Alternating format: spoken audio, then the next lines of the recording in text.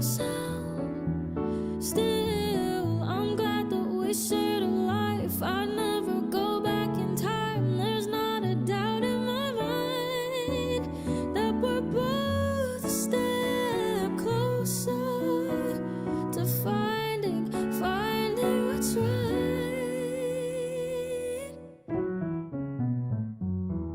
Thought that I'd found the gold, someone to lighten the load. No indecision, but we don't have to talk about it. Seasons come and they go. I guess it's out with the old, and I feel much lighter. And we don't have to talk about it. I'm sure that you feel the same. We're both in need of a change, a storm we can't weather, so we don't have to talk about it. Already close to the ground, and God knows I won't stick around when I could find better. So we don't have to talk about it, 'cause we've passed the blame around more than enough. So I'm drowning you out, don't need you pulling me down. I'd like to feel safe and sound. Still, I'm glad that we shared a life. I'd never go back in time. There's not a doubt in my mind that we're both a step closer to finding what's right. Yeah, we're both a step closer to finding what's right. We're both a step closer, finding what's right.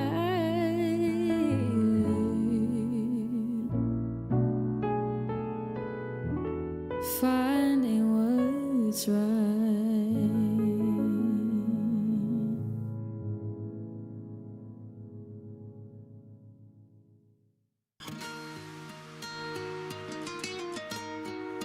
Welcome to VCT Pacific 2026. Earn everything. Yeah, give me the time and the place. I be here in the beat. I move at my own pace. I ain't bugging if it's a one-way ticket. Spend a meal, get it back. Slice a bottle, make it clap. Celebrate, make it last. Baby, do it fast. A lot of people with principles look around, and when it's time to make it big, I don't hear a sound. The shadow code, we moving under the radars. In and out of state, shorty wanna play her. Locked in my zone, motivation by the peak. I'm in the game for the sport. Some people just love the heat. I'm flying impeccable, maybe choose a terminal. I like it when you drop it low. They want me off my pedestal. They bringing all this heat on me, so I'm stuck in a freezer light. Stuck in a freezer light. Whoa, I'm flying impeccable, maybe choose a terminal. I like it when you drop it low. They want me off my pedestal. They bringing all this heat on me, so I'm stuck in a freezer light. Stuck in a freezer light. Whoa. So they wanna do me like that, huh? Keep me off the shelf when I need some. Huh? It ain't how we do it round here. Keep your hands to your waist. It takes something to make some, and I got some. Let's get it poppin', shawty. You know what time it is.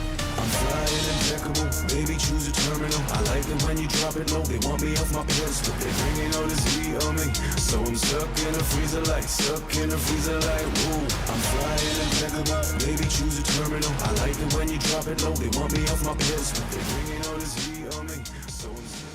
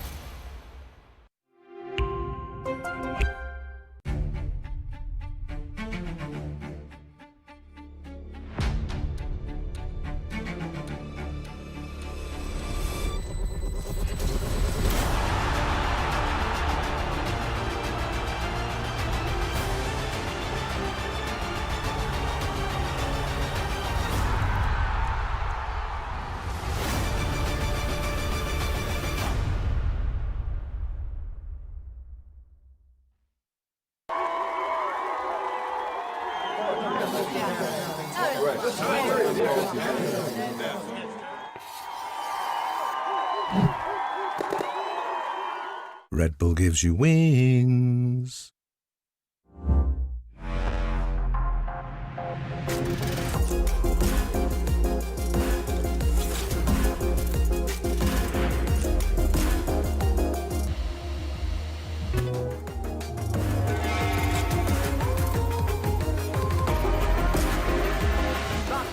Push, push, push.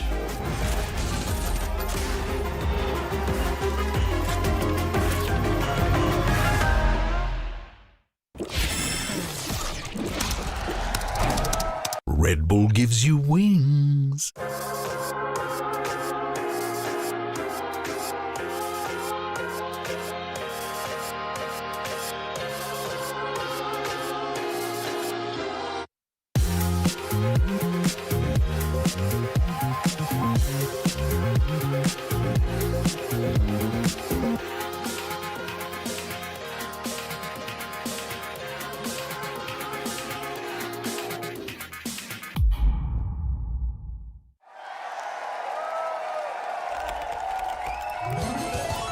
Red Bull gives you wings.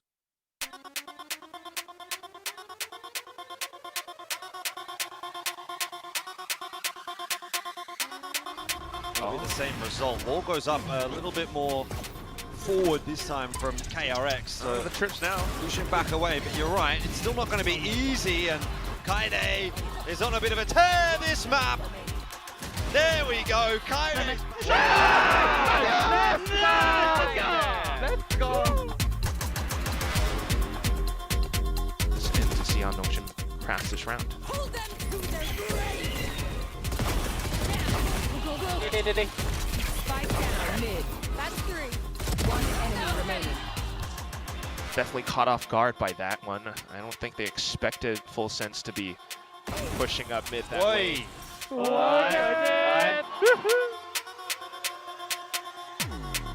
Attention. Passing well. Buzz dead, Envy. Jim gonna walk about over towards doors, but Meteor facing forward is able to find the buy. Aggressive TP over the side. Jing catching 2. Meteor and Izu. Both eliminated now. A 2v4 for T1 trying to get up to map point. DH clean with the first one, but Jing cleaner with his third. Gets the 4K. Woo! Yeah. Goodbye, Jaden.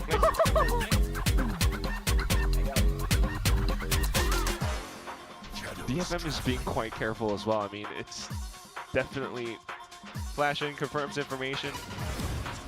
See what kind of shots KRX can put together here. It's just the one there from Flicker that's of any success, but Marco has a rifle and he's got a chance. No way! Marco! He had to be the one to do it.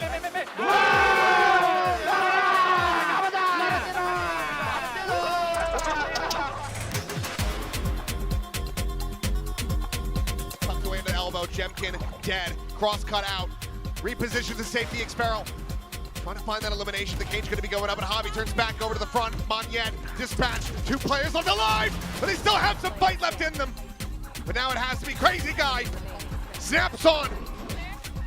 Finds the kill. The Nightfall not to connect. Perhaps a false sense of security. Still the stealth throne. Still a salvo. The stun. A full kit available to him. Crazy Guy with the right idea. And Crazy Guy with the Red Bull clutch. Nice! Let's go! Nice go.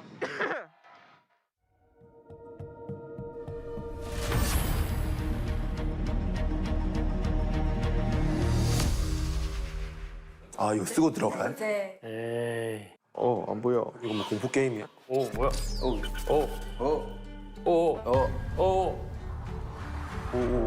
오 괜찮은 거예요? If you guys bring me to horror movie, I cry, okay? 무서워. 이거 안 괜찮은데? I'm gonna scream. Kept me thinking because I've been watching a lot of movies. Like the previous 2 movies I watched was Backrooms and Obsession. So I thought it was gonna be like something horror. 야, 이거 엄청 큰데 여기 공간이? 그러게 되게 크네. 무서워요. 아니 너는 왜 무서워하냐고. 내가 부딪혀도 내가 부딪히는데. 너무 무서웠어요 진짜. 이게 방탈출도 이게 눈 감고 들어가는 그런 똑같은 게 무서워가지고 막 했는데. To the horror 오! haunted house. 어디 Wait. 오! 둥글게. 둥글게 빙글빙글 돌아가며 춤을 춥시다. 그 어디까지 가요? 여기요? 네. How are you guys feeling? Scared. 무서워. 너무 무서워요. 빨리 안대 벗겨주시면 안 돼요? I mean, exciting, I think. I was very curious, like what you guys were cooking, you know, what's waiting for me. Are you guys a little scared? Yes. Okay, so please take off your blindfolds. 어이구. 오, What the hell? What the? Oh. What? Wow, it's so big. 서밋이다, 서밋. 서밋.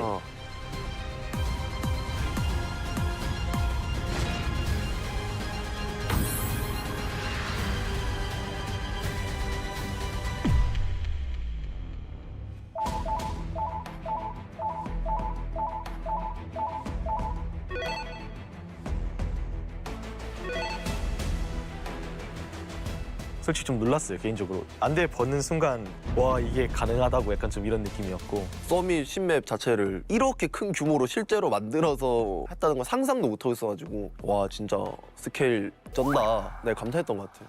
자, 지금부터 10분간 탐색 진행해 주시면 됩니다. Go in the map. Go inside. 여기 들어가라고요? 네. 야야야야, 빨리 가야 돼. 빨리 가. 바로 시작. 오케이. When I first played rank, wow, the map is so big. This is A side.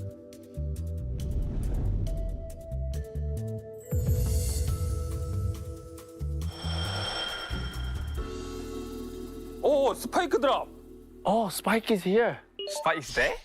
Spike drop, okay. 스파이크가 여기다. 스파이크. 이거는 C4를 박았다고 봐야겠죠? I think planted. Right? Maybe it's already defused, no?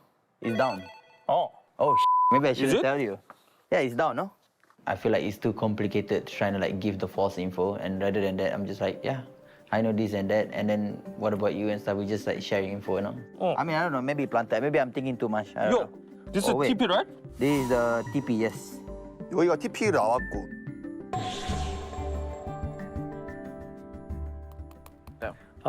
Defender side, that's attacker. Can I close the door now?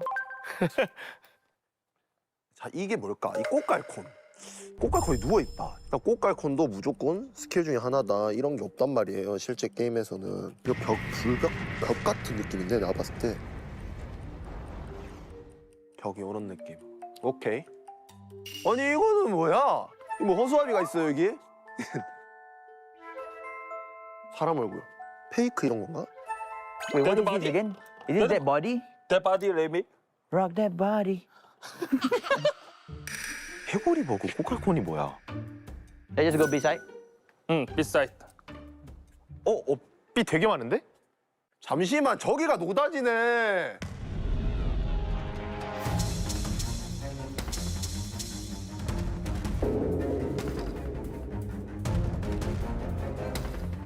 저기에 뭐가 많구만. 오케이. 아 들켰다. Oh, Omen Para. You can see from here. Omen paranoia. B-link. 뭐야 거울이야? 이게 파라 같은데? 파라에다가 뭐야 이거?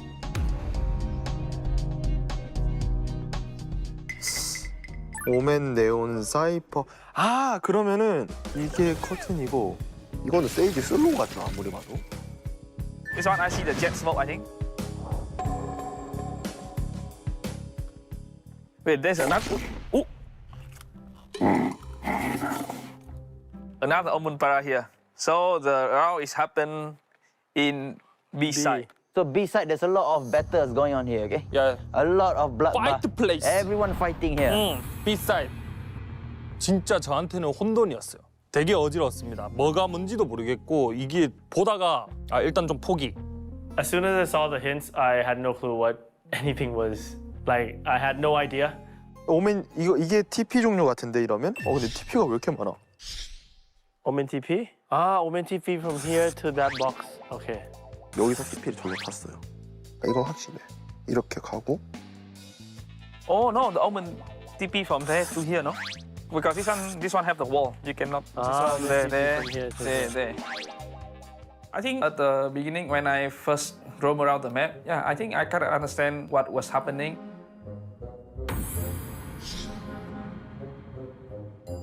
Damn, we're working together. Okay. I think this is dead body. I think. This is the body? I think because it's too many. Look at here. Yeah, right? like he was watching here. This guy is watching there. I think. I don't know. Yep. Damn. What is this? This is, I think, concussion. They have Phoenix and Sage. Oh, maybe and the Fade. C's. The C's. Or Phoenix Molly? Because 2 people die here. Yeah. 야, 이거 너무 어려운데 이게 말이 되냐 이거? 동그라미가 연막도 동그라미고 스키도 동그라미고 이래가지고 이게 뭘까? Okay, so middle.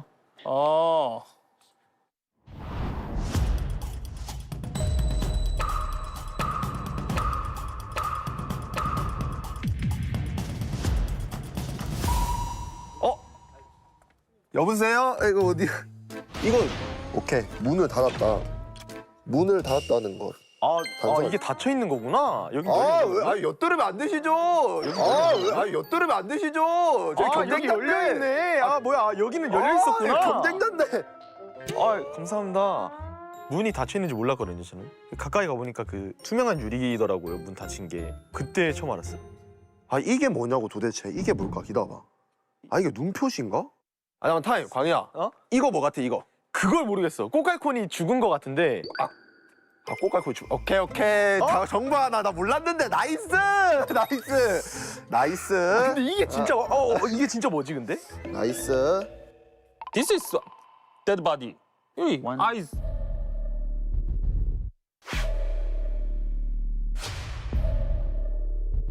I think this is dead body. I think. This is dead body.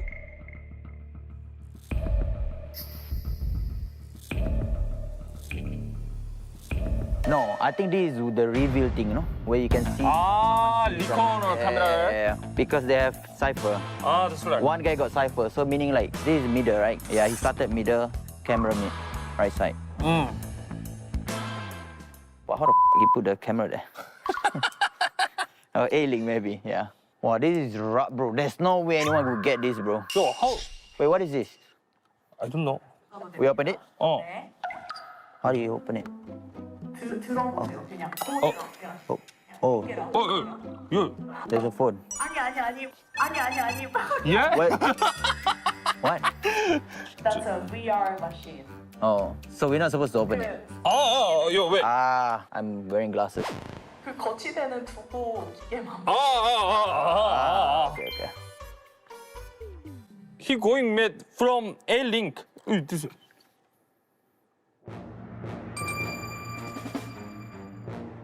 He's defender maybe. Holy shit, this is gonna be hard. At first I didn't know how to use it. I took out the phone out of it.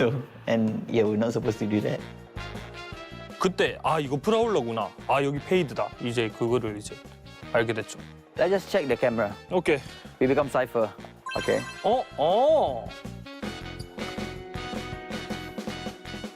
No. Wait. What the hell is this even?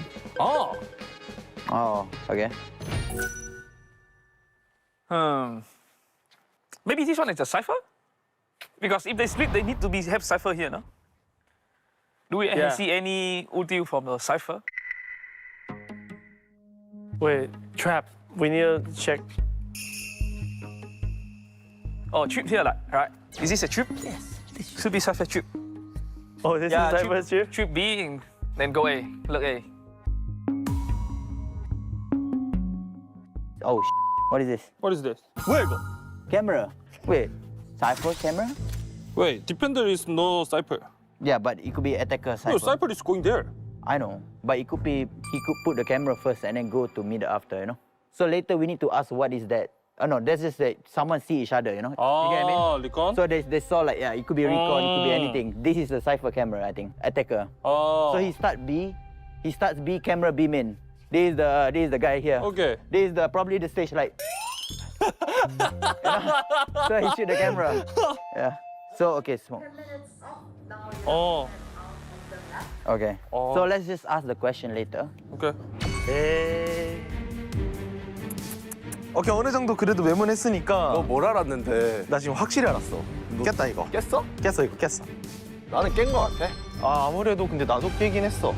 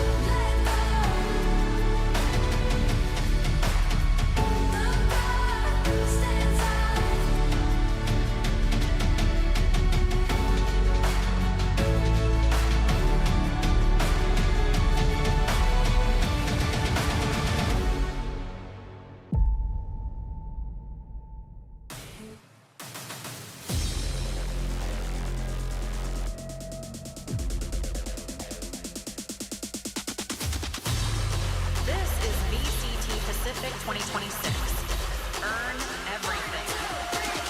Here comes the sound, play it back, we run the sound, play it back, say it loud, play it back, we run the town.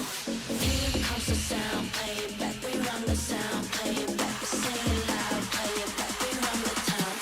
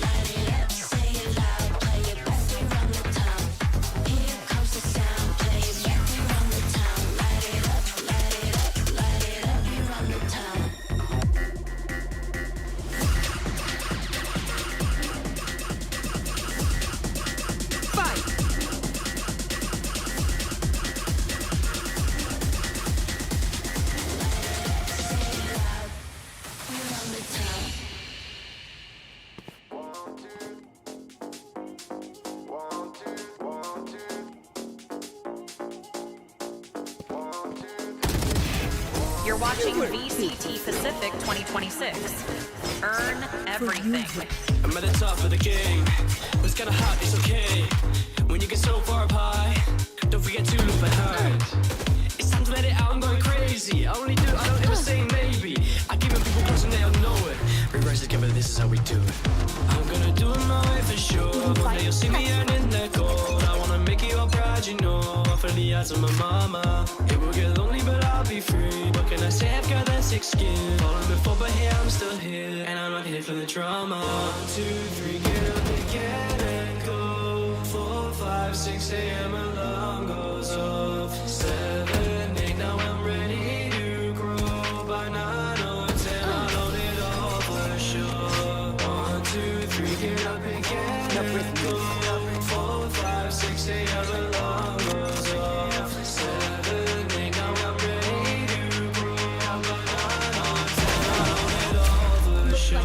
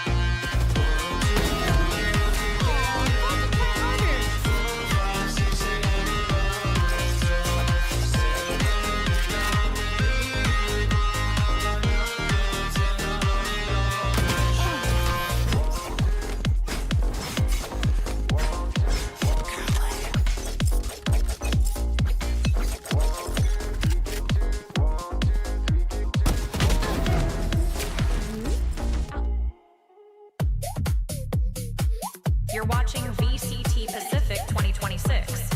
Earn everything. Hold on, shift around, low bass, feel the bloom, no rush, take time, everything on the line, wait right there on my way, when I move like this, no delay, when I move like this, on my way, feel it come and go, one step and I'm out the door, when I move.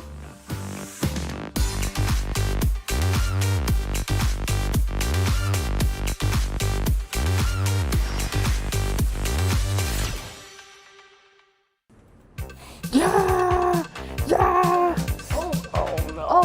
Oh, what's happening, Coach Platoon? Oh, hello. Was that you practicing for your Coach Cam moment of the day?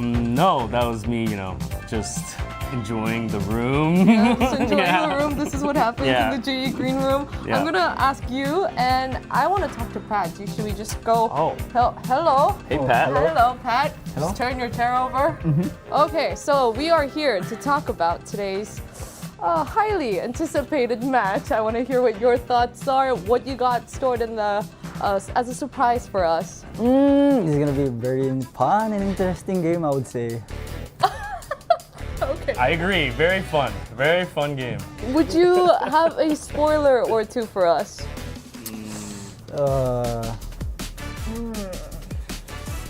Spoiler. Spoiler. I think nothing so much. It's just group stage. Okay. So no pressure. No pressure. Oh, you're smiling a lot. I like that. Okay, you're smiling a lot too. All right, it's all fun here All at fun GE here. Room. All right, best of luck to you guys. Thank you. Bye. I love that they have the same haircut. It's kind of cute. They're like really vibing here. Welcome to VCT Pacific. I'm Victoria, joined by Pilsky, Big Time, and Platoon is here. Welcome. Nice haircut. Thank you. Yep. Yeah, we got, good style, so. Yeah, definitely go to the same barber. Now, we have to talk about the two thing that you guys keep tactfully avoiding. Don't think I didn't notice even there with Bella. It's fun. We're just here for fun. Well, we're going to ask you some tough questions today, Okay. so hope you're ready. I'm not going to let you just do these it's fun questions. So Frost isn't here today, so it's just you here to tank your half of the questions. So my first question is, let's look at his face now. Why do you think Frost didn't show up to today's interview? Honestly, I think he has a good reason, and this is what, he told me before. He doesn't want to make the game about, the team beef or whatever else. Like I was telling Big Time before the show that honestly, it would have been fun anyway to play them. We have a great camaraderie with them, so we don't need the extra drama or pressure. I think we're both on the same page with that. I hate this. Everyone else is watching He's for good. the drama. He's good. What do you mean? He's good. He's good. He's good at like navigating this. All right. How about this then? Okay. You were analyst, now you're head coach, and some people are like, he's just a YouTuber. So it made me realize we don't actually know you, Platoon. Can you tell all of us who you are, like what your background is, how you got into this? Because people come from all sorts of backgrounds into Valorant, into coming into VCT. Yeah, honestly, my YouTube channel is kind of like only the Valorant side of it, but for me, I've been a part of esports for the better half of my life, honestly. Really? Okay. I started playing this game called Guns. I think previous generation pro players will know what that is. Yeah. Really. But you know what it is? Yeah. It's called Guns. Yeah, most people of the Valorant audience won't know what that game is. Right. It sounds old. That's an old one. It's was the very first gun game. It's a bit of a corny game, honestly. It's kind of corny, but it's kind of like that's what got me. But it's kind of sick. It's kind of sick, exactly. But you were competing in it. Yeah, but this was like pre-modern day esports. This was Okay. like super grassroots. It's just like people who love to compete in esports, and yeah, I won with some. I think from that game there are a lot of people that I met through that, and along the way that you would know as like previous generation esports players, like Balls from C9 and League of Legends a long time ago. So that's where I started, and then going into League of Legends, I played since beta, and when I was in high school, I saw Faker win his first Worlds in LA. Yeah, so These players weren't even born yet. That's crazy. Exactly. Okay. So that's been my life from then, and I've like really been in the semi-pro circles of League of Legends and the grassroots, like pre-LCS and all that stuff. And then I did collegiate while I was at school, and then after graduating, Valorant came out, and that's when I started to switch to Valorant. So I really do have a long history. It's been really my life for a long time. Even before the fame and glory, it was just, you and your guys in the living room. So the YouTube stuff is, it's just kind of my brand in Valorant specifically. But I didn't want to tie that to anything. Okay. Yeah. But you guys should still like and subscribe because of course. You never know when you lose your coach job, you end up on the desk with us, Exactly. and you need to get those like Exactly. subscriptions, especially from this team. I'm just And there's something about it. Those are the lucky ones. You don't want to know what happens to the other ones. Now, speaking of you going into the head coach position, clearly Frost was ejected or went to a different team because of different coaching philosophies and because of his approach. So I want to ask you seem to be more friends with your players, and this is something that you're trying to overcome. So you can tell us more about your coaching philosophy and what you think makes a good head coach? Yeah, I think it's pretty obvious Frost is a bit more old school in his approach, and I'm not saying I'm like completely new school either. This baby face, he's like old. Exactly. I'm still a little bit old school, but obviously like a little bit more new school, where I try to have more of a friend relationship with the players, and I rely on that to earn the respect of the players. And I think that's just the difference in approach. And sometimes it works for certain people, and sometimes it doesn't. And I think that's all I can say about that. But you think so? That alone is a key difference in head coaching. I think between the two of us, yes. I think that's probably one of the key differences. Yeah. Okay. And let's talk a bit about the changes since kickoff stage 1 vibes, going into stage 2. You had a good first win against RRQ, and our analysts also have some questions about your approach to that game. Yeah, I mean, so the big thing for me is, are you worried at all about the anti-strat coming into the day? Frost is all, he talks about it all the time about how important anti-strat is. We saw what they did against Nongshim, and then you've already shown, you've shown plenty of maps there. It was so. Are you at all worried that, especially with the Summit comp or something like that, that they might be able to get a read today? Of course, there's always the concern, there's always the worry, and we know, I mean, probably better than anyone at this point, how he likes to break apart a team through the anti.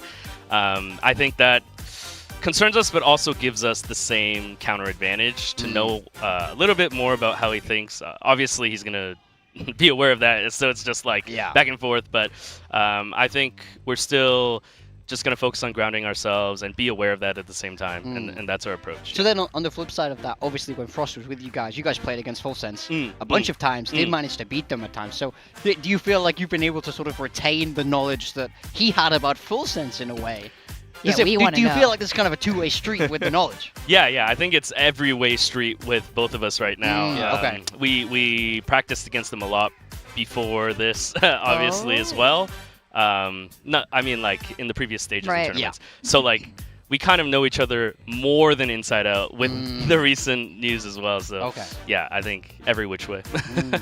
Yeah, I mean, we've kind of seen that interaction when Full Sense and GE, you guys played at Ho Chi Minh, where we had the whole veto, and there was that whole discussion with Cruz and Frost. Now, a similar kind of story. I wanted to ask you, I mean, I guess my uncomfortable question, even from my own kind of experiences coaching a little bit, is it seems like you're prioritizing player comfort, and so far the players have been on more comfortable roles and performing better. Are you ever worried about maybe sometimes challenging those opinions and like being able, because Frost is known as this player, this coach that does that. He's the one that says like, no, I don't think you're right about that. You should play this. Not all the time, but like, you know, he has that kind of old school mentality. Do you have that dog in you? Are you able to, you know, go to the boys and be like, nah, that's a dumb idea. We need to like lock in and do this. Yeah, I think I have some ideas for that, but it's not something I want to impose on every single map. I think if I'm going to look at an example, Nongshim kind of like centralized one play style across all the maps, and that's how they won Santiago. I think that's,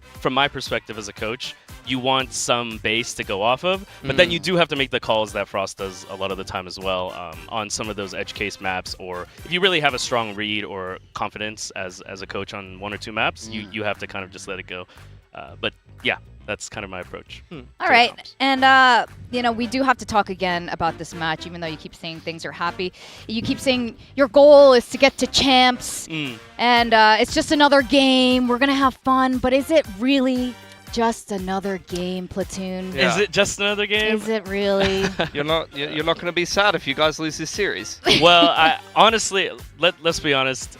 Even again, without the drama, this is like one of the most important games of the group. Yeah. We're very close in No. points. This is PR answer. No. Well, we're not. There is drama though. So like, how are the players feeling? Like, I really want to know. Like, there must be surely a little bit of tension going into this. Yeah, Pat is so competitive. You're Yes. telling me Pat isn't like literally gonna get in the server today, and we're not gonna air any of it, but if he gets an ace on the pistol, he's gonna say something, isn't he? Like, surely. They want to win as bad as they want to win against every other team. I'm sorry. That's legitimate. He's too good. He's too good. He's been so prepared for this. Unbelievable. You should be a politician, mate. Yeah. This is definitely a head coach tip for sure. Okay. Did you see our Preds, the talent Preds? I did not. Oh, who wants to break it to him? Just don't look it up. Just don't look it up. Well, all of us, including Morgan, who is usually like a big GE guy, we all picked Full Sense. So, you know, before I send you back down to the stage, could you just look at the camera and give global esports fans a little bit of pre-match encouragement and a message for your opponents today? A message. G fans, thanks for supporting us, and you're gonna get a hell of a game, no matter what happens. Let's go. Do you have one for Full Sense? Full Sense. For me, I hope you're ready. There you go. You're so Canadian. I'm You're Canadian. so Canadian. So good at this. Well, anyway, thank you so much for your time, Platoon. I appreciate it, and all the best in today's game. Okay, mate. And are you gonna do that on the stage? I will. Let's see what happens then. Okay. Okay. All right. Well, thank you so much, Platoon. Good luck and good prepping with your Thank you. players. All right. You can't get him, man. He just. That was. He's so good at It's like dodging. trying to get blood out of a stone. Like, I felt like, you know, it's like playing like Dark Souls or something. It's just, he's parrying everything. He's all over the place. his mitigation is insane. Exactly. That's what I felt like. But you know what? Respect. I think he's clearly very, very smart, and he knows what he wants from this team. I think they're really trying to go into this with the mentality that they believe they can win. It's just another game. Keeping those level heads. We'll see if that's how it plays out truly today in the server. There's pros and cons, and I think honestly there is a lot of pros to that approach. I think it's going to alleviate the pressure, and as we've seen from many successful Pacific teams, sometimes having fun is the real secret. Exactly. Aw. So nice. Yeah. We do just really want to have fun, and yeah. Fun so havers win. yes, yeah.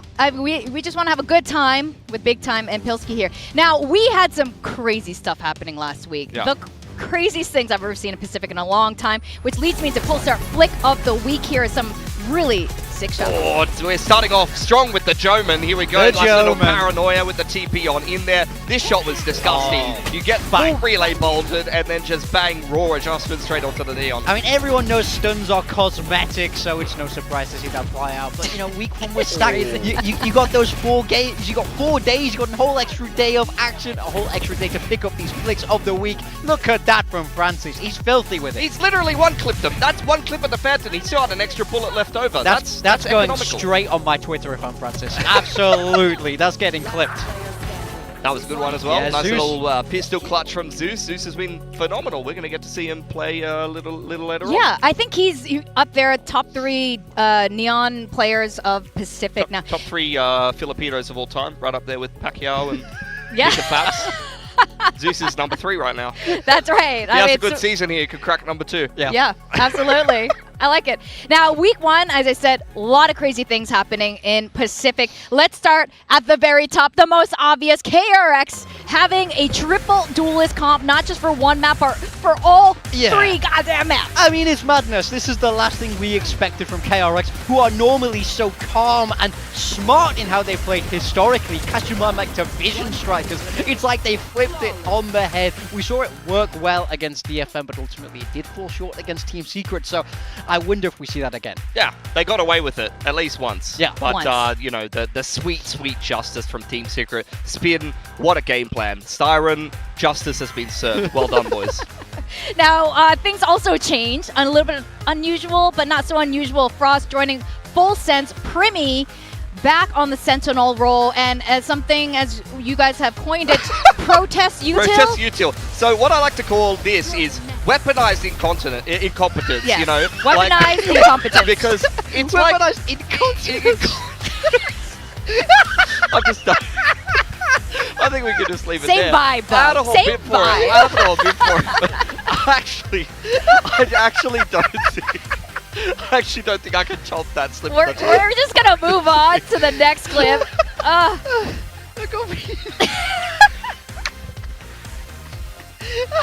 Okay, move on. I'm good. We're good? Are we good? All right. You want to talk about T1? Let's talk about T1. We had some role changes. Vic, you got it. You got it. Meteor is on the duelist role. We haven't seen him as a primary duelist in a while. It was absolutely phenomenal seeing him on the jet. Yeah, I mean, You guys have recovered? Have you recovered? Meteor needs to fly. He almost set a kill record. Exactly. He was the guy. He's the new he T1 was very guy. good. They've got a lot of guys, but he is him now. Yeah. Yeah. Good. Cool.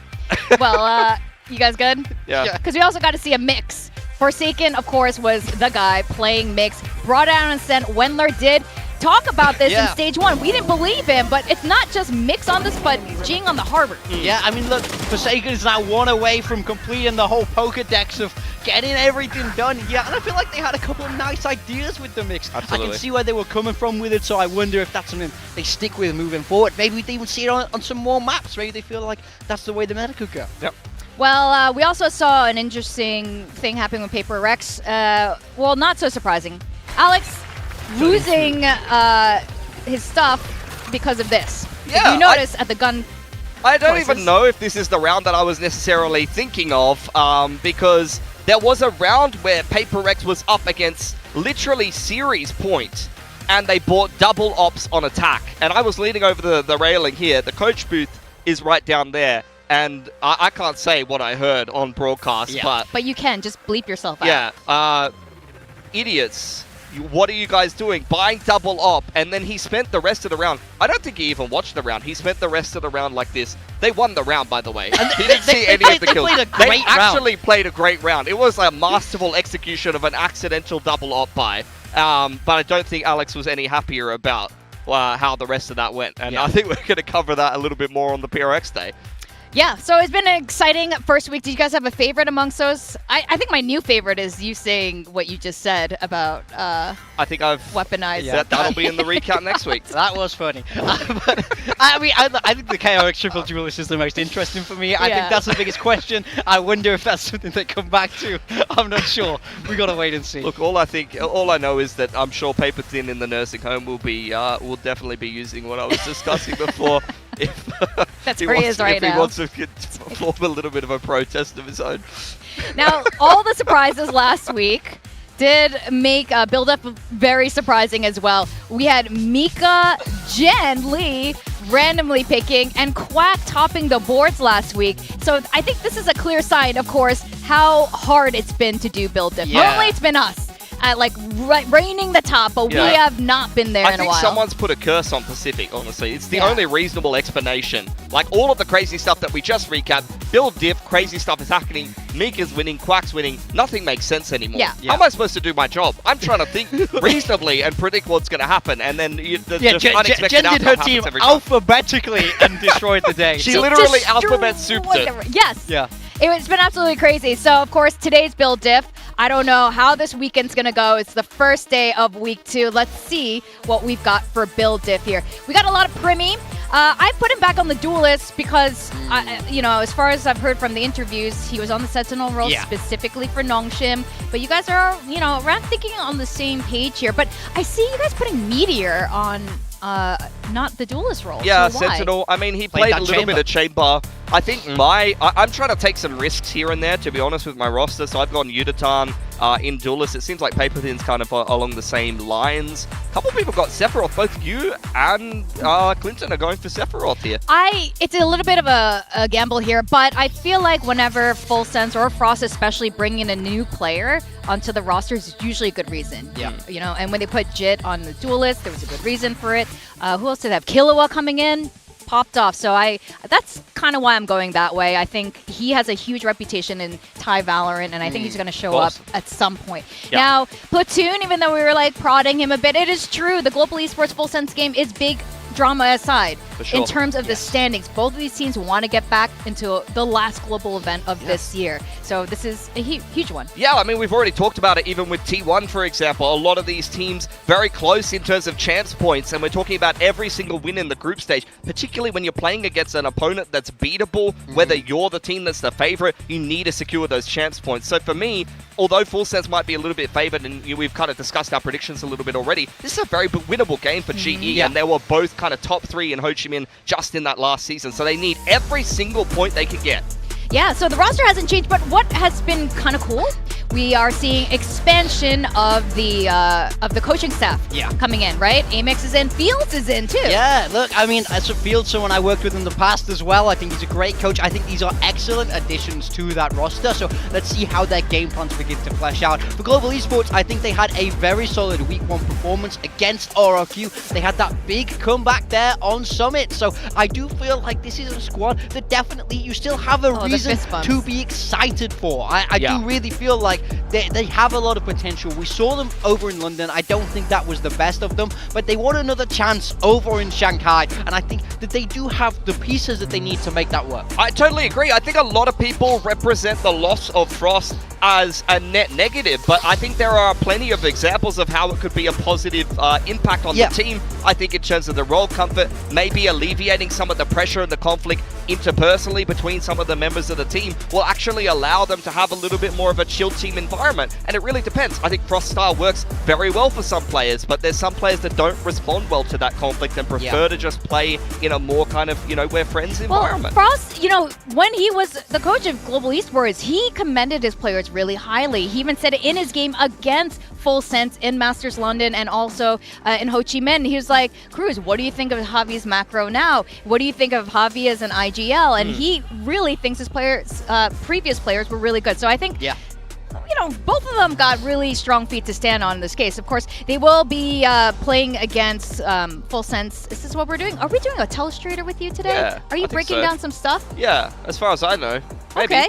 Is this Why what don't we're we doing do that? now? Why don't we have fun with that? Yeah, I wanted to talk about the Summit comp, and we see the quote there from Platoon. What I was super impressed on in this particular round is how GE kind of min-maxed their ultimates as well. I'm just going to talk through it because I can't even see that on the telestrator, but don't worry about it. Here we can see the default of GE. They're working the map control. They initially got themselves an orb. You had Autumn holding a top mid line with the operator, and he has the two little TPs there. In goes the execute towards the A site there. You see the Thrash go one way, the Teo drone go the other way with the Cosmic, and then the Thrash comes back, and you're going to see Patman actually recycle that later on. So earlier on, he got the Thrash from the main control, and then you see them get another orb from the plant here, where Crystal is actually juggled the spike. Now he has the Armageddon to play the post plant. This is a map where GE on the attacking side didn't actually manage to get themselves very many rounds, but I think this comp actually has a lot of interesting ideas. Even if it's a bit of a spaghetti util comp, I think that there's actually some interesting things that they did, even if they didn't necessarily get rounds from it. So I think it has a lot more legs, and then we saw that fantastic comeback that they put together in the second half. Yeah, I mean,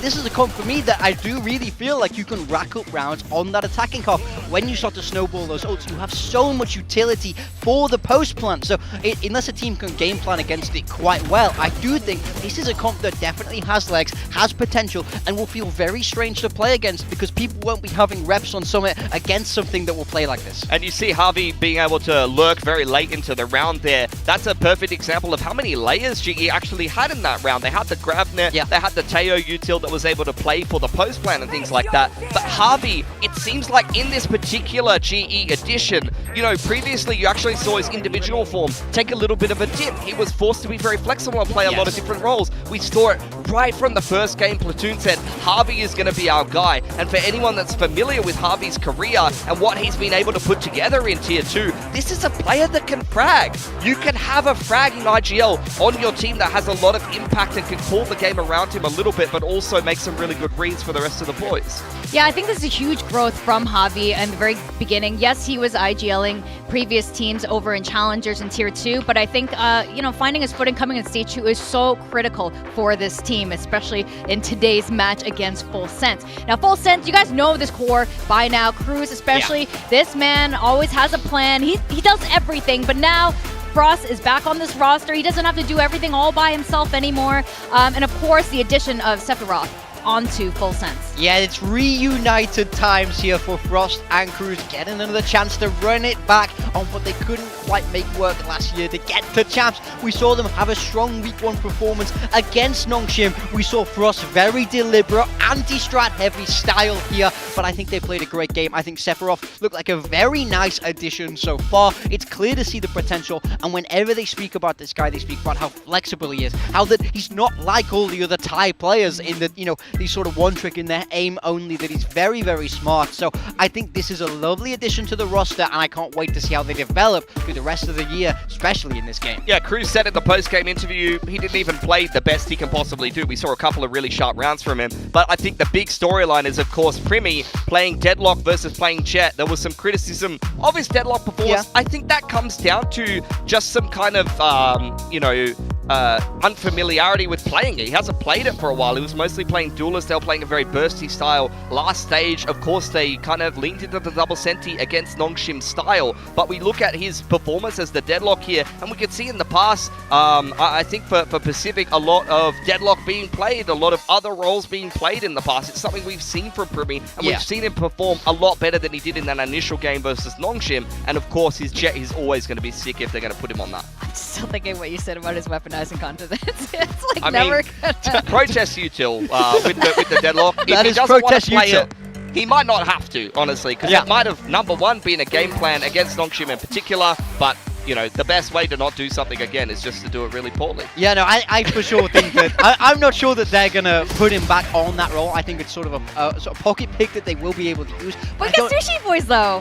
Yeah. Sorry. Why not? I mean, he's pretty sharp. You can put him in the skirmish. It seems to be the go-to for full sets. In fact, they put Primi in last week, and did he win? I can't even remember if he won against Ivy, to be honest. I think Ivy might have even won that skirmish. I'll have to fact check myself on that. But yeah, Primi lost, even though they finally put him in the skirmish. Yeah. So at the end of the day, for Full Sense, I think they just want to keep it the same. They're using a lot of their assistant coaches, who have, by the way, plenty of playing experience. We've seen a lot from Sushi Boys, but even someone like Thee that they had in the skirmish previously has some experience Sushi actually Boys playing is the game. OG on this for sure. roster. Previous to Full Sense on Talon, he was like an OG player on it. He's definitely a player, and I feel like they just keep these assistant coaches, him and T-Love, just to play these.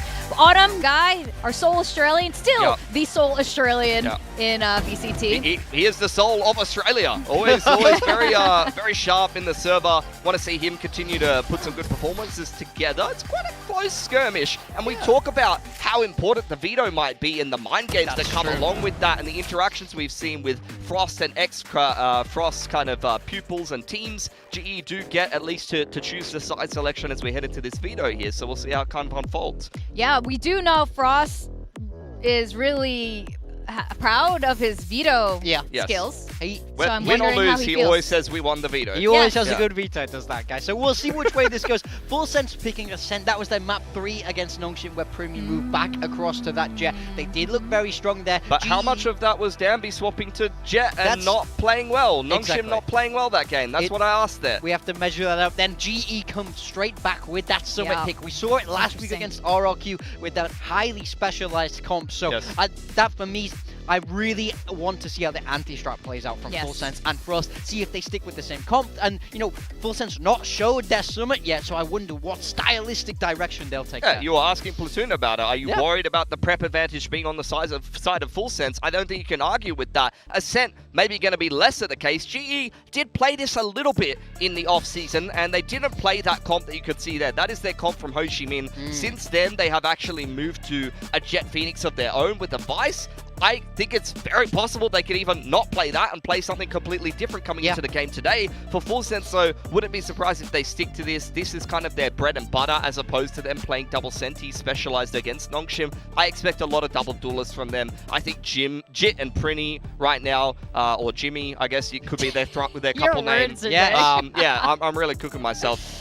They're just so sharp right now. So I think you just slam them on double duelists a lot, and you're probably going to have good times for Full Sense.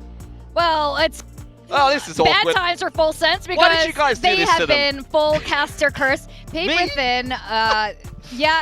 This is Morgan. Look. You couldn't have just been the guy to maybe they'll win. Let me explain. I almost always pick GE. And for me, this is like 60-40 to Full Sense. But as a former coach who sort of did a lot of anti-stratting, I'm sort of biased to believe that strong anti-strats can make a big difference. I think Frost has so much information. It's the same reason I went GE over Full Sense before, or I went RRQ over Full Sense, because if you've worked with those players, it gives you so much info. I think that's just a little bit too big of a hill to climb for GE. I give GE at least a 40% here. I think we're all kind of in agreement that GE definitely can win this series, and that's a little unfair to them. Well, I know you guys all marked your calendar for today's matchup, and it's finally time to get started. We got Global Esports facing against Frost and Full Sense.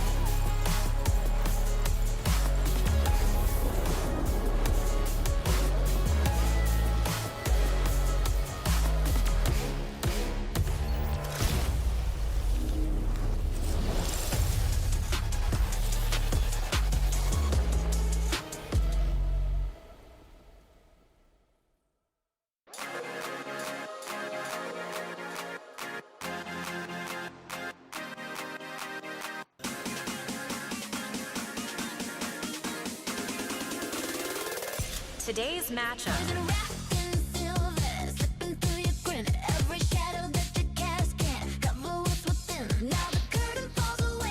I'm cutting If you don't know why everyone is tuning in today with popcorn in hand, I urge you to please stop touching grass and pay attention because we got a fresh new rivalry here for Stage 2 of VCT Pacific. You guys saw his Frost just now. After breaking GE records and achieving playoffs for the first time ever, top 3 placements for the first time ever, and a Masters event for the first time ever, Frost was unceremoniously dropped as head coach mid-season.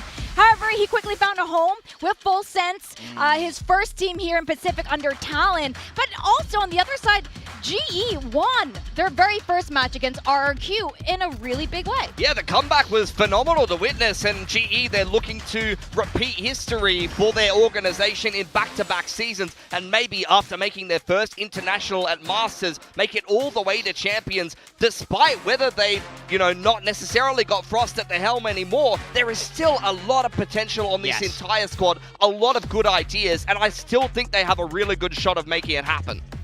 And of course, it will be playing against Full Sense. We've been talking about how much info these teams have on each other. Yeah, I mean, look, we heard it from Platoon. He said even without the drama, this would be a great game. They've screamed each other a lot. They've hung out together so much. He said it's not a one-way street. He said we know just as much about them as they do about us. So I love these kind of series where everybody has this information. You see the anti-strat start to develop. You see it get personal there in the server. But for this Full Sense roster, they had a great week 1 here in Stage 2, beating Nongshim Red Force. Can they look to carry that momentum forward today? Both of these teams want to be in Shanghai, want to be in champs, and those champs points are all important here in the group stage. You talk about the 2-point swing a lot, and I think this is a perfect example of it. These two teams are in direct competition with one another to go to champions. So being able to take a point away from one of your competitors and get it for yourself, it might end up being the difference maker. We've seen, ex-Talon teams coached by Frost not even make it through on points, but make it through on a head-to-head before. It can come down to 1 point at the end of the year sometimes.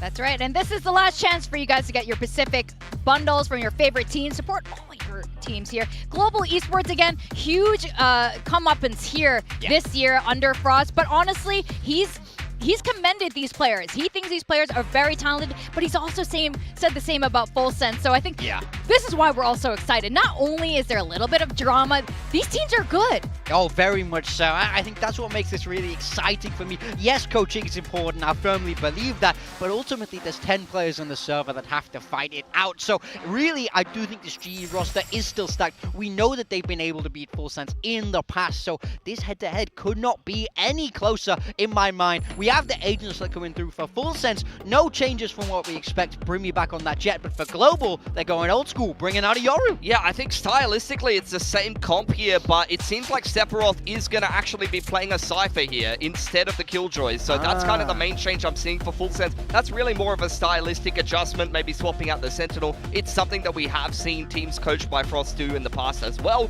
For GE, they have also made some changes since the last time they played this comp in Pacific, but also in the off-season, they're one of these teams that actually, with the Yoru getting tweaked back and maybe getting a minor buff, is feeling like there's some potential there. There's some play. Autumn very familiar with this agent after coming into the roster. He was playing as a solo duelist. Yudatan, the last game that he played the Jet on this map, it was actually their qualification game for EWC up against Nongshim, and they looked pretty comfortable playing a very similar comp to this. So moving in the Yoru over the Phoenix, it's a choice that a lot of people are considering at the moment. We'll see how that works out for GE.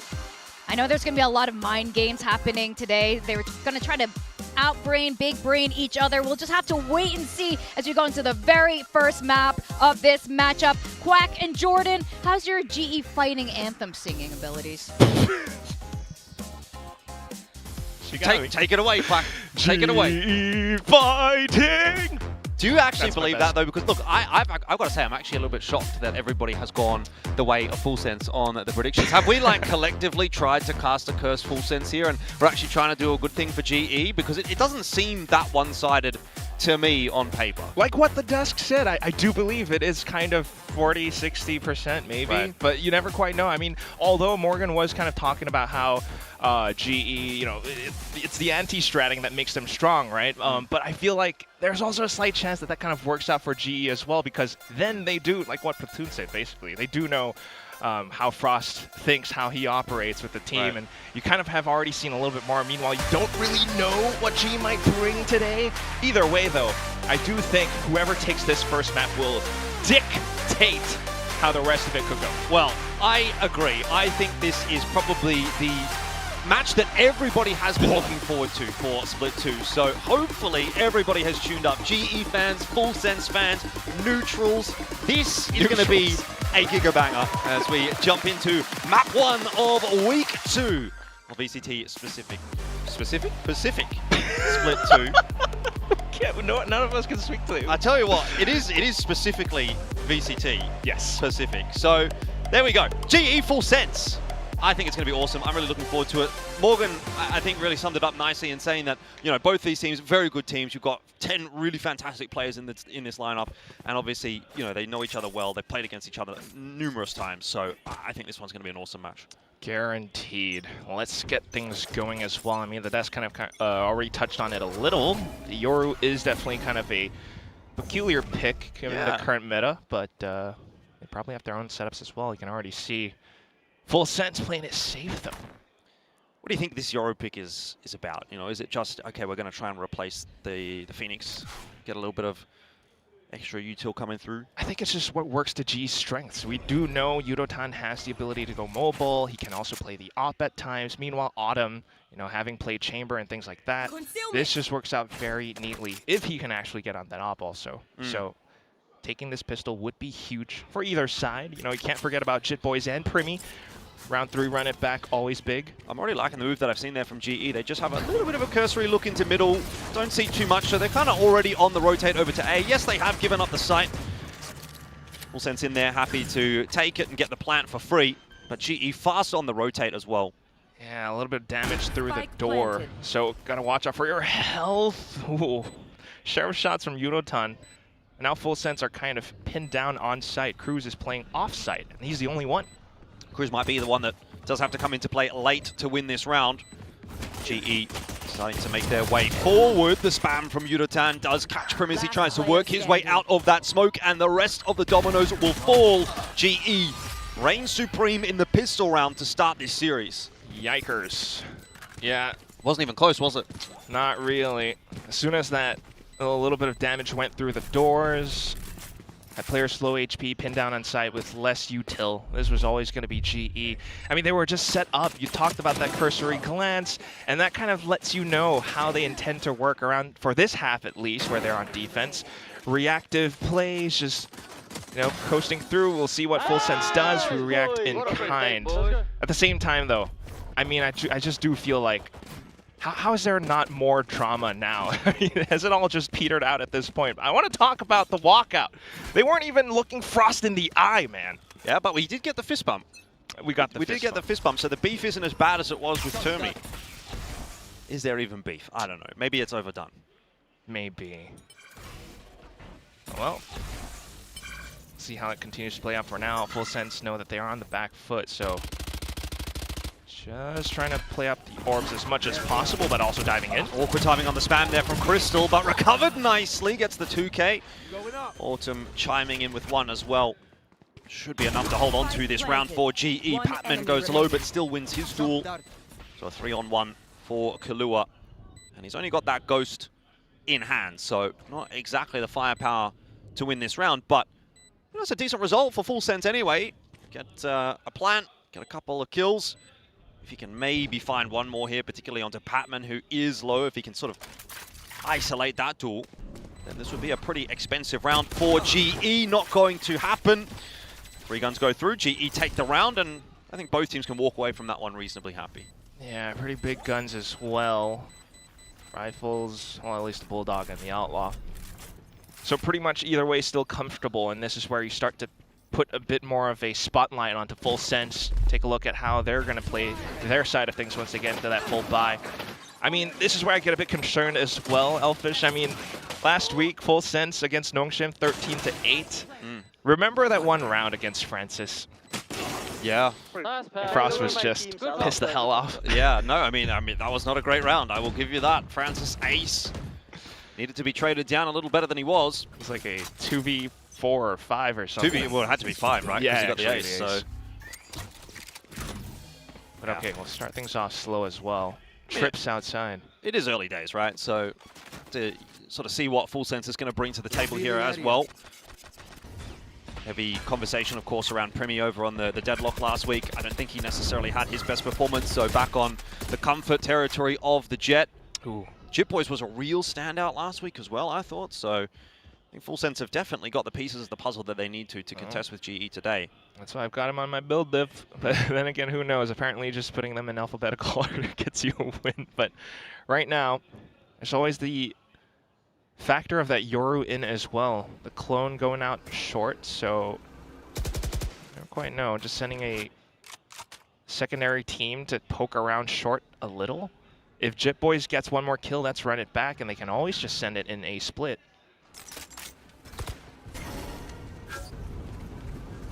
Another walk into the A side by the looks of things. But this time, GE have some defenses set up. Autumn being one of those, Crystal the other, not having too much success, but to be fair, did only have a Sheriff in hand. This push, though, from Sephiroth is going to be the difference maker, and Full Sense this time are well and truly on top in the round. Yeah, the next Prince of Thailand, meant to be the upcoming IGL if and when Cruz departs. And he's already making his own moves right now. This is such a great hold from Full Sense. G are going to have to try to take down a couple more players if they are to take this round away, but it's not likely. Gonna have a crack for sure. Cruz tucked in the corner will grab an easy freebie onto Patman, and Udotan has just gone for the scenic route back into A main. Now he's smoked off. He's picked up a Phantom. Uh-oh. Oh, they're gonna let him live. Yeah, I guess why not? The team's gonna be working off of not the best eco anyway. But otherwise, everything's fine and dandy still. Just standard proceedings. It's all about the slow build here in this current matchup. I was hoping for things to be a little bit more explosive, but right off the get-go, it's just a little bit of pokes around. They spotted the clone going out of short. They come in with 3. Jitboys as a secondary split push as well. And at this point, it's all eyes on GE2 to see if they can wrangle that momentum back. Autumn 1 away from dimensional drift. So perhaps looking to get something done towards middle. That's going to be a big round here for GE to see if they can hold onto the momentum. So I think it'll be a good time for us to listen in and see what GE is doing to put together this round. Here. Camera. I broke camera. Just playing slow, dude. They didn't know him yet, Cypher beaming. One stop mid, guys. Javi, when they dash side, he will flash here. Everyone make young one, they might retake, guys. They flash beaming, guys. Maybe fake. I cannot kill him. I'll get info, Verza. Fake. It's only Cypher. I watch. Pushing me. They push out in one. Yes. Good. Two aim. On their way into that B site, there's the lurk over towards A as well. Primi just gets deleted by his counterpart, and it's not gone well for Full Sense as they have kind of just tried a contact play on both sides of the map, and neither of those contacts goes well for them. So now they're going to have to try and creep their way back out to B, see if maybe Cruz can find this pick in middle onto Autumn. Don't think so, though. He might have made a drop. He made noise for sure. Autumn prepared for it, but can't win the duel anyway. Cruz just getting that peak as advantage, and Jitboys into the B site now. Full Sense starting to put it together. Let's see if Harvey can hold on. Patman on his way across to try to reinforce, but doesn't want to overface the angle, and will inevitably, you'd think, be getting smoked off here by Cruz. Running out of time, too. Yeah, 10 seconds. They're going to have to make something happen here, but Harvey's still in the back of sight. Surely this can't go well. Full Sense, the time pressure could be too much. Patman just has to peek and deny the plan, but he can't survive. And so Full Sense put together an extremely unorthodox round. Definitely feels odd. And GE actually did well to withstand the initial hits, too. You could hear it in the team comms. They knew that it was a fake. They were clearing out all the initial intel gathering utility, breaking out the drones, breaking out the cameras. But as soon as the hit comes in, right, not out of the woods yet, Full Sense players like Jitboys, even though they're out with the run it back, they can still regress. A couple players going down, but they still manage to find the trades. They push in. Cruz gets that last shot at the end, and that's the biggest difference maker. I mean, these clutch rounds could actually really be a big differentiating factor between these two teams. I expect it to be a pretty close match on paper, and a lot of those kinds of matches do in the end get decided by which of your teams has any individual step up in any given moment. So there's one already for Full Sense. Patman pulling a kill back onto Jit Boys though. Start to raise a bit of a question around how this anti-eco might go. I just don't expect them to be pushing out A main like that, but still, Outlaw is always going to be a big anti-eco weapon depending on where and how Primy's positioned. Looks like they might just leave him off on an insert towards short, see what he can get done. They do know that Autumn tends to be the player around short. They've done well to eliminate Pat, who went into line with the TP. And there it goes. Numbers brought back to Full Sense. They can have their choice pick now, but the spike dropped. Autumn knows he's got Cruz stuck between a rock and a hard place. That Cloudburst will not keep him alive, but he's still done enough to bring this round maybe back into contention. Good recovery from Primy after a missed initial shot. Crystal's position noted now as well. Did prompt out that neural theft, so a little bit of you know, I guess investment from Full Sense in this round, which they maybe would have otherwise liked to have held on to. Perhaps, but I guess better to play it safe anyway. At this point now, as long as they don't give up the 1v1s to Crystal. He's the type of guy that can clutch these. He does have the clutch gene. We saw that last split. We've heard the conversations around it. See if he can do it again this time. Had no idea where Full Sense was set up. And so it will be a relatively easy finish to what was actually a pretty difficult round for Full Sense. 3-2. They're starting to edge their way in front. Yeah, played it safe. I mean, you kind of knew they were on side anyways, but Full Sense played it incredibly well. Just down to all the individual trades. It does come close for sure. If Cruz had not picked up, you know, just a bit more, or Primy coming back in to bail out some of his teammates, this round could have gone differently. But it's good to see Full Sense back in this sort of form where even though like some of the initial picks don't go their way, they're able to bring things back. But here comes the big problem, the op in Autumn's hands. Yep, this is what we were really waiting for, and this was part of the reason that you sort of highlighted. Maybe this is why they picked the Yoru. Autumn, as we know, very flexible player. He likes to sort of do it any which way. It might not be required this time around though, because the rifles are getting it done. Patman Yudotan, who, by the way, fancy footwork, gets himself out of that Hunter's Fury. 2 for 1 to start things off. Harvey wants to fight for middle. He's got the backup there of Autumn as well. But like I said, it's all about the rifles in this round for GE. And Cruz, I don't think he's holding on against an onslaught like that one. So GE respond back immediately and keep the score even. That was incredibly tight as well. As soon as they saw an opportunity, GE pounced on it. Immediately with the TP peek out of middle, they get information. It kind of forces Full Sense to apply the pressure out towards short. Great stuff from Harvey, by the way. Those shots are clean. He jiggles around the corner as well to allow for Crystal to swing off of his contact. Like, this is amazing stuff. And Full Sense just didn't really have an escape route. They didn't really have a mid-routing option in that round. 5 ultis online here for GE as well, so they're coming into this round ready for a scrap. Gonna drag Full Sense into the parking lot.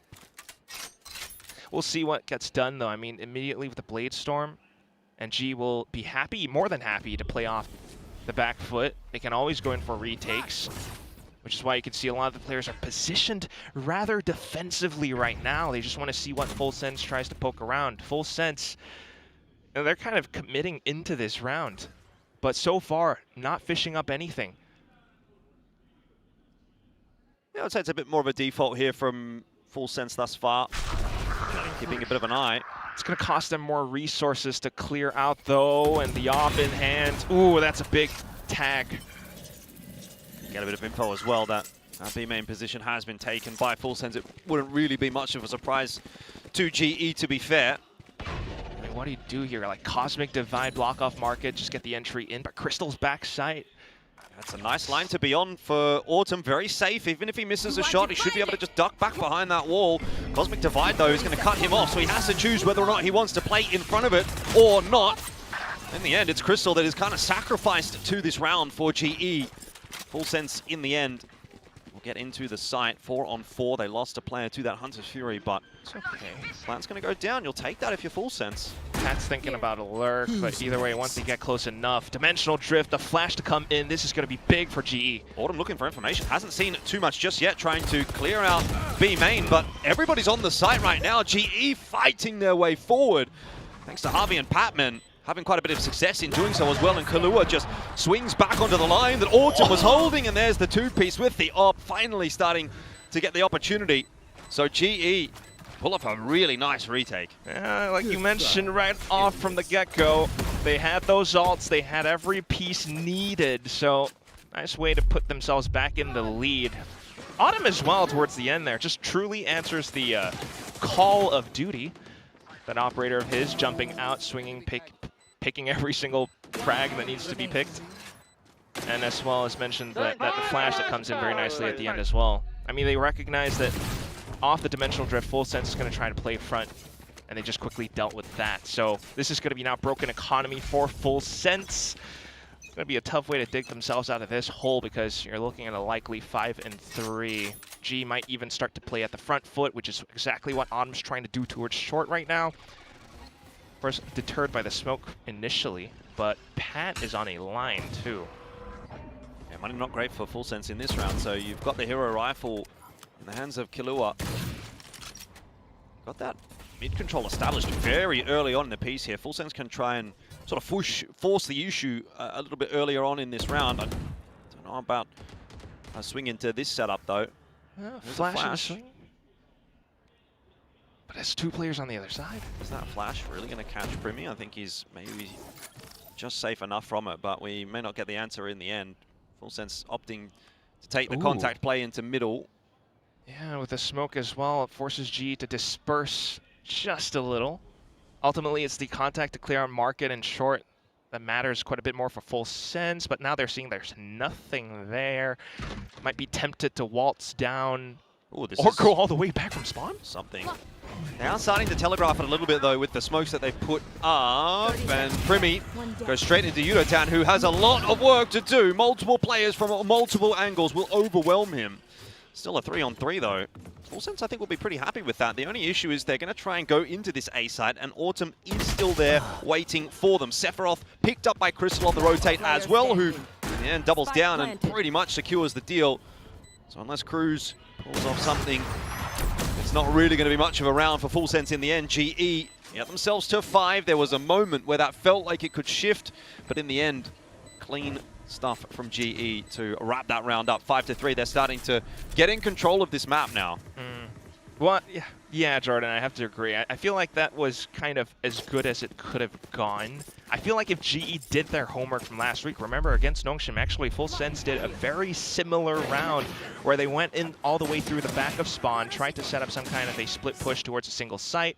This was a variation of that, and I think GE very quickly recognized into it, which is why even though they lost initial contact with like Yudotan going down, everyone else starts to pivot back towards the tree position. And you can tell he's definitely ecstatic about it. The homework's paid off. He's just so happy. I love it.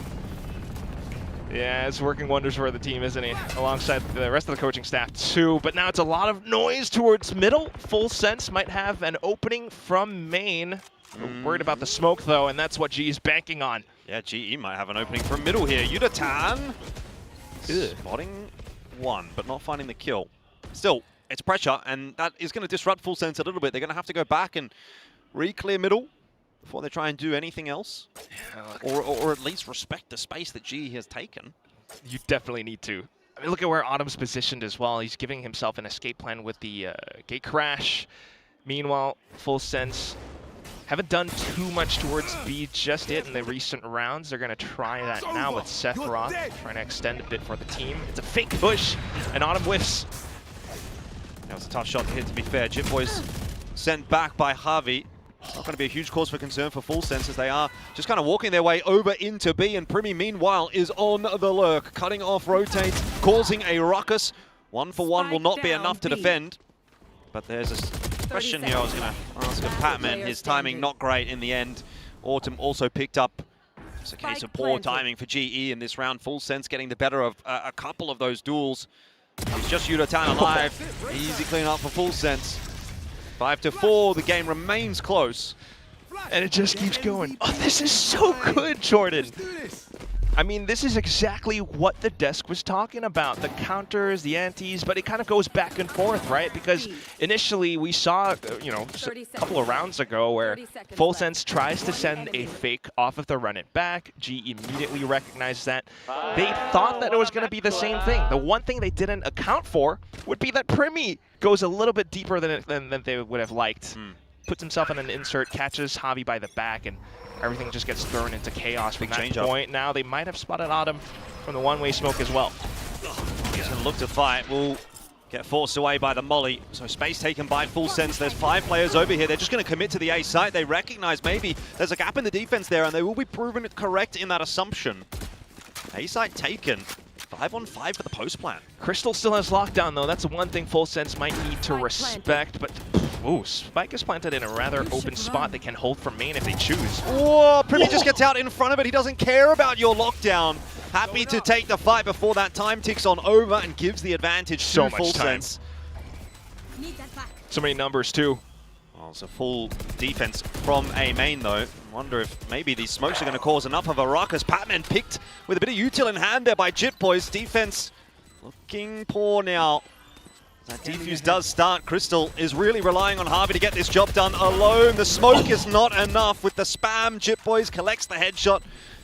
And unfortunately for Harvey, you'd say this will be a little bit too much to do. He's hitting some good shots, but you're not getting past that. And that all comes from Primi pushing forward, taking the initiative, finding the 2-for-1, and unsettling Full Sense before that retake, or unsettling GE before that retake can really begin. Exactly that, isn't it? Oh my goodness. And now we're neck and neck again, Jordan.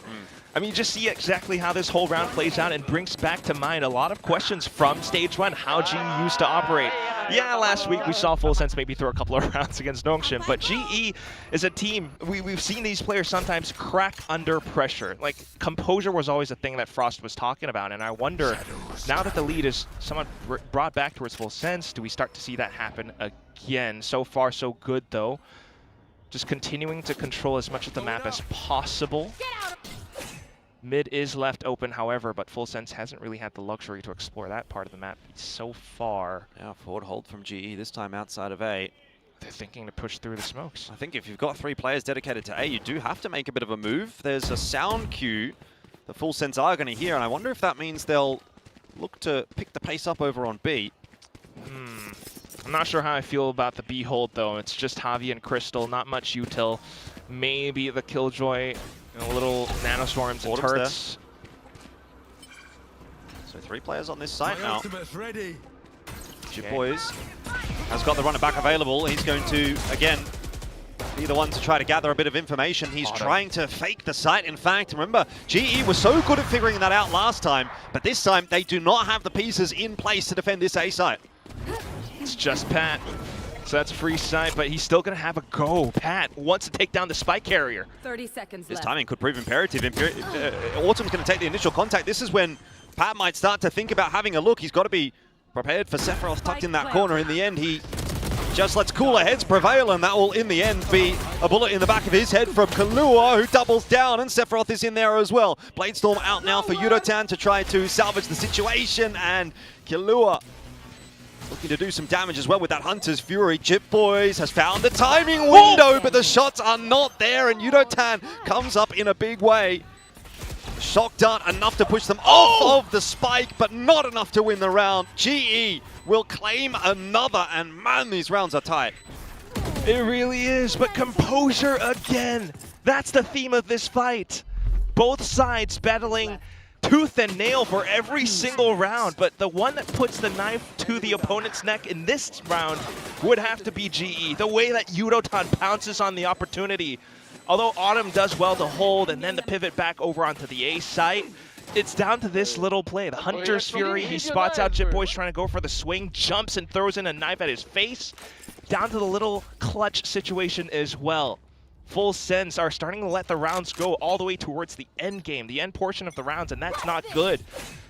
But at least they still have enough for the ties back up. Operator still in the hands of Autumn, and he's able to send that global presence back over at the A site, but it's a short opening. That was gnarly. Primi, instant flick, instant headshot. And that is the danger going up against a player like him, but immediately running into the AWP. Crystal going on a bit of an exploratory mission in towards middle, doesn't like what he finds. Full Sense close to equalizing this, but Harvey with a kill through from the Hunter's Fury, and now Unitán gets the better of Jit Boys. So maybe GE are going to find a way to clasp a victory from the jaws of defeat in this final round of the half. Look at Cruz. True. But he has to play patient, though. If he goes too far ahead, it's 3 players. Can he take them all down? I mean, if he even just gets 2, if he gets a 2-for-1 and that plan's gone down on B in the meanwhile, he could still get his money's worth. That's none! None from Cruz. Unbelievable. Autumn turns around at the perfect time, and now Sephiroth's job, you'd say, is nigh impossible. You just can't do that. 6 HP in a 1v3. Every little corner on this site is now paper thin. He's gonna get chewed through. Well, this is a very bold position to play from for him. You'd look at it and you'd say that's a one and done. They're gonna have to make a real error in judgment and not clear it, which in the end doesn't happen. So GE convert themselves a pretty comfortable round victory, and in the end a solid first half. 7-5, you have to take it. Yeah, that's the lead right there. I'm starting to think about the next maps that we have. G played that Summit. Yes, it was kind of a kooky composition. Sure, the Teo, everything, but they picked into it. Yeah, they picked into it. I do wonder if Full Sense off of that tape have come up with anything, but that's, all reserved for the upcoming ones. Who's to say they're going to run the same thing again as well? Like, the map is really in its infancy. I don't think you can be taking the first sort of official game as gospel of, oh, this is exactly what this team's going to be running for the rest of the season on this map. So, yeah, that'll be a bit of a question mark in the back of the minds of Full Sense. Haven't seen really any timeouts in that first half, though, from either of the coaches. So I guess, in a sense, you'd look at that and say, maybe the game is kind of going to plan for both teams. Obviously, it's been a bit back and forth, but haven't needed to necessarily make any major adaptations or change-ups. Happy to let the teams kind of duke it out and hold those timeouts in reserve for this second half. So this will be where now, I think in the second half, the layers are going to start to intersect a little bit. We're going to have a little bit more to think about. It's a close scoreline. It's a map that could still go either way. We've got 4 timeouts available. Everyone's going to be investing everything into this half. For sure, Jordan. I mean, especially once it goes into this half where G is on the attack, things are going to get slowed down quite a bit more now that, Autumn's on that Yoru as well. But I mean, on the contrary, once he gets that ulti, that's a different thing. You can full send into a site with that. Takes a little while before he gets there, but yeah, Sure. that's a combo between the Yoru, the Sova, things like that. But meanwhile, for Full Sense, I mean, that was a little whiffed flash that Jit Boys had, and that's why he lost that kill towards, I think, was it Unitán or someone else up around a cage. Yeah. It was really unfortunate, but I guess that's why there's no real timeout yet. Macro-wise, everything's kind of going accordingly for both coaches, both teams. Yeah, so it would seem. 7-5 though. Slight edge for GE. See if Full Sense can nab the pistol to negate some of that early advantage in the second half. Okay. Just easy TP through. Full Sense trying to play Fast Flood off the back. Have they been spotted by the turret? Yes, they have. Really only got Sephiroth on this side, and he is just Look at ducked under the balcony, hoping that he can try and maybe find a 1-for-1. Cage is going to go up. He's holding for the reinforcements, and, well, it might be really down to Sephiroth to actually hold the fort because the reinforcements weren't doing much. GE on their way in to another pistol round win. 7-5 very quickly, you'd think, should be turning to 8 as they pick up the second half pistol, and Full Sense now might be in a bit of a spot of bother. Definitely. This is GE feeling extremely confident. These guys are definitely fighting, Jordan. Oh, absolutely. Oh my god. They just waltzed through Catwalk, made as much noise, Elephant feeding all throughout the map. Full Sense tries to fast flood back, but because of the turret off from top mid, G was not worried whatsoever. Sephiroth was meant to be the linchpin of that round for Full Sense, but I gotta admit, that hold from him looked kind of lazy. He missed every single right click, man. You can't do that. No investment, of course, from Full Sense in this round, so expecting the scoreline to balloon out to 9-5.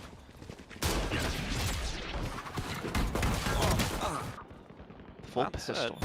Opening kill from Jit Boys. It's probably not going to be giving us too much to get excited about. I mean, yeah, this is going to be a Bit of a hill to climb now for Full Sense. And Marshall towards the back end. Killa's definitely a little bit concerned about that. Crystal's just going to continue building up whatever advantage he can. Who's going to get the spike plant, though? That's the main one. I would have thought it would have been Crystal, perhaps, but they just want to leave him marking the back of A main. So maybe an extra health point for Pat doesn't matter too much. But right now, this hold is not one that Full Sense can break through.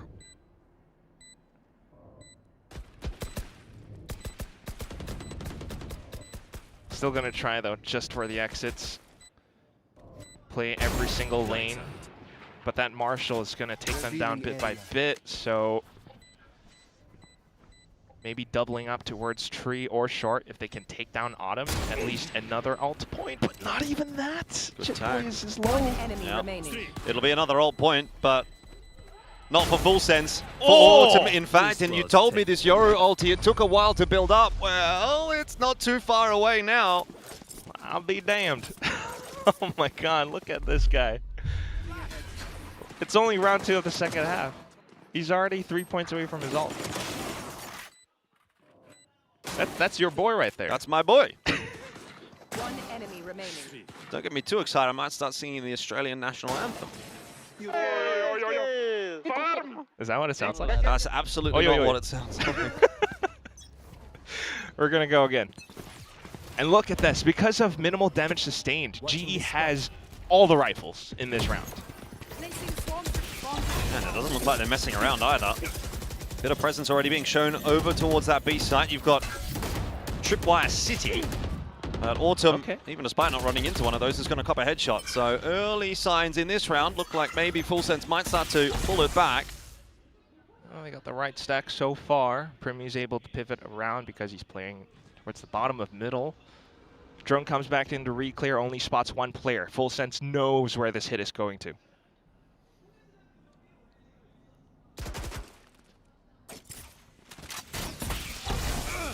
Good tag already onto Jip Boys, forced away as well by that paranoia. The space opening up, but Yudotan has no idea that Cruz is tucked in the corner. Full Sense coming back into their own. Their first gun round of the second half. Looking to be a good one. This is the exact kind of round as well you need to start this half off with. Build the economy up, feel a bit confident, you know, start to get the ball rolling. Otherwise, GE could well have run away with this map, but it is by no means over yet. Yeah. I mean, hey, on the flip side of that coin, right? Like, if GE had that bonus round, I dare say this map was done. I agree. I think that would have been a bit of a bridge too far for Full Sense to come back from. But the fact that now Full Sense pull this back, 9-6, deficit's not too bad. Again, remember, a couple of timeouts in the back pocket as well. So lots of opportunity to think, should things start to go wrong. And that ult's still building up for Autumn. Crystal as well, Javi too. Like, it's just going to continue building. And then in those rounds, Full Sense really need to look to even out the score, which is why this round was so crucial for them. And it's why Cruz with that hold around the smoke. He actually did a similar thing against Nongshim again just last week, but oh, this was a fake clone. I mean, it sort of worked until it didn't, you know. Nice try. But either way, good way to hold. But it makes you think if Full Sense will stick with their current setup, a 3-2 split. Standing ahead. And G trying something different. Yeah. Time now to hear what Full Sense has to say about this round. น่าจะช็อตมันชอบทำคอนกลางอยู่เราคนเดียวอยู่นะคิดว่าสู้กลางได้อยู่เอ้ยมาเอ้ยแค่ทางฟาร์มกำลังไปด้วยมันใช่ตัวนึงมันเดินกลับมาท็อปมิดกำลังไปด้วยก่อนพี่จอยหน้าช็อตวิ่งมาหน้าช็อตเอาดับพังแถบเอเหรอพี่ออฟเป็นดับมาแถบเอพังแถบเอครับปรับเอได้ช็อตมาแล้วมันพังแถบกูเฉยท็อปมิดIt's just all about trying to piece it together as much as possible. They heard the orb, now they hear footsteps out towards A short. That's what Cruz was calling out to the rest of the team. But GE good to apply more pressure towards B site. But does Full Sense bite the bait? They do for the time being, but there's not much else. They should be happy to pivot real quick right back over onto the A site, and that's why you do see Killa beginning to make some moves around. Ooh. A bit of delay utility with the Phoenix. Yeah, that drone went through, but again, Jit Boys up close and personal. 30 seconds Able left. to get that opening pick, and now GE are kind of left wondering, where do we go? There's 20 seconds left in this round. They're walking their way up through middle. It is imperative that Crystal picks up that kill, because now that throws the fox among the hen house. Full Sense have no idea where GE are going. I think GE at one point maybe didn't know where they were going, but 10 seconds on the clock. They are going to get into the A site. They're going to get a plant, and Full Sense completely rotated off. That is a minor miracle pull from GE. Jit Boys does have run it back for a retake. Okay, well, we'll see if he can make anything happen here. Primi, Jit Boys both finding themselves an entry, but Autumn comes alive. Drops 2. Oh, is it enough though? 1v1 now for Patman, who used to be Postman Pat, but this time he cannot deliver. Full Sense get the defuse. 9-7. They're coming back.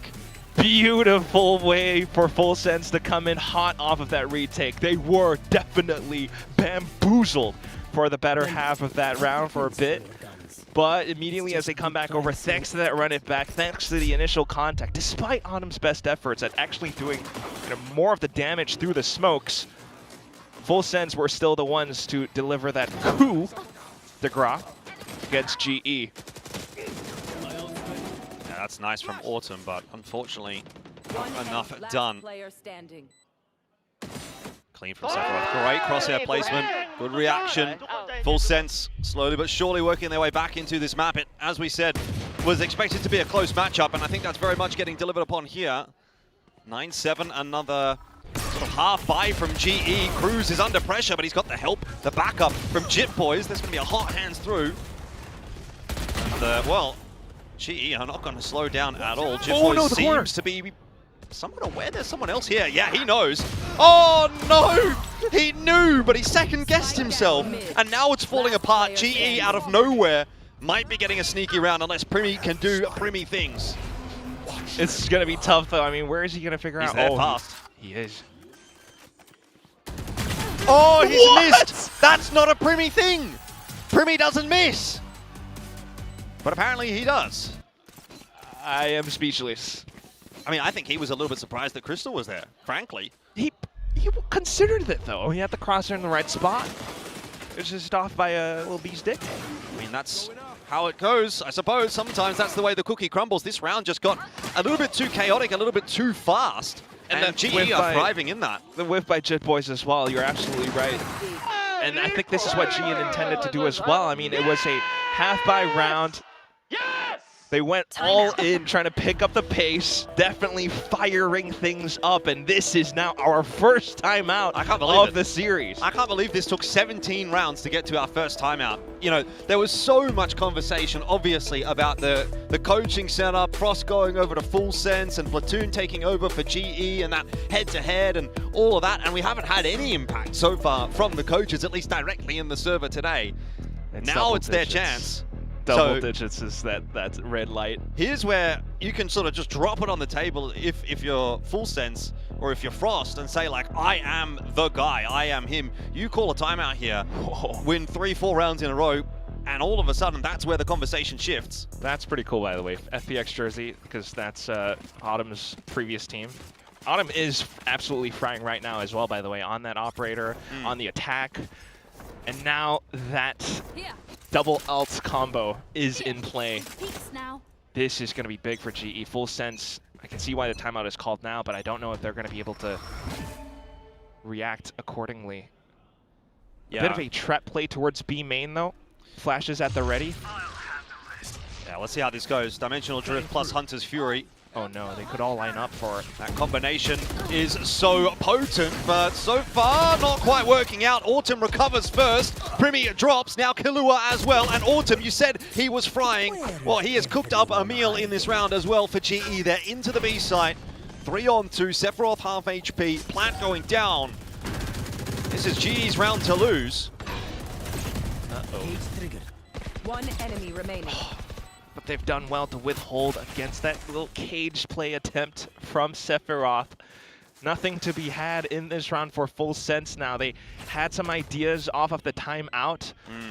However, even though the Hunter's Fury doesn't exactly collide against the setup that Full Sense had, it does well enough to throw them into disarray. Yep. Everyone just comes in to pick them apart. This is, I can't lie, this stings. Yeah, I mean, it was disruptive enough to kind of allow that space for Autumn as well, wasn't it, right? Like, he got jumped on by Primi, but Primi just couldn't get his gun out in time, and Autumn lands the shot, doubles down, and now GE are up to 11-7. This is probably worst-case scenario for Full Sense. You've just called a timeout, you've just lost the round. So what do you do? I mean, you've got another timeout in the back pocket here, but like by the time you use it, the game might be over. There's nothing you could do, man. This is Frost's darkest timeline. This is Frost versus you versus everyone. That's his social handle, by the way, everyone. I mean, his team is now broke. That's one thing. I don't know what else the timeout could do, but like, Autumn's back in with an outlaw. Cruz saved an Odin. Oh. Woo! Let's see what he can do. 1v5. Yeah, I mean, it kind of feels like it might have to be something to that effect, right? You just don't have a whole lot to work with.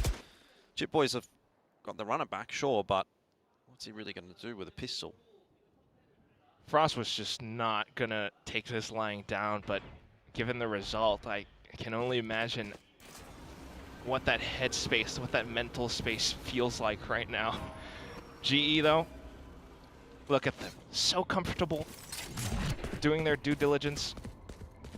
They clear out main. They use the clone to fake out to clear so many of the trips. Bait out reactions from Full Sense. That's a Blaze Wall now gone.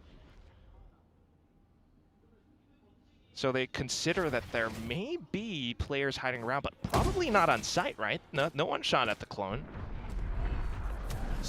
Pat's applying pressure towards a site. Full Sense not biting though, but the main thing still firepower. Well, the firepower from Chip Boys. Hold on! Maybe there actually, as he gets that headshot in onto Crystal. He's helped out by Sephiroth as well. Is there another twist and turn in this map? We have to wait and see.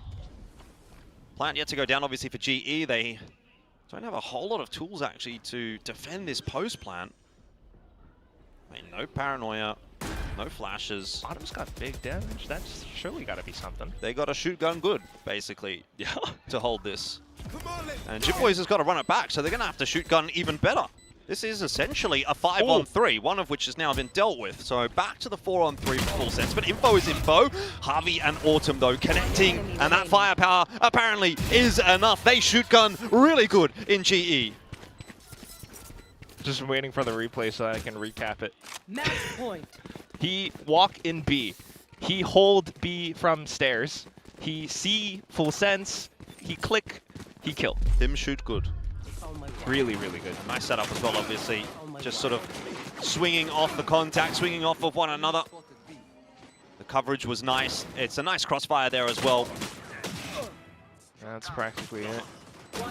Despite Full Sense's best attempts. I mean, look at that little creep crawl from Chip Boys too as well. Chill. Dude, yes! Platoon is on that interview with Vic. Yeah, like, he was hiding it so much. But he was in politician mode. Now he's in the coaching booth. He's in football hooligan mode now. Well, what a politician, man. This is the last round, potentially, of the map. It feels like it kind of is. Full Sense have not delivered on this defensive side at all. 5 rounds in a row for OT. It's Primi on an operator. Oh, Primi on an operator. He's pretty good. Down B. Lockdown as a reaction. G has options to head back out towards middle if they want to. Is GE just going to push through mid here and try and take the fight to Full Sense, or are they going to reroute back into B? Spike needs to be picked up by Crystal at some point here. They're going to opt to take the, I would say, percentage play. Whoa. Patman up over the top of the wall. Catches Kalua as he just backs off. That is cheeky. And pulls it back to the 4-on-4. Okay. Meanwhile, for Full Sense, pixel angles, but they didn't expect one to be still left around market, and that's Yudotan.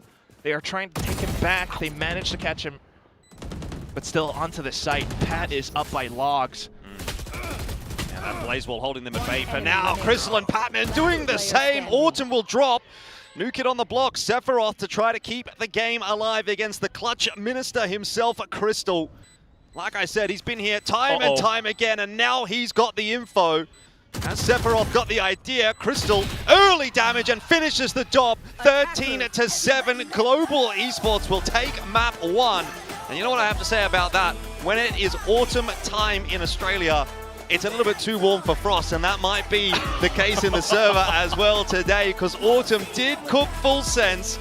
The question is, can Full Sense still come back into this series? Well, we'll have to find out at some point, but man, what a display from GE. They looked far and away the better team. I don't think you can put that down to Full Sense screwing up. You know, they didn't throw that game. GE was just better. Well, it's very minute things. I think the first half, even early portions of the second half, it looks like both sides were even, but down to some parts where you started to see little flashes not hitting the way they needed to, losing the economy, momentum being lost, right? You've just lost your advantages in some of these rounds. You've given up things like the Dimensional Drift, Hunter's Fury combo to GE. That's what separates the two teams at some point. So I can't really fault Full Sense too much either.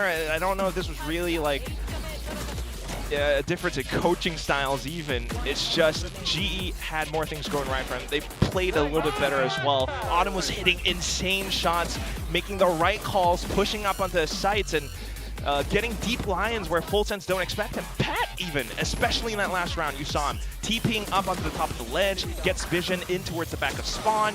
Full Sense did not expect him there. He was positioned by Logs as well. That's another position that Full Sense didn't expect him by. So you just can't afford to be making mistakes in a crucial match like this where it's not just beef even, right? We got to think about champs points as well. Both sides are rather even right now. But we'll toss it back over onto the desk. First map win for the GE Fighting squad here in a very convincing fashion, and I can see why you want your players to be comfortable. They looked so comfortable on Ascent. With Full Sense, you could see some of the plans that they were trying to execute there, but a lot of it wasn't coming through. A lot of small mistakes that ended up snowballing and paying the price for it.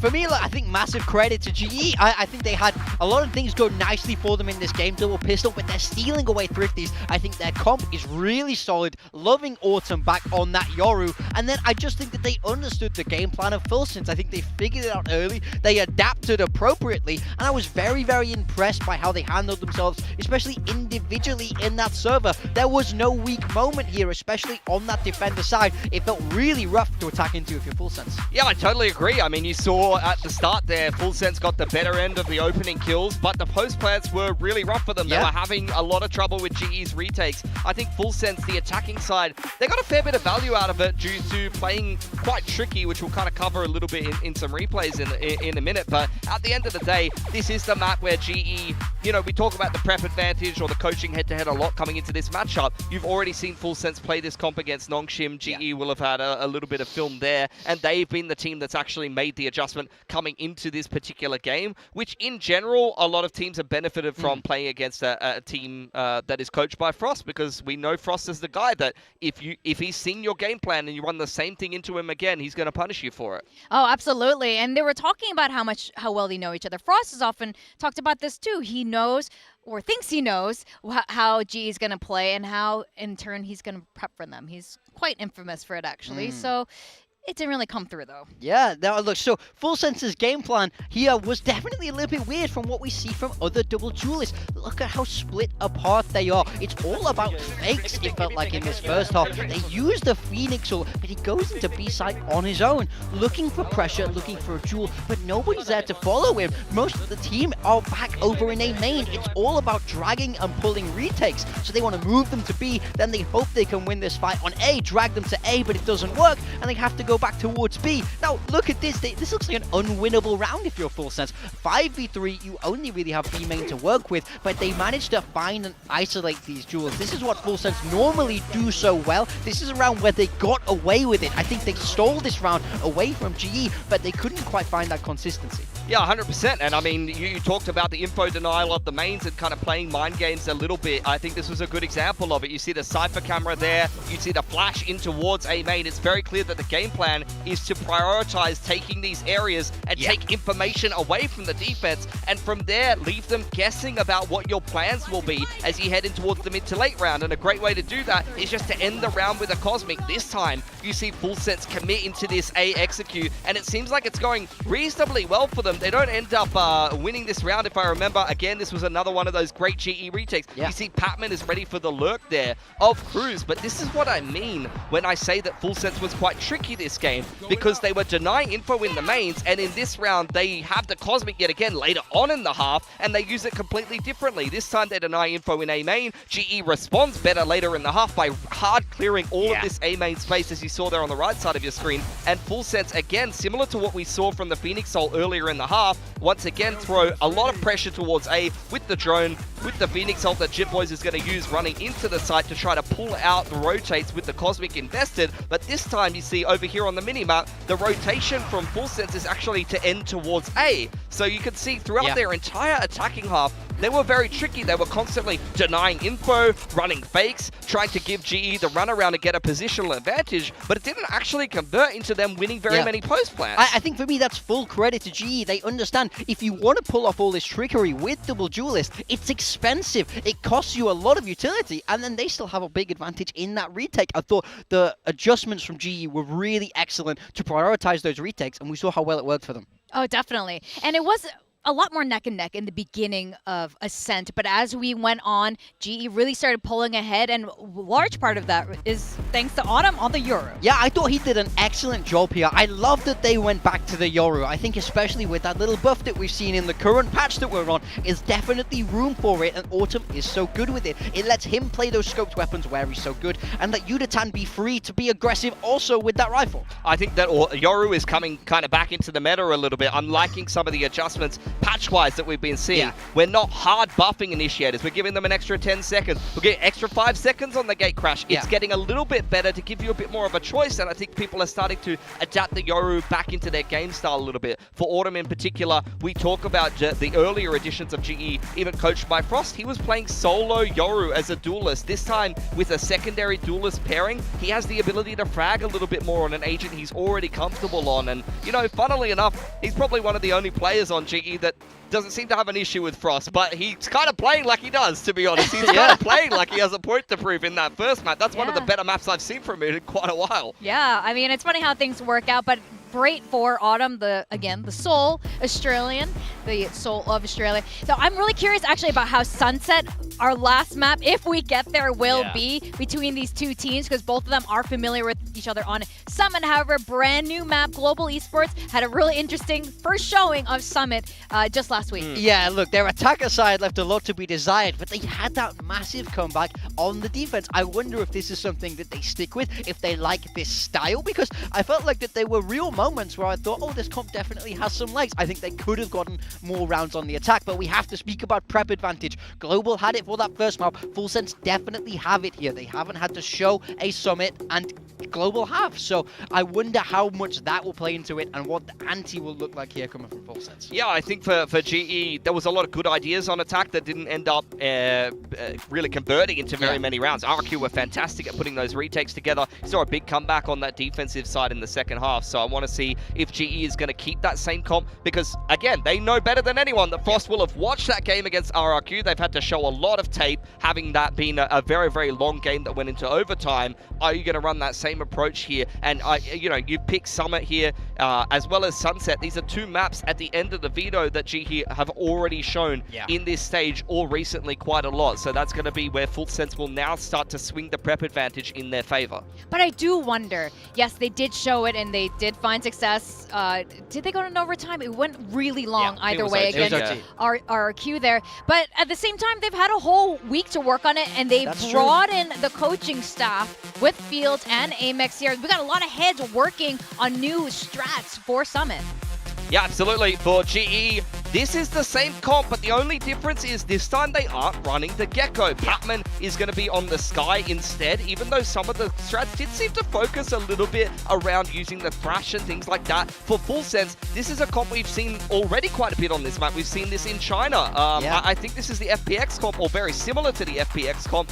You know, you've seen a lot of value out of the Teo and the Rays so far on this map, and it's something that we haven't been seeing from a lot of teams in Pacific. Yeah, also, you do have to say, it's going to be tough for Kahlua. Attacking with that Teo into a Veto can be very difficult. Veto is so strong against all of that Teo utility. So let's see how much they can get done in this first half, especially because defending for GE was so good against RRQ. And, you know, going back to the drama a little bit, Patman, when he has a little bit of a revenge map, he tends to pop off. And I think he's really good on Flash Initiator. So let's see how this goes as we roll into Summit.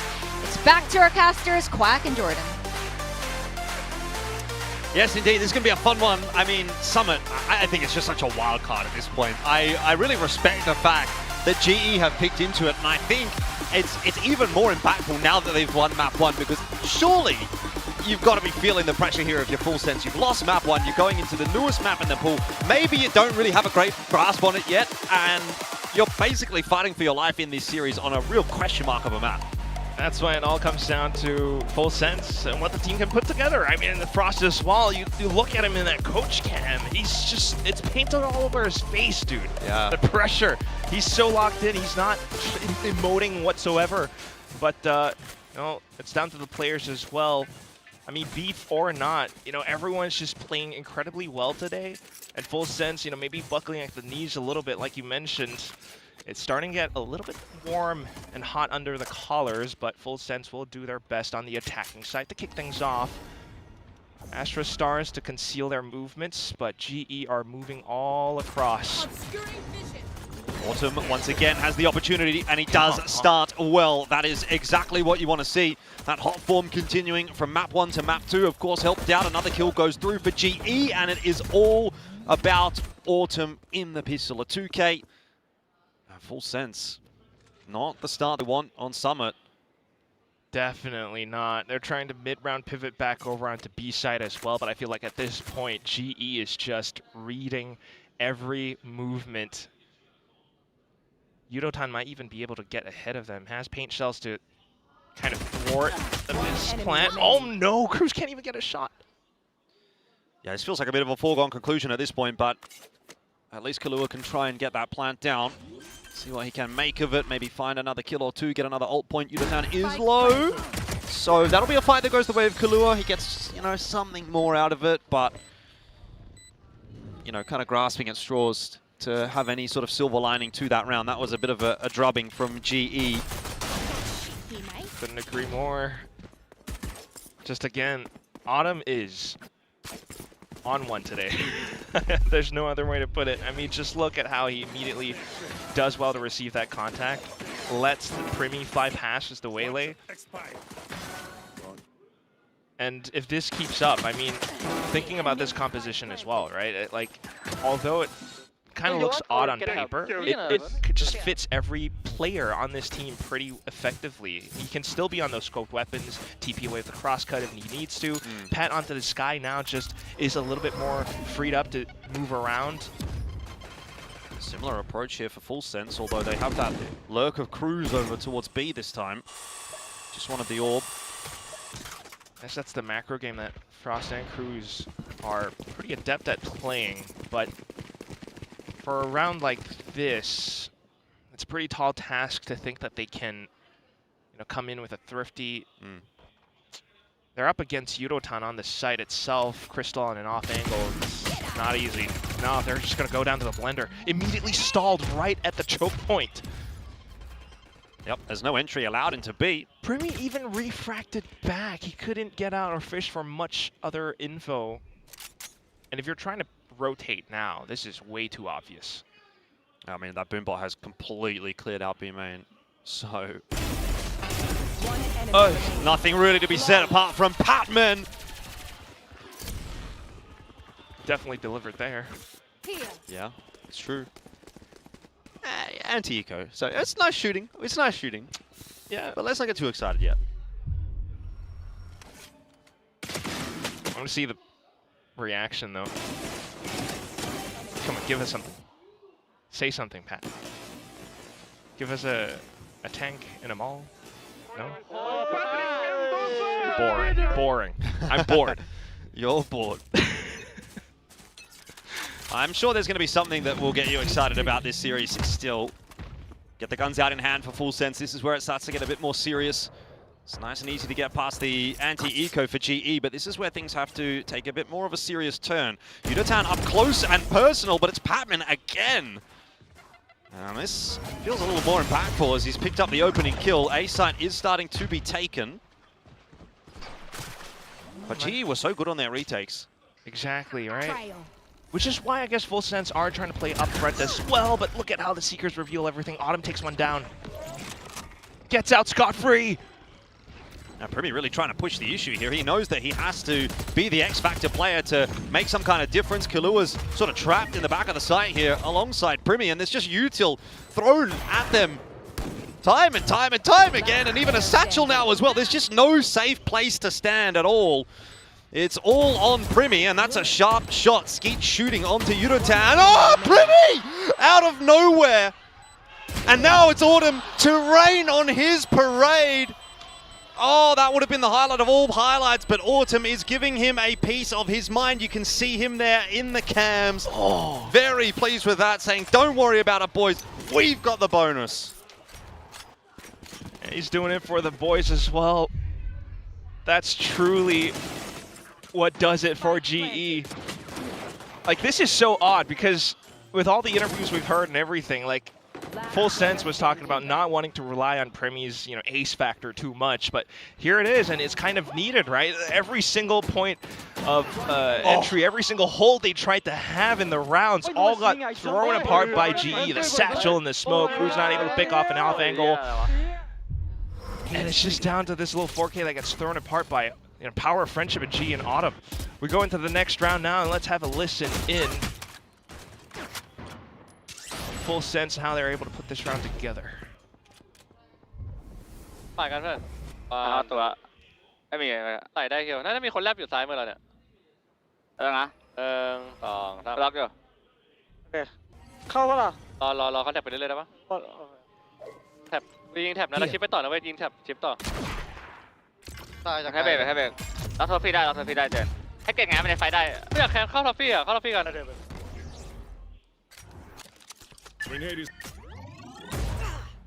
Well, Full Sense. Well, they might actually just work their way into B, but instead they look like they're going to go around the world, at least into the defensive spawn. Meanwhile, you've got a bit of a move being made from Yudotan as well, so there's a lot going on in this round. It's like we've swapped positions. Actually. Still with the guns, though. 30 seconds left. Cruz's timing could be pretty imperative here as well if he can somehow end up behind Yudotan. I guess Yudo shouldn't expect it. No, he's not going to check that line. This is a freebie for Cruz. So 4 on 5. Plant going down. Full Sense might be able to swindle something here. Crystal spent all his util as well. It's all down to Pat and how he's able to initiate, but he's down. This is looking a little grim for GE. How do you get your way back into this one? Crystal hunting for any opening, but nothing being found. The Sheriffs are doing so much work. Primi is not happy that he didn't win that last round, so he says, I'll take this one instead. And this time it's GE's parade that gets rained on a little bit. That should have been a 4-0 lead. That is incredible. It's just such a goofy round, though. Like, that's the thing. I mean, it's a new map. You've got lots of new angles, lots of things to be aware of. Obviously, it's playing out in an unorthodox way. I think it's pretty understandable that a round can fall apart like that when you're playing a new map in the pool and you're not so familiar with it. A little. But I also think it's just credit to how Full Sense was able to, play it sneaky beaky. They cleared out all the trips, the little chokehold that the Vito will throw down. Oh! Okay. And that's the tricky thing as well, because GE, they have this in their pocket. They have their set plays where they go in for spams down middle.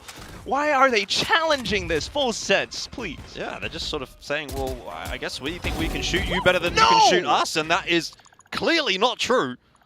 Uh-oh. So Yeah. all the hard work you do in that last round to pull it back, you're just immediately going to gift the round to GE? How's Frost? Yeah, do we have like a Frost reaction clip for that round? Because I'd love to see it. Like, I don't know what the call was. Did they think it was just isolated players peeking around the middle? first one may be a bit unlucky, obviously. Patman spamming out of a smoke, fine. You're trying to recover it. I think they just maybe didn't expect that there was more than one player holding multiple angles down middle, but still trying to put their best foot forward. Now they're going to be met with resistance. The spike's down, locations revealed. I'm surprised he didn't go for the save, but we'll see you can actually put something together. It's a long time to save. 30, 40 seconds. And he will not be able to put anything together. Nice round from Yudotan. 3K in it. Bit too easy, though, for GE, I have to say, at the moment. This is weird. I mean, stealth mission was successful.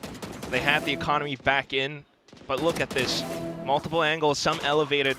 Every single peak that you tried to bring back into that was always at one that was done at a disadvantage. And if you take a look at the economy, not just guns, but ultimates as well, your global are sitting on two pretty big ones. You got the evolution as well as the showstopper. Javi's one away from Cosmic Divide, which can help in a retake scenario, which we already have discussed that GE are pretty damn good at it. Yeah, this timeout's 100% necessary. Where's our coach cam? All the Full Sense fans in the crowd. Oh no. Looking a little bit sad. There's the coach cam. Just trying to stay locked in as much as possible, but the pressure's building on, man. Some serious words being said, that is for sure. I mean, look, obviously there's the big storyline and all of that, but Full Sense was a team that last split looked like they could potentially, on a good day, be a title contender. Yeah. Fell a little bit short of that, obviously, but had a very good split. Start this split, and it's they not took so down clean. GE going in towards Masters, right? But it was at Masters where things flipped around a little. But apart from that, I think it's just a factor of this being a new map as well. We've only seen GE play it once. I don't think that that's going to be truly enough. You don't know where Autumn's going to be positioned all the time with this operator, although it might be pretty clear that Full Sense should be looking to throw him off of his sight lines. Scout destroyed. To Trailblazer, they peek up. Oh, Primi poised on this line. You'd think it should be his, and it is. Advantageous angle. He spots the shoulder first. Yep. Long line. There. No mistake made by Primi, and Full Sense needs something like that just to sort of settle the nerves a little bit. And then they can recalculate, make their next move. It is a very aggressive play, though, for Autumn to be making, right? Considering where he's pushing. Yeah, they're getting confident with the past rounds they've won. Yeah, exactly. That's the point I'm trying to make. That GE, they're feeling it. They're feeling confident. You know, if Autumn says, I want to take this peak, they're kind of saying, yeah, go for it. We can afford to maybe take a risk like that. Obviously, it doesn't pay off in this instance, but it has Full Sense thinking going forward that, hey, he might continue to do that. Absolutely. Even then, Full Sense just played it patient as well. They've dodged a flash from Patman. Now they're going to be bursting into the B site. Yudotan getting those nades out to try to slow things down, but again, it might be Patman. He dodges the convergent paths nicely. Here's the showstopper for Yudotan. He's having some trouble getting into a position to fire it, so it does go a little wayward, but that provides the space for Harvey and Yudotan in the end to make that swing happen, and it's the rifles that are getting the job done again. GE are just shooting so much harder than Full Sense right now, which is ludicrous to say. It's definitely odd. They're playing against Primi. Primi is supposed to be him. He's supposed to be the shooter. He was him for that one moment. This one, he had an off, so I think, you know, we can't really count on him too much. But this is, I agree with you, Jordan, absolutely a far cry from what we witnessed back on Ascent. And you think about composure, I have to imagine this is something mental as well, right? Why is G shooting that much more comfortably right now? They have every single advantage. They were sitting down on that site. Autumn's going for aggressive peaks again. And now it's another eco for Full Sense too. It's just way too much work. It's really nice to see Autumn's not going to be shying away from that, even despite the fact that he went down early in the last round, wants to keep playing with confidence, and he deserves to today. He's probably the match MVP at the moment. He's going to have a tinny in the shower after this one. He's He's giving the fans what they want. I don't know how many people are going to get that. A lot of Australians will, but... I learned that from Komodo. Thank you, Komodo. A tinny in the shower. Oh, boy. Back towards middle. And just thinking about, you know, how the map has gone as well. Like, the pressure is on for Full Sense, and they might do well in the opening portions of the rounds. Premi got that opening pick. But you can see, as soon as they think they have an opening and they start to go in for it, that's where things start to fall apart for Full Sense as well. They're not entirely sure where to look, what to clear out. They're not playing exactly off of each other. Now this is down to them fishing for trades. Oh. Just forces them forward, though. There's nowhere to go. Patman makes it look easy. The grenade corralled them into an easy line. 6-1 for GE. That is so clean. And this is pretty masterful work as well. You know, full credit to GE for coming into this season, just doing, I guess, the utmost amount of prep work on the newest map as well. And now they know that victory is quite likely within their grasp. They just have to play it tight all the way through. Full Sense have yet to put on a second round. They're back towards middle now. They have to full buy. They have several ults to work off of. Yeah, I think this is an incredibly Chad move from GE to be picking into Summit early on and winning it so cleanly at the moment. I mean, their defense was, again, a talking point, obviously, on the desk. It was so solid in their last match as well. So they still have to back it up on the attack, but teams are going to be wary now of Summit against GE, I feel, after these first couple of games. Oh. Now they're pushing into B main. There's ultis going everywhere, by the way, but nothing happening. Full Sense are not having any success on these entries at all. GE is just styling on them. This is a one-team game at the moment. Cruz was the one with the spike as well. They tried to pull the attention away. They tried to... They used Convergent Path and Showstopper in that round. But no and they one didn't was get a single backside. kill. That They was got no kill. Crazy. What? GE pushed all the way in towards B main already. What am I watching? Like, look at that again. You have the alt combos going through, but GE were already all set up. This was just... I don't know how else to describe it. I mean, I fear, you know, putting Full Sense under the microscope, but that was honestly abysmal. There was no read. Everything that could have gone wrong. That's Murphy's Law right there. Well, I mean, the crazy thing about this is now no longer a conversation about, oh, who's going to win? Is it going to be GE or Full Sense? I feel the conversation now has to turn to, can Full Sense avoid an embarrassing defeat at the hands of GE? To go down 2-0, and particularly the fashion in which they're going down in this second map, well, that is going to be a pretty big hit to the mental for Full Sense going forward this season. The rest of their opponents in this group as well, they still have to play with the likes of like Gen G at some point. Also, it will be a little bit embarrassing for us as a talent team. No, don't bring that up now. All pretty to Full Sense. But what I will say to the GE fans out there, curse, is you are welcome. Yep. For the caster curse against Full Sense. That was all us. You are welcome. It was all us. What can we say? Just remember that. Remember that before you start chatting online. Just remember that. We made this happen. You said GE, you know, made a Chad move playing this map. They did. Yeah. They did. I mean, the roster move maybe a little bit wrapped, but you know what? I'm speechless. I've got nothing to say, bro. I have nothing to say. They're gonna swing 3 players into 1 guy. 2 guys, to be fair. But why? Like, Yudotan kills 2 before he goes down. Like, what? The angle? It's not one that everyone's accustomed to yet. If I speak, I'm in big trouble. So I will not speak. Snare destroyed. Oh boy. You take the rest of the round, Quack. You take it. What can I do? It's all yours. You have it. What can Full Sense do? I mean, we're in the same boat right now, man. Smoked off A main. They're afraid of going back middle because all the potential lethal angles that could be played. 50 seconds to go on the clock as well. Autumn's already on an offline. This is done. We're done. I don't know. Maybe he walks into B site, gets the spike down. You are coping. You are coping so hard if you think he can win this round. I mean, that's my job. Stop giving the Full Sense fans false hope. Nah, You're just thinking about what possible moves. You put yourself in Cruz's shoes, and that's something. Instead of going for the plant, he comes back towards site. But now his position's revealed. He's maybe trying to toss the gun away so that... No, why would you do that? He's got the rifle. He's going back towards B site. But he needs to... I need concealment. Like, I don't know. Do you plant it for B main and you push back towards that spot? He has to play up front, but he's going to get completely overwhelmed. He's got to try and take an early fight here, but it's just not going to happen. Can't even get out of his own smoke. Harvey has it on lock. It's kind of just like a rotating of door of who wants to get a 3K today for GE. First, it's Patman. Yudotan gets a turn. Now it's Harvey's turn. We saw Autumn on the last map. Crystal's kind of the only one that's not really doing anything. But my bro is 1 and 3. It's 9 rounds in. He's at 1 and 3. He hasn't had to do anything. He's in the backpack. He's just having a good time. He's just chilling. Too, by the way. Are you all right, Jordan? I'm all right. I'm great. Actually. You sound pretty emotional. No, I'm actually great. The only thing is, I've got Crystal in my build diff team. Okay, everyone else is getting to have a piece of the pie. Look at this: 13 and 2, 9 and 3, 9 and 2, and Crystal's. I'm not.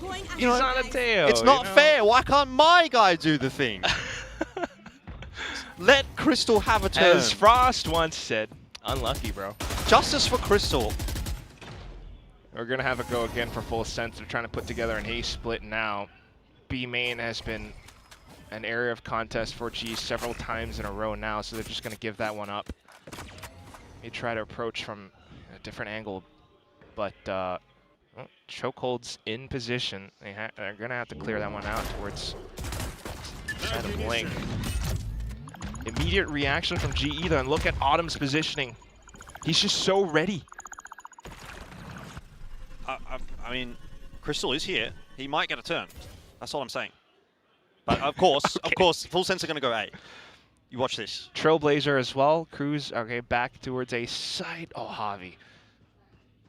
Oh, this could be awkward. Patman. Ooh, seen him. All right, so the jig is up. Some damage into Harvey's position. In the end, he actually does fall to the paint shelter. It's the first time in a long time that Full Sense have had an opening pick. Privy gets another one on 1 HP. Hold up, this might be doable. Or maybe it might not be. Patman exists. Patman doesn't quite get the ace, but he has done so much work to pull this round back. Full Sense, they are trying to draw blood from a stone in order to win any of these rounds. Can maybe Kahlua do it? Of course not. And by the way, Crystal didn't get a kill again. It's not fair. It's not fair. He's still 1 and 3. Jordan. Can he get points for the defuse? Give me some build diff points for defusers. You know? He's gonna. No, there's no points for that. But he's gonna have. He got 2 assists. That counts. He's gonna get us all. You're coping. You're coping right now. It's all right, Jordan. We'll get the next one. Oh, man. But still, you have to admit, this is another one of those. Full Sense brings in their best effort. They work the map. They go in together as a squad. Primi gets a kill on 1 HP. But Pat just comes in illegally, brutally, pummeling every single bone that Full Sense has. They just cannot walk past. They can't get anything done. They haven't gotten the spike down or done much else. Well, goes from bad to worse. There's another opening pick for Autumn. I think at this point you've just got to throw caution to the wind as Full Sense and just send it. Like, you've just got to try anything, because whatever you do right now, it feels like it's doomed. Anything GE touches turns to gold, and I don't need to tell you what anything that Full Sense touches turns to. I think you can figure that out for yourself. Plant going down though. And a little bit of a lurk here from Cruz. So he actually could get a bit of work done, but spotted by Crystal. Unbelievable. That's your boy. How do they always know? They're just diligent. And mentally as well, you know, they're not under that much pressure. So straight on with a retake, full force against Full Sense, who is doing their darndest, but they can't get a single kill. It makes me sick. It actually makes me sick how easy this is for GE right now. You're just a biased caster, man. You're so biased for GE. Flawless. Apparently. 10-1, flawless. This is still the first half. And I really have to think, you know, as much as we love and respect Frost and how he was able to bring up the GE roster from nothing, by the way, this is, you know, onto a, well, I guess a bit of a reunion, but onto a new map. it takes quite a bit of time. I don't know, maybe if 1 week was enough to prepare against GE's Summit, which they clearly have been working on quite a bit. You know, putting the theory to practice is a whole different thing. And I believe that's what Full Sense are struggling with right now. Because onto the sites, onto the actual execution, they're not able to bring it through. Primi gets some of it done, but it's still some of these different positions. Pat comes in with that multi-kill hold. Now you have a lot of space towards middle with some of the work that your stars have done, but it's still information that G are working off of. You're trying to apply pressure, go a bit faster. Ah, man, can he do it again? Oh, that's pretty good. Doesn't have to. Salvos will hold it off for now. It's a good bit of delay utility. Cruz is going to go off on an expedition towards the ace site.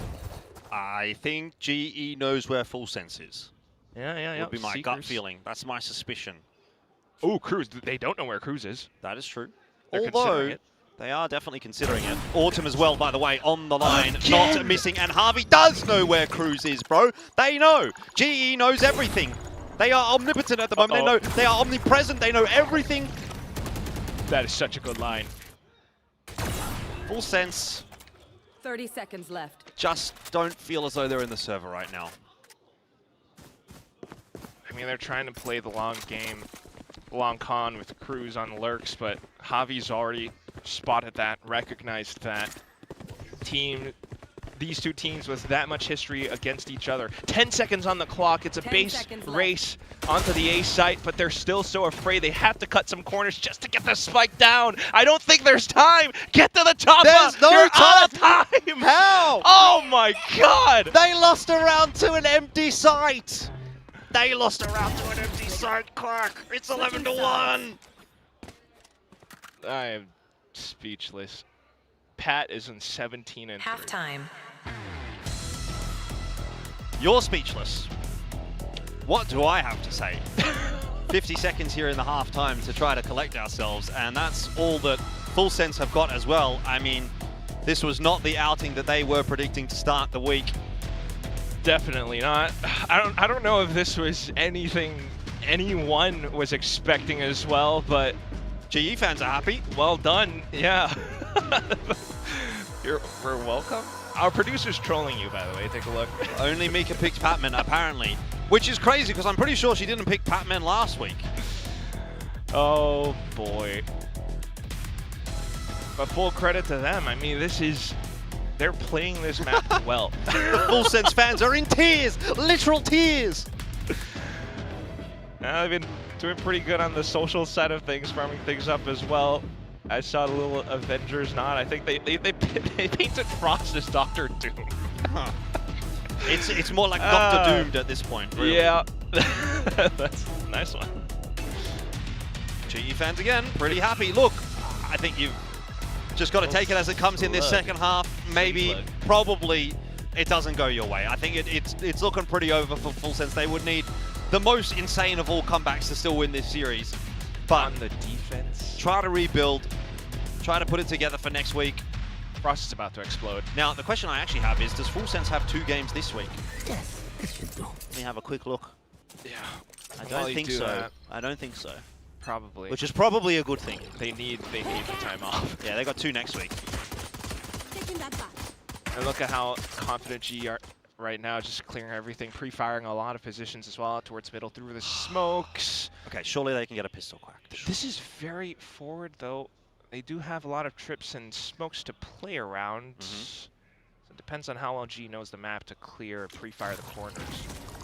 Drone's going to go forward. Don't think it's spotted Cruz, but he is going to be attempted to be cleared. At least Sephiroth chiming in with a couple of headshots will help him out. Keeps Cruz alive long enough to find the 1, but still, GE are fighting their way back into this ace site. They get themselves the 2 for 3, which will allow them a plant. You've got Patman alive. He's obviously popping off. And Crystal there to play the support role. So let's see what maybe Patman and Crystal can put together here. They have been a little spotted on that cross. Okay. Patman's just got to go and shoot someone. That's really all it is. You just got to win this round with firepower alone, and he is in the form to do it. Doors going to be closed. Patman Happy to just hold on that line, slow things down. Now Crystal making his move. Patman can't hold on for two, but Crystal, this is his time to step up. Hasn't had to do much throughout this game.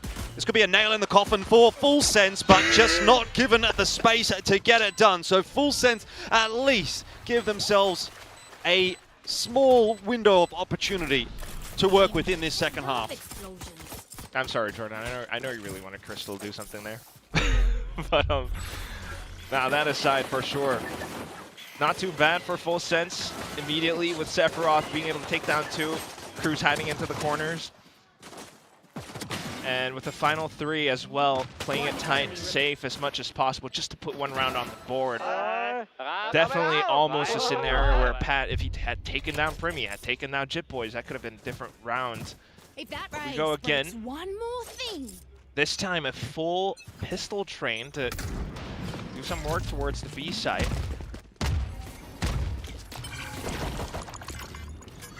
Okay, but what if GE just wins this round? Like, no. That would kind of be fitting for the way this game has played out.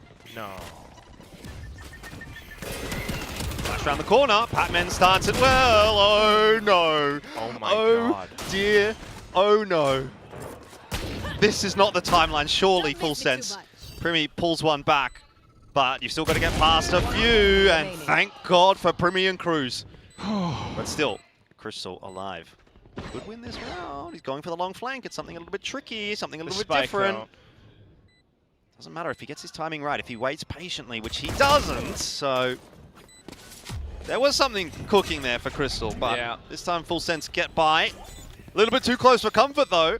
Yeah, I mean, that would have been the right play for Crystal, pick up a weapon, do something, but Primi Cruz, either way, though, still not the cleanest of rounds. This was meant to be your anti-eco, bring some rounds over for the bonus. With that possibility gone, this is very likely going to be a 12-2. I don't know how much you can get done with just a Bulldog.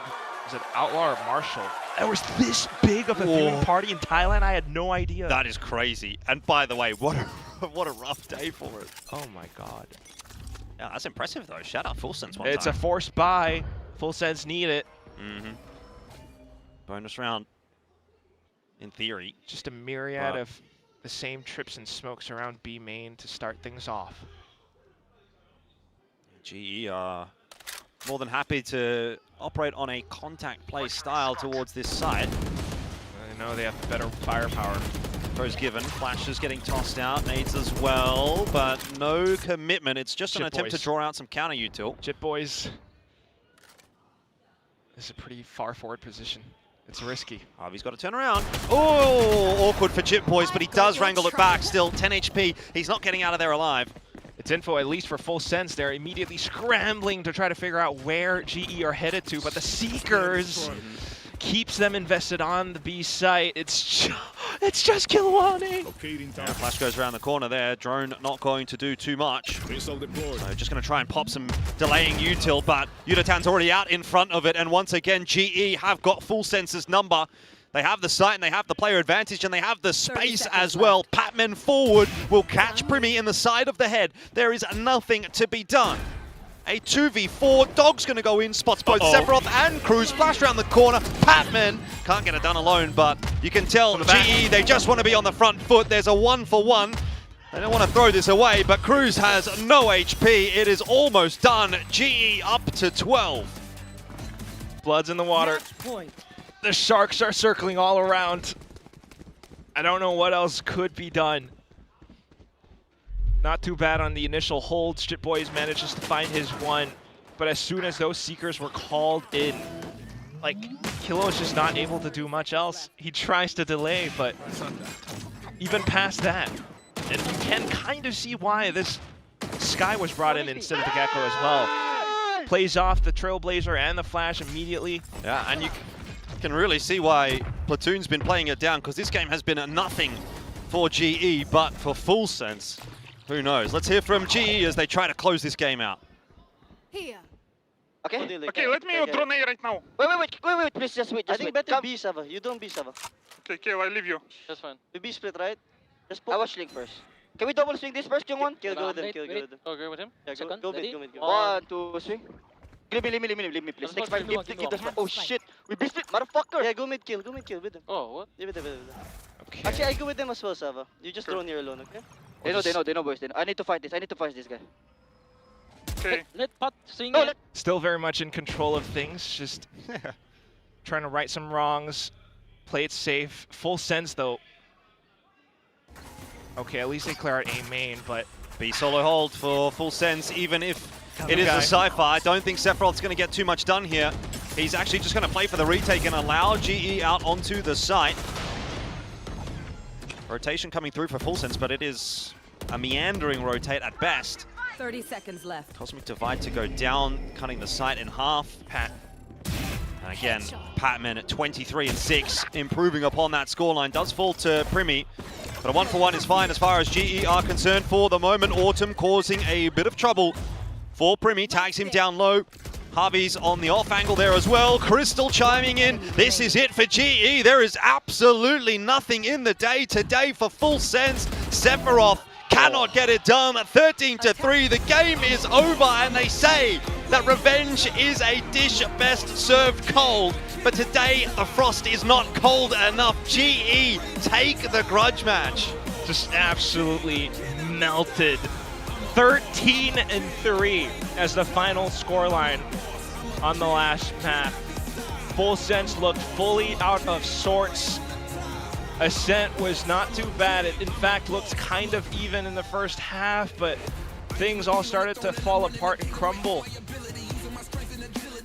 I just don't see this happening too much. I mean, Primi's still putting some numbers up, but they're just not able to hold the map whatsoever. Every single fight they take towards middle, every single hole they tried to have on any round, trying to push in towards A site. G has definitely done their work on Summit, and you have to admit, it pays off. Yeah, very impressive performance from GE today. I mean, there was so much conversation around this match. This was supposed to be a Giga Ultra banger, you know? But to GE, it could have been a postcard. It feels like they sent one just to say to Full Sense, hey, we're moving forward. What about you guys? I mean, Autumn is just on one today. Pat as well on this second map, but this is incredible so far. Let's toss it down over onto the stage with Bella for the winning interview.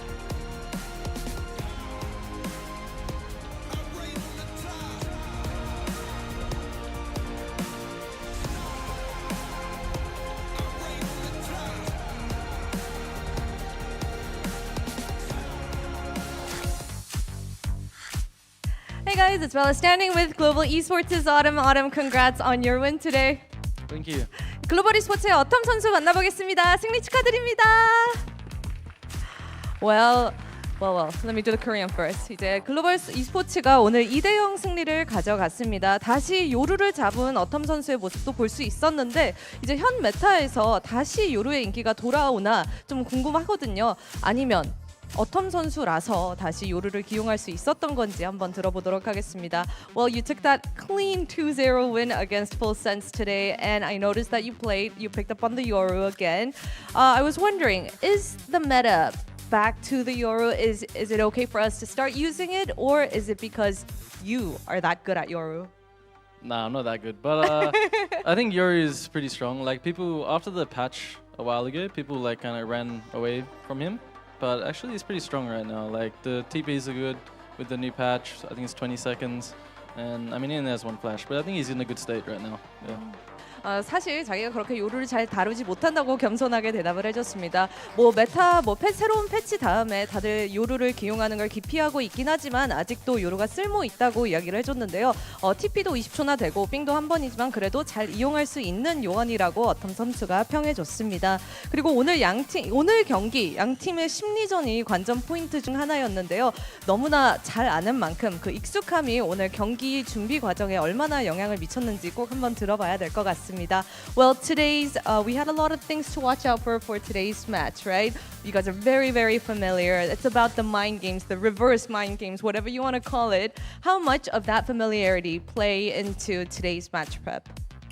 I think honestly not really. Like, I think we just played our own game, we didn't really like focus too hard on what they're doing, and yeah, we just went to it. Yeah? Yeah. And you think that just worked at Yeah, start? yeah, it did. 뭐 사실 서로 그렇게 인식하지 않으면서 경기를 풀어갔다고 이야기를 해줬거든요. 뭔가 심리전에 이렇게 과하게 집중하기보다는 자기만의 게임을 집중하면서 오늘 경기 임했더니 승리가 따라왔다고 이야기를 해줬습니다.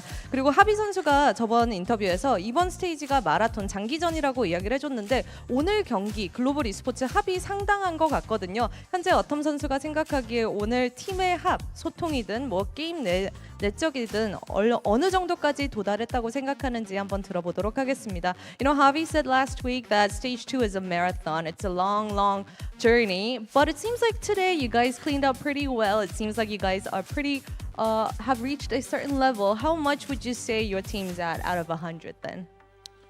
Today, I'd say we're at like 90.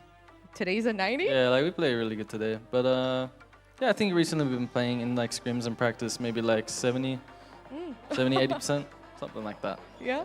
So every day's a new day? Yeah. Okay. 오늘 글로벌 e스포츠의 합은 자기가 생각했을 때 한 90%이다. 평소에 연습할 때는 한 70%인데 이게 매 경기마다 다르기 때문에 그 확답은 줄 수 없다고 어떤 선수가 이야기를 해줬습니다. 이렇게 해서 글로벌 e스포츠의 어떤 선수 인터뷰 해봤습니다. Thank you, Autumn, for that interview and congrats on your win. Thank you for having me.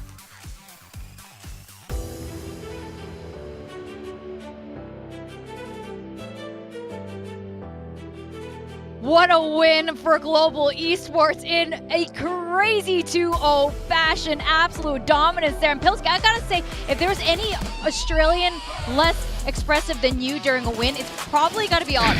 I mean, that's my humble goat, you know? Just like, oh, you're amazing on the Euro. I'm all right. Yeah, you know, that is very Australian, though, to downplay everything. And, Really? you know, yeah, 100%. 100%. Okay. I guess Americans play it up a little bit more. Yeah.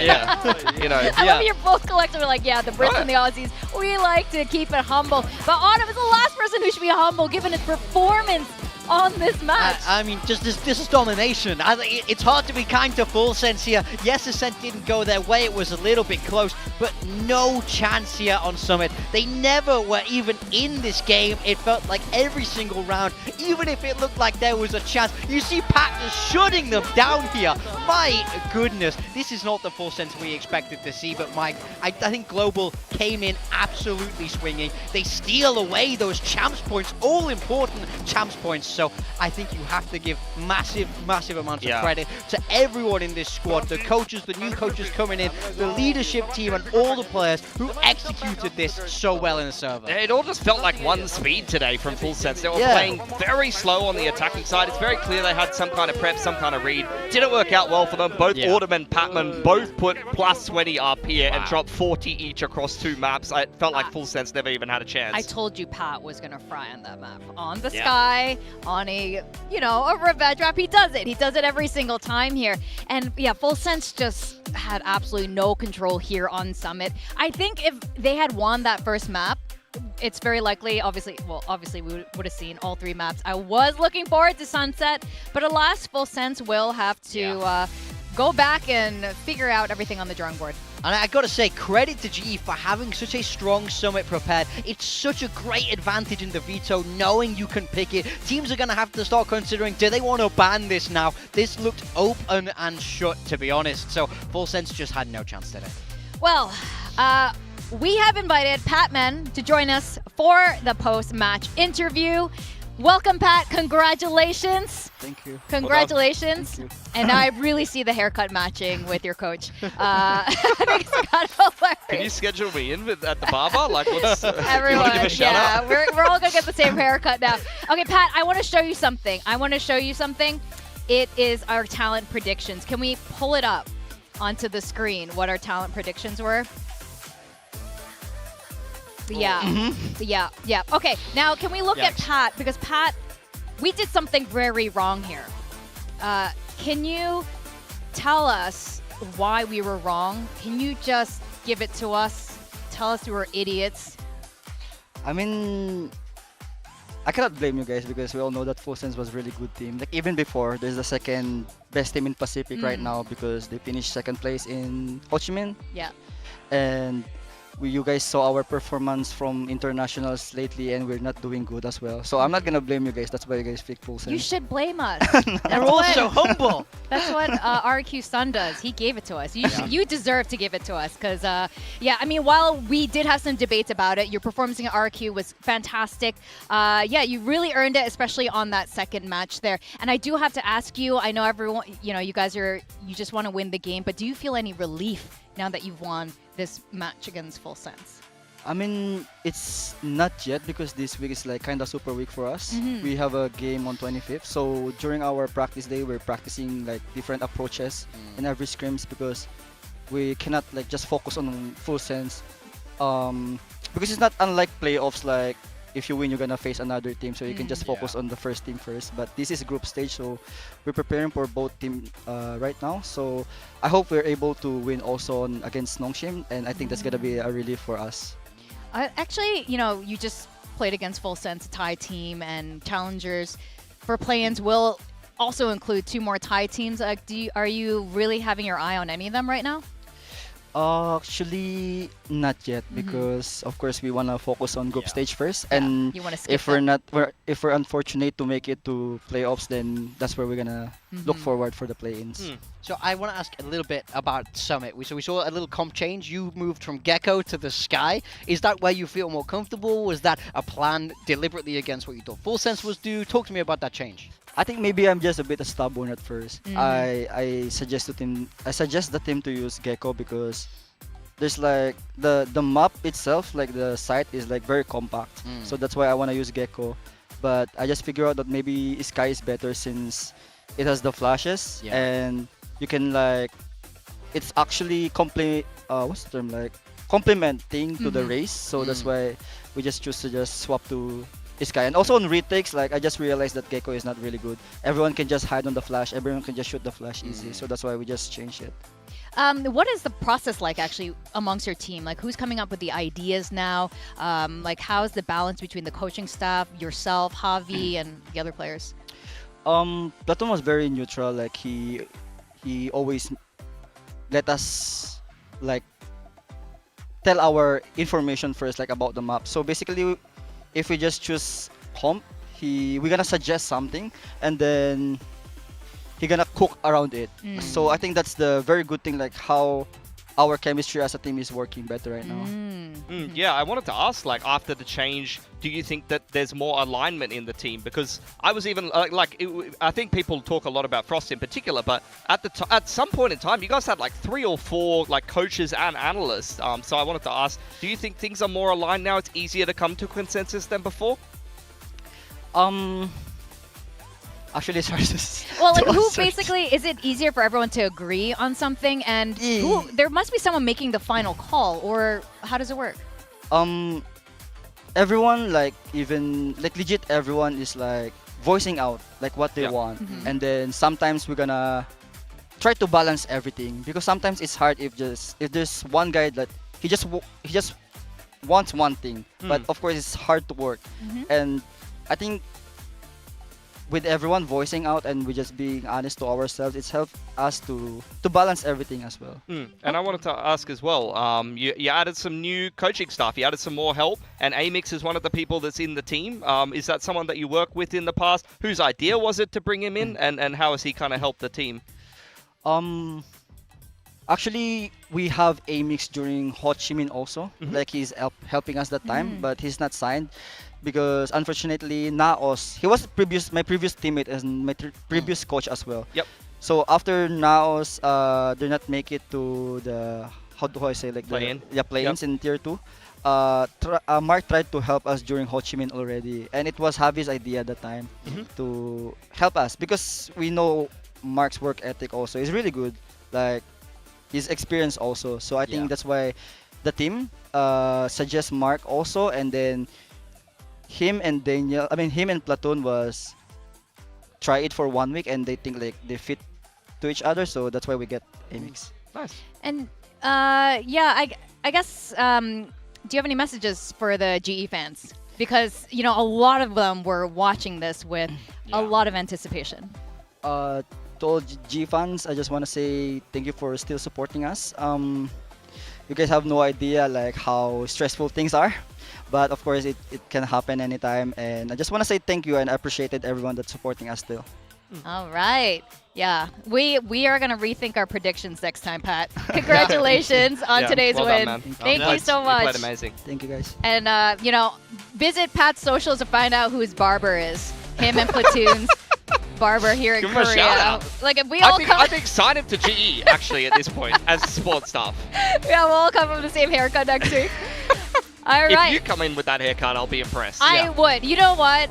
We got to make some bets on this. Okay, we will think of something here. But in the meantime, Autumn, again, gotta give this guy his flowers. Him on the Yoru was a fantastic start to today's match, but it continued well into the second match. I think he did so well on the veto. I think he understands how to use it. He's as aggressive as you would be on a chamber. You see him with those scoped weapons. I think him playing like that also unlocks Yuratan. I think the way that they're now playing the roles, I really, really like. So he's going to be one to watch moving through the rest of the group. I think you see a lot of discussion at the moment of chamber versus veto and what kind of direction you want to go compositionally, but also both of these Sentinels are built for Autumn. Ever since he's come up in the Australian scene, he was a player that played Jet Op or Sentinel, and at the time they were very distinct, defined roles. Now you kind of combine them into one role. It's like he's been practicing this for his whole career. I think it's awesome. Again, the only guy representing Shirley. It's like him, Devi, like the sole representatives. We'll take Devi as well. He's Australian. That's what he said, right? Yeah. Welcome. Oh, sure. I Give mean, him we have citizenship. Zan now Good anyway. day, right? Might as well. Good day. Well, it's going to be a good day for Korea because, you know, there's going to be a Korean MVP at the end of this either way. We got T1 facing against Beryl. We've had some major role swaps and a major change in comps here. Now, Boz, for the first time playing Harbor, really weird how it worked out. Meteor, on the other hand, on that Jet. Munchkin, of course, still taking charge as that IGL. His teammates have commended him for it. DH as well said, you know, his leadership has helped, you know, a lot of the guidance and vision this team wants to move forward. Yeah, I mean, look, I like what they're doing in this team. I think they got a massive win over Paper Rex last week. If you want to push for one of those top two places to skip those play-ins, go straight to the playoffs, T1 has to now be a team you have your eyes on. This is going to be their super week, though. 2 games this week, Barrel and Team Secret. So can they keep that momentum rolling? Can they keep that super team mentality as they move into this difficult week? Yeah, absolutely. I think 2 back-to-back international qualifications that they weren't able to secure has led to a lot of soul-searching for T1. And I think one of the decisions that they've made is putting Meteor in the limelight, really making this guy the centerpiece and the star player of their team once again. Seems to be something that has worked out very, very well for them, at least in their initial game. You've seen 2 very different kind of stylistic approaches from that game on Sunset in the highlights versus the other 2 maps. I do still think there's some flexibility in terms of style there for T1, and you might see them kind of go back and forth a little bit on that one because the Sunset Clock was balls to the wall, double duelist chamber, and Meteor was on the chamber. But the other maps, he is primarily playing that Jet entry, and he had a fantastic time doing it. Yeah, definitely. And I think with DH coming on this roster, it helped enable the players to kind of switch around their roles a little bit. And that little picture of Meteor just now was crazy. I don't know if you saw it on the last screen. That was pretty great. He did the thing against the dinosaurs that everyone talks about. Yeah. He did it again. That was all him. Yep. You see him putting out a fantastic performance in that week 1. 75 kills. He's so close to that best of 3 record there that we've seen in the past. So he was really pushing up the numbers. Truly one of the best performances, one of the best of 3s we've seen in Pacific for some time for this guy. Yeah, 0.91 and KPR across that many round sample size is a very consistent performance. Across all 3 maps, he was definitely a force for T1, and we'll keep an eye on how he continues to find impact. We talked about the comps though, that Sunset comp, double duelist, Izu Buzz. I mean, Izu really is, I kind of want to, he's like duct tape. Compositionally, like literally could just chuck him in whatever role. But the other player that I wanted to highlight was DH. You only saw him on the Omen, but in this iteration of T1, he's been given a lot more responsibility to kind of play whatever role. And I guess the other thing I want to point out in this overall is Buzz is a controller now. That's the other head scratcher. That's the massive one. Look, he's done it in the past in his career, but, you know, there's a difference between being an aggressive Omen to then having to play that Harbor on Breeze. That's not something I ever thought I would see. He did decent as well. His numbers weren't too bad. I mean, he's gonna, he's Buzz. But I want to see how these roles continue to develop, see if we see more chopping and changing, or if it's more just trying to figure out where everybody will land the best. Now, they will be facing against Beryl, and if this was stage 1 or kickoff, we might say T1 has this easily in the bag here. But Beryl had a really fantastic showing last week. They added Foxy9 to the roster. Turned out to be a great ad because that guy did so well across all the maps. They're also finally claiming their first win in Pacific against Team Secret.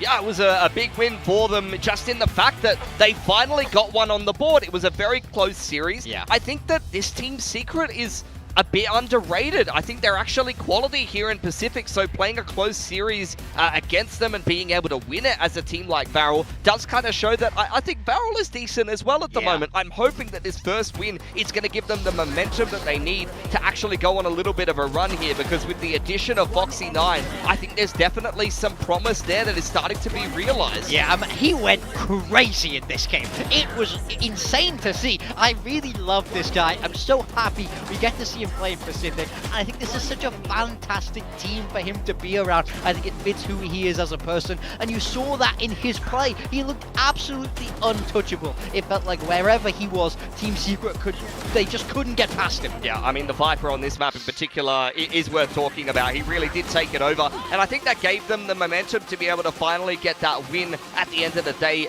against Secret. But I'm hoping for a bit more well-rounded of a performance from Varel today. It can't just be Foxy9, and honestly, I've been impressed of what he's been able to put together. Yeah, look, this is something I really wanted to highlight. This is on the right, we have his first game back here, but then on the left, that's his first game back last year. These are fresh off the bench Foxy9 stats. Exactly. When you bring Foxy9 into your team, you get a beast. It's provable time and time again, so I wasn't surprised to see him have a big performance last week, but can he do it again now? It's not his first game back. I've rested my legs and I'm ready to go. Sometimes you just need to chill out. You know, to have a rest, honestly. That's fair enough, but not all players have that luxury. However, Klaus and Cinder, we've had a little bit of a swapping out between these players, but here are their stats so far. We were a little bit surprised, actually, that Cinder was remaining on the roster for last week's 100%. game. I mean, one of the big reasons why I was so big up on Varel is I assumed Cinder would be on the way out. He's been one of the weaker fraggers in all of Pacific. I know that he plays an important role in terms of, you know, the emotional part of the team, maybe a bit more of a big brother. He's one of the more experienced players on Varel, and he did have actually some good games at the start of stage 1. But across the whole sample size of the year, compared to Klaus, if you eliminate the role question of who's going to play controller, I think that Varel, firepower-wise, is just a better team with Klaus instead of Cinder. I mean, it's worth noting that Cinder is a lot older than the rest of the team, so he does provide that emotional leadership that we know that they like. Maybe that's a big part of it. So I think we'll have to wait and see how Cinder grows into this stage, because I do think there's more there. Yeah, and skirmish results are in. DH winning third. DH is another player we were absolutely hyped about last time he was playing on T1. So glad that he's returned to this roster. This guy's got so much talent, at least on the Omen that we saw last time. A little bit quiet last week, but I'm pretty sure he'll step up. Here's the map. Vito, are you guys liking this for Varel or T1? You guys ended up predicting Varel, actually, so I want to know your whole thought process and if you still feel confident seeing this come through. I'm surprised anyone else went for Varel. I went for Varel feeling like I was a bit of a madman. I think this is a pretty cut and dry match in the favor of T1, but it is. I want to believe in magic. I saw how they reacted when they finally got a win, and even though T1 is a very scary opponent here in Pacific, I want Varel to go on a run, and they need every win they can possibly get to do it. But T1 haven't seen how they're going to play Split in this particular iteration of the team. For Varel, their most recent comp there, you see with the Sage, it's LP on the Sage, was the map we talked about where Foxy9 went ballistic on the Viper. But as we know from Varel, They do like to swap up the comp map to map a lot, so I wonder if they're going to stick to the same approach here on Split. And for T1, we've not seen it from this iteration of the roster. We didn't see it from them last week. The only map in this veto that they played last week was that Sunset, was that map 3, so they're clearly targeting very different things this time around to try and find some weaknesses in VALORANT. So you guys are a double V here, big time. I think I'm the same reason as you. I think I've seen this so many times with teams where all they need is that one win to get the belief rolling. I don't think they're a bad team. I think we've seen them before at how close they've been able to play. Now we know that they can get it across the line. I think they definitely have potential. I'm glad we're aligned on this. We're right next to each other on the graphic. I mean, 2 Vs makes a W. I think it's a W for VALORANT. We've got an easy win here. No chance for T1. I don't care what the rest of the talents say. I don't care what the community says. Foxy9 is my GOAT. I like it. That's a pretty strong case there. I like that. Well, we do have Varel facing against T1, and it is a revitalized Varel. I do like it. Maybe that's what it's for. Well, there's a team called Vital. We're going to go to the stage and welcome the 2 teams. That did work. Smooth.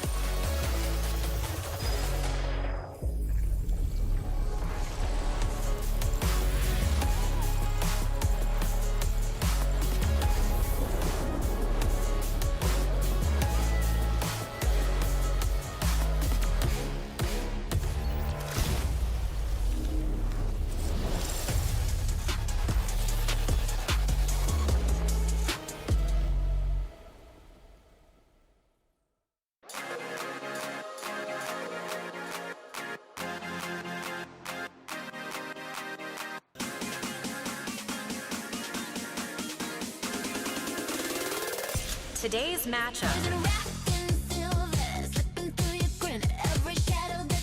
It's week 2 of stage 2 here in Seoul, South Korea.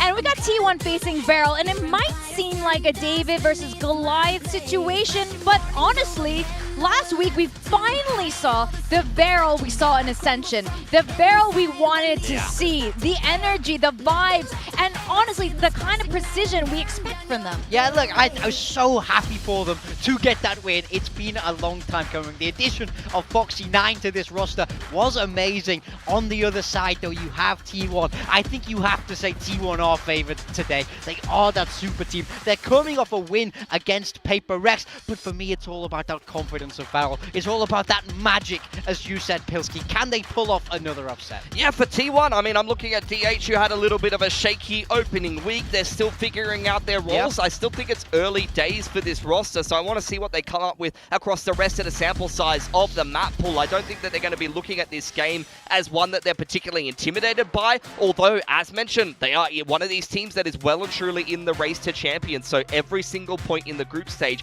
especially against an opponent you're meant to win against, is very important for them. For VALORANT, they just want to continue the momentum. They finally broke the loss streak, 8 series lost in a row, and they finally get a dub, but some people will look at the fact that it's against one of the other kind of poorly performing organizations in Pacific and say, well, you're probably still having to go to the play-ins and have a bit of a grind here. But that team ended up doing great, the opponents that they defeated. I agree, which is Team Secret. So I think right now, all the underdogs are proving themselves right now. But yes, it is a tall order to defeat T1.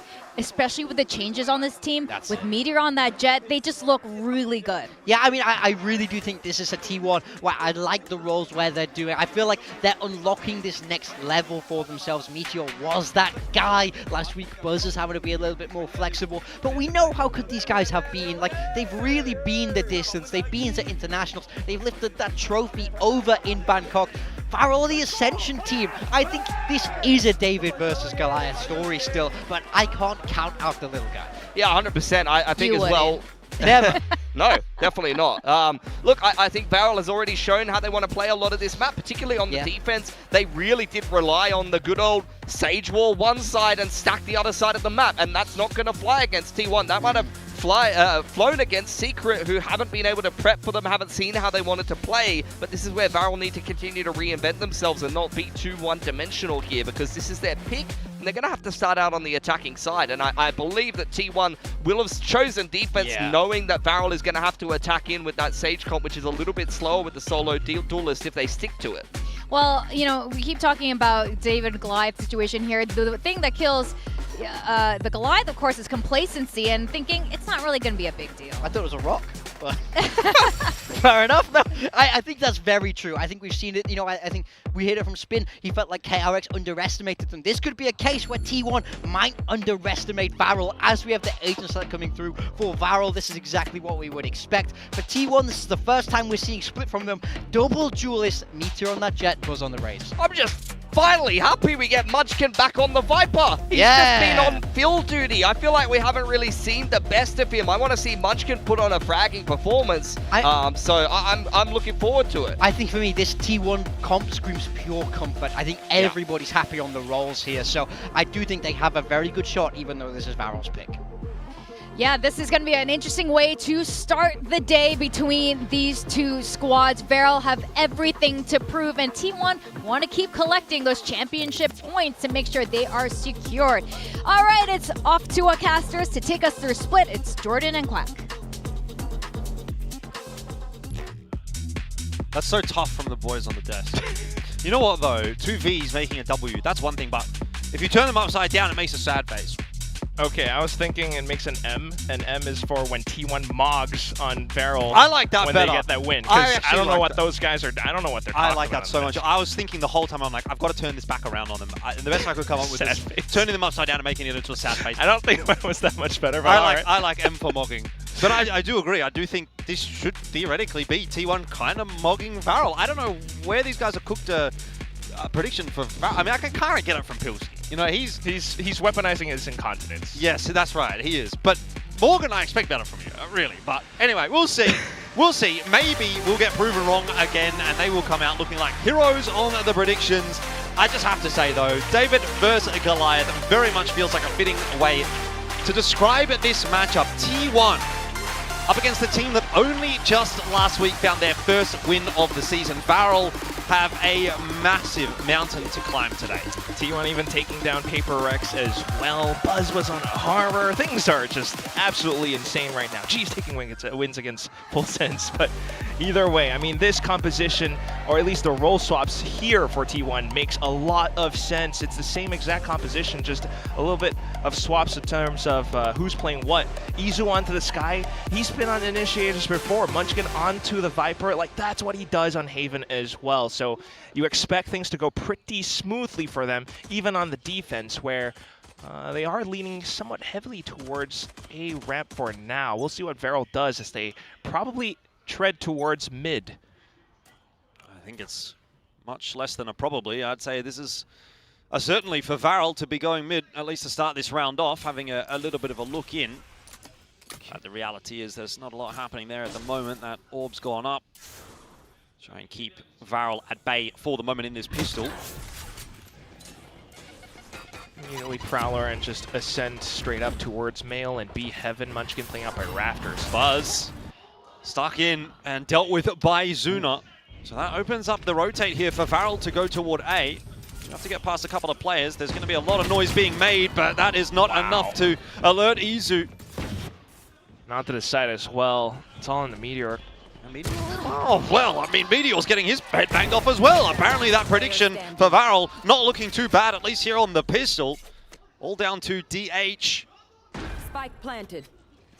Okay, who probably can't do too much. Wants to conceal his position still, but with just that classic, there's nothing that you can really hope to do. Peeks in towards Heaven. There are so many players and a wall in his face. Just got to try and find a duel somewhere, but who's giving him a duel at this point? It'll take him the rest of the round to get through the wall. So kind of has to go back in the other direction, where he's now greeted by 2 smokes. He ain't sneaking anywhere, but he does get a kill. Okay. Tries at least, but yeah. I mean, I think that's one part of the conversation that we haven't really looked that much into yet, is the fact that Foxy9 has said in interviews where You know, in the past, off of that lost streak, it was, you know, a really painful season for VALORANT to go through. Everyone was kind of down in the dumps.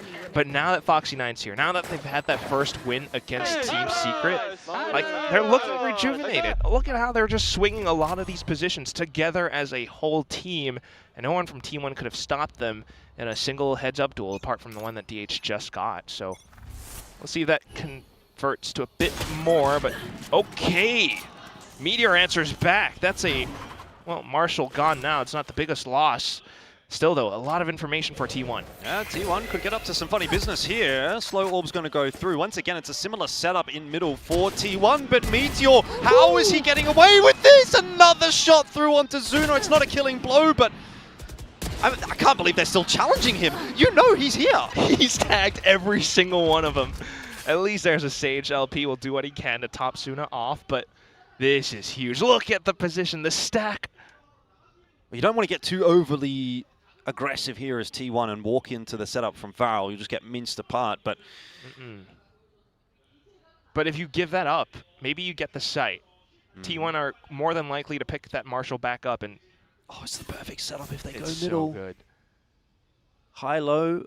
One player in the orb as well to swing on the contact. This could go perfectly for T1. It is all set up for success. Prowler's going to give the info, but Buzz is close enough to hold down the trigger anyway. No, T1 have just bullied VALORANT out of the server in that round. And, you know, I think that's unfortunately what we might see a little bit more of today. We had high hopes for VALORANT after that pistol, but T1, they're a pretty good side. It's one of those, you know, come down little bro moments. I mean, okay, so this is one of those things. A lot of people do tend to forget, you know, since Meteor has been relegated to playing Sentinels for the better part of a year. Back in 2023, like, this is what he was known for in the Korean scene. Jet and a Marshall, and he was always popping hits. He didn't really get a headshot this time around, but he got that one kill, picked up the Marshall, and went off on a tear. Now he gets again to go in with an Outlaw, while VALORANT once more makes moves around middle. Yeah, a bit of an investment from VALORANT as well. They're not prepared to give this one up just yet. That Prowler dealt with, and so too Cinder and Zexy. DH keeping his teammate Munchkin alive. Can't keep himself alive, nor Munchkin in the long term, but has done enough of a job to pretty much seal the deal for this round. Foxy's going to be spotted out clean. A couple of kills in the end there from Buzz. T1 will not make the same mistake that VALORANT did. And so they are well and truly on top. Yeah, not a single bit. I mean, especially with that swing off the economy from the previous round as well. These losses are not too big of an issue for T1. They're just going to continue to be able to buy back up. But at the same time, you start to picture, you know, how their setups are going to go. We've seen it before already. And it's just pretty fluid as well. You're just going to have Meteor now upgraded to a full operator with a bit of assistance from Izu as well. Same thing with still the combo of utility out towards middle, which is where VALORANT have treaded towards most of the time. But let's have a listen in to see what VALORANT does on their attacking half. 스카이 플래시 하나 빠졌고 왔어? A로 모이자 그냥. A로 모이자.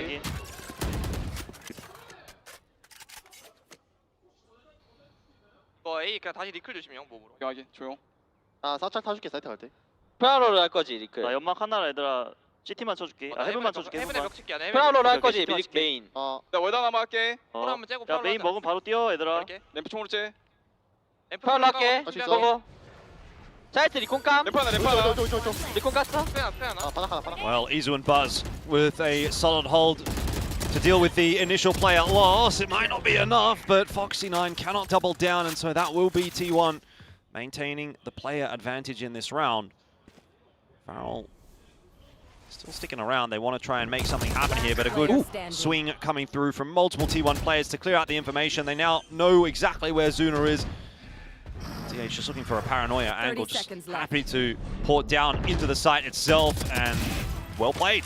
T1 secure the 3-1 lead. I was a bit worried when Meteor was sort of getting aggressive on his own solo there outside of A, but the rest of the team has it on lock, it would seem. Definitely. I mean, off still retrieved as well. It was, you know, a little bit worrisome at some points, but you can definitely see, you know, what is going to be that game plan for T1 still. Every single fight that they take it with advantage. Off to the back end, you know, VALORANT is meant to try to clear out more of those corners or positions, or at least keep them locked off with the slow orb, but they didn't quite expect Izu in the corner. And then you you know, Boombot plus Paranoia, just no chance. You go again, Varel decides to try to pick up the pace towards A site. Well, held at bay by the moment, though. They're going to just commit straight through, and it's gone all wrong. Buzz is there waiting for them. Izu there as well to help him out, and frankly, it seems like Varel are making it a bit too easy for T1 in that round. Yeah, this one is just straight up scissors beats paper. You know, you try multiple things from the past round. You saw Meteor push down this angle with an op, and you think he's going to do the same thing, but T1 completely flips it on its head. This is a little bit too simplistic, perhaps, from Varel, but we'll see if they can try something different on the next. They're off to B site now. Yeah, I want to keep my eyes on Buzz here because he's moved over from A to B. He's got the Showstopper online as well, and that's where Varel are going. So I expect we're going to see something reasonably explosive in this round, especially if Varel tried to pick the pace up. It might be T1 that want to pick the pace up here, though. Izu's holding the flash. Okay. Time to hunt. Scout destroyed. There's the Showstopper, as expected. Well, that's immediately an advantage. No trade available. Meteor still holding, you know, a slight off angle on that off. This is tough to break. Indeed. Dash available for Meteor as well to get out should the shot miss. That is a good thing too. Player advantage is maintained for T1. Whole team pivots back over for more resources towards the B site. Leaves a gap out towards middle, but otherwise T1's still pretty happy with the current state of things. As you would be. Back on the line again is Meteor, so he has a second bite at the cherry, and it is sweet. Connection onto Zexy, so as Varel try to work their way around the map, they are just losing player after player. Meteor missing the opportunity there onto LP, does feel pressured enough to pull out the Blade Storm, knows that there's going to be a close range engagement here in a second. LP in the smoke, waits patiently enough. Munchkin has come across, so has DH. Pit is going to be ripped. It looks like a push coming out the pit. Foxy9 just catches up to Munchkin as he tries to push his way through, but it's not going to be enough this time for T1. A little bit more patience and restraint from Varel gets the job done. Hell yeah. Bunker down inside of that pit. Foxy9 was holding on to that for a couple of rounds, and it finally finds the right situation. You know, Meteor didn't necessarily have to take that duel, but you know, he felt pressured to do it either way. And ultimately, I think that's what turned things on its head, 2v2 in that point. So otherwise, still pretty safe, and you can see how Varel keeps their options available. They keep, you know, a couple of Prowlers in their pockets, maybe a Haunt that comes back up, and they can always re-clear more sections of the map. So this is not truly done, not truly a done deal yet. Varel once again starts off with that same layer of conditioning. Yeah, Meteor being very mobile with the op this game. Has played towards A, he's played towards B, now he's playing towards middle. Recognizes that that's more than likely where Varel's about to go. Then that does give Foxy9 a bit of space towards A. Yeah, Foxy9 had a bit of success with these kinds of lurks last week. I think that T1 should be aware of the possibility. If someone goes down, there should be an immediate trade, so... We can't walk past Buzz's line. Like, he has to fight that line. He's just going to stay tucked in. Maybe call the team over, but... Yeah, that's a difficulty. He can't get any further without taking a fight. Okay. DH catching LP as he tries to lurk his way out onto the B side, and now committing, or not quite committing, to a ball back over to A. Goes back to B. Happy with that. Smoke down. Mind games in effect now. 30 seconds to go, though. I mean, I don't know how much you can continue to mind game your way out of this. You might have some big ults to try and deploy, but... Gotta save him next round. Yeah, like, you just don't have the manpower. Yeah. And this is what works out so well for T1. This 2-1-2 setup. Yeah, Meteor's up by middle, and it does give Foxy9 a bit of space, but because of the positions that are held by Izu and Buzz, it's going to be difficult for Foxy9. I don't know, man. I look at this round, and I kind of get the feeling that the Varel ideas tap is kind of already starting to run dry a little bit. If that's what you're going to do, you're going to lurk a player out onto A and then try to lurk a player out onto B and then go, oops, well, we've lost the round. You need to be doing a bit more, especially against a team like T1. You know, maybe this works every now and then, but more than likely it doesn't. We haven't really seen them get a clear read for, like, you know, where Meteor would be positioned. So I think that's one of the main things, knowing that he's always going to be on that op. So probably going to want to work the map a little bit to figure that out first. And they are trying different things now, given by their current positions. But same goes for T1, though. They might go in for a mid-crunch. Just the one player here to deal with it for Varel. Foxy9. Pretty sharp, though. Oh, very sharp, though. 1 by 1. They walk into his crosshair, and I tell you what, you don't need many ideas on the attack if that's how things are going to start. Hello, T1. What was... Is T1 there? A bit lackadaisical, maybe, from them. All right, well, sight now granted. Oh, so unfortunate for Meteor. He just falls off the line at the perfect time for Zexy to swing. And then there's just Izu. I guess you chalk that one up to Foxy9's brilliance of being able to hold down the angle, but the trades were just so far apart. It kind of turns into individual 1v1s for the guy, which is kind of,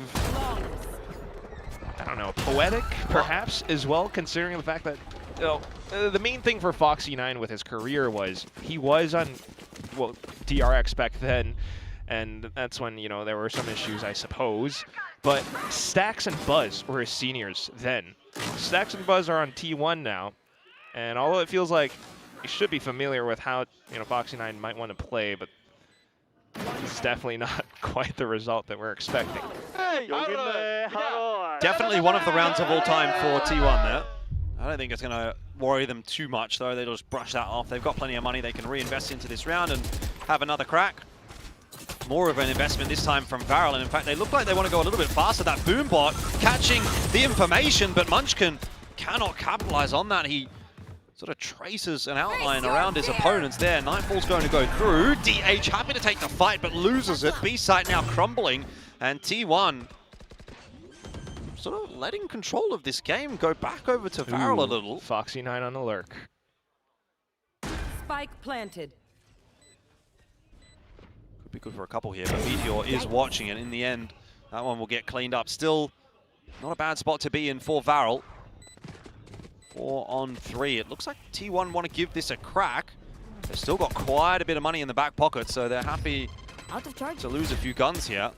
Commitment is very much there, but working their way through this with a flash isn't quite going to work out. Izu gets the 1-for-1. Meteor picked up by the second lurk.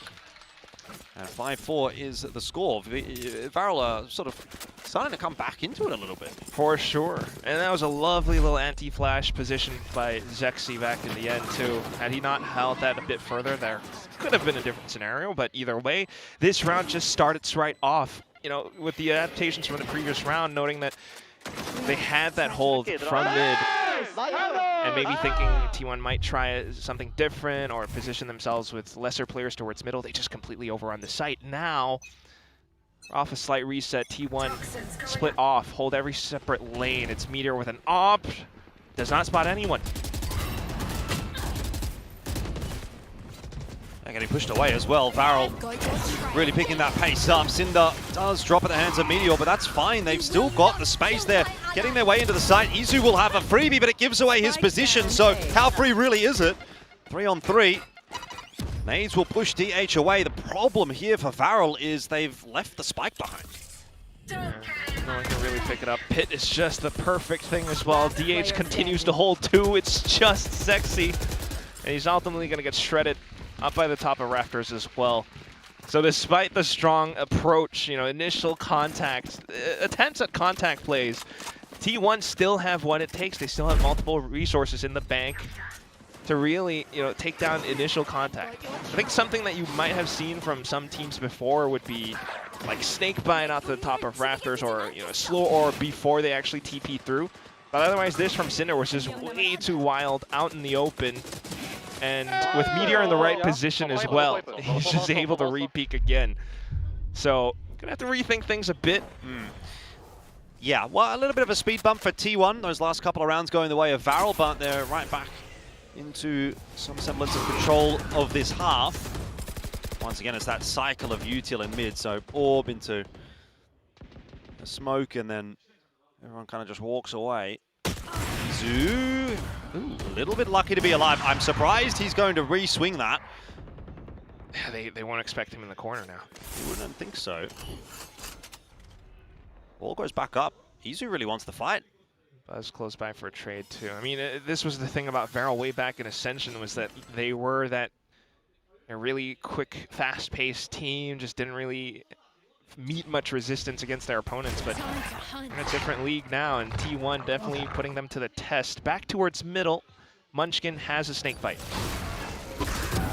Munchkin gets the better of Zexy. It's a 1-for-1 though, and I think VALORANT will be okay with that for now. That paranoia will of course slow them down, and now a dark cover as well that they have to commit to pushing their way through. They're aware there's someone on the other side, but even still, DH, it's too easy of a duel for him, and Meteor not going to be missing sitters like that. Gets a chance at another. It's stolen away by Buzz. All on the shoulders of Zuna, but Buzz is having a game at the moment. 14-4, and T1 are reaping the benefits. Last round before the switch. Just continuing to farm up as well. Showstopper in his pocket. Meteor doesn't really need to rack up too much of a statistic as well. I mean, it's just multiple layers. If DH or Munchkin goes down, there's still enough stalling or delay utility that VALORANT can't go in as fast as they would have liked. And even if they do, they're going to be met with more players off to the other end because of the information already gained all throughout the map. So wonderful work by T1, and that's always, you know, how they have tended to play, but a little bit quicker for Garage Control this time. Announces VALORANT's presence towards the B section of the map. Oh, Zexy. Double satchel forward, showstopper. They've showstoppered each other. What? Mid-air. Uh-oh. Mutually assured destruction, but I think it might be a bit more destruction right here for VALORANT than it is for T1. 2-on-3. Zuna and Cinder slow things down a little bit. They're looking for information with those Prowlers, but there's only so much they can really get. Meteor is quick-witted, but so is Cinder. And how on earth has he won that? Not always the player in the spotlight, but managing to take down the likes of T1 in those final moments, still having his say. I mean, he's one of the more experienced players on the squad as well, so I kind of love to see that. But either way, the way this whole round plays out, T1 perhaps overheating a bit, trying to get some of the kills, Cinder getting the flicks back and forth, is definitely lovely. We are still on for perhaps a bit more of a map. Yeah, what's your read on this? I mean, 7-5, that looks like a pretty competitive half. I want to say I still feel pretty confident for T1, but I think, can we take anything positive from that for VALORANT? I think you can, because it really just shows that the team still has a bit more depth. They're not so much shaken by how T1 is able to hold on some of these sides, or Meteor's operator. You see Zexy buying back up on his own. They start to pick up the pace against him immediately with the showstopper Nightfall plays. It's not too bad, but it's still not the greatest, right? 7-5. You really want the pistol for the next one. Yeah, I think you can be happy as VALORANT with a 7-5 against T1. Not expecting to come into this and dominate them. If you're going to win today as VALORANT, it is going to be a hard-fought victory, similar to their win in week 1.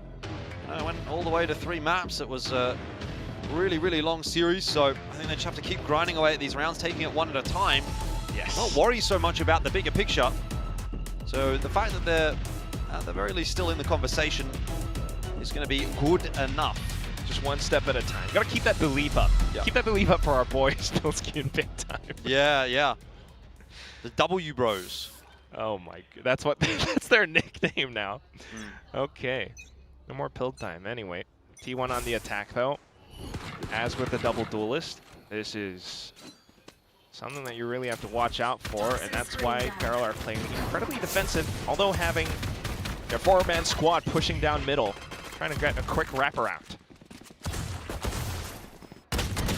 Quick take into the A side, but it is going to be at the cost of Munchkin's life, who was holding the flank. So, player deficit, maybe not for long. Buzz is good for 1 onto Zexy. He's going to be double swung here, you'd think, but playing the angles nicely. Ooh. Still just oversteps his welcome a little bit there. And now Meteor, tough one for him. Flash onto Izu from himself, doesn't really do the job. Zuna gets it down, and it's on to DH, who has no idea that Foxy9 is swinging him. T1, a little bit too individualistic in that round. You'd have to say there was a lot of solo fights. Yeah. That was always the thing about T1. You know, it's the whole super team discussion. Now they are able to actually take those fights on, but you have to think about the context of the situation as well. Buzz does well to recognize it, but no one's available close by for a quick trade. And then he was watching an angle up by the ropes as well, but a quick little bit of movement from Cinder really throws things off. So all the little 1v1s eventuates to this, both pistols being taken by Varel, where they can definitely turn this map around if they're able to really stall T1's engine. It's a good wall. Too much of a force. Wall gives information. No. Varel pretty happy. Still waiting. Walls everywhere. Walls on walls on walls. We've got the Sage walls. We've got the 2 Viper walls. Anybody like walls? Anyone want to buy a wall? We've got them. I think on the president likes walls, but anyway. Wait, hang on a second. Just stall and slow things down. Now you got paint shells to try and do that.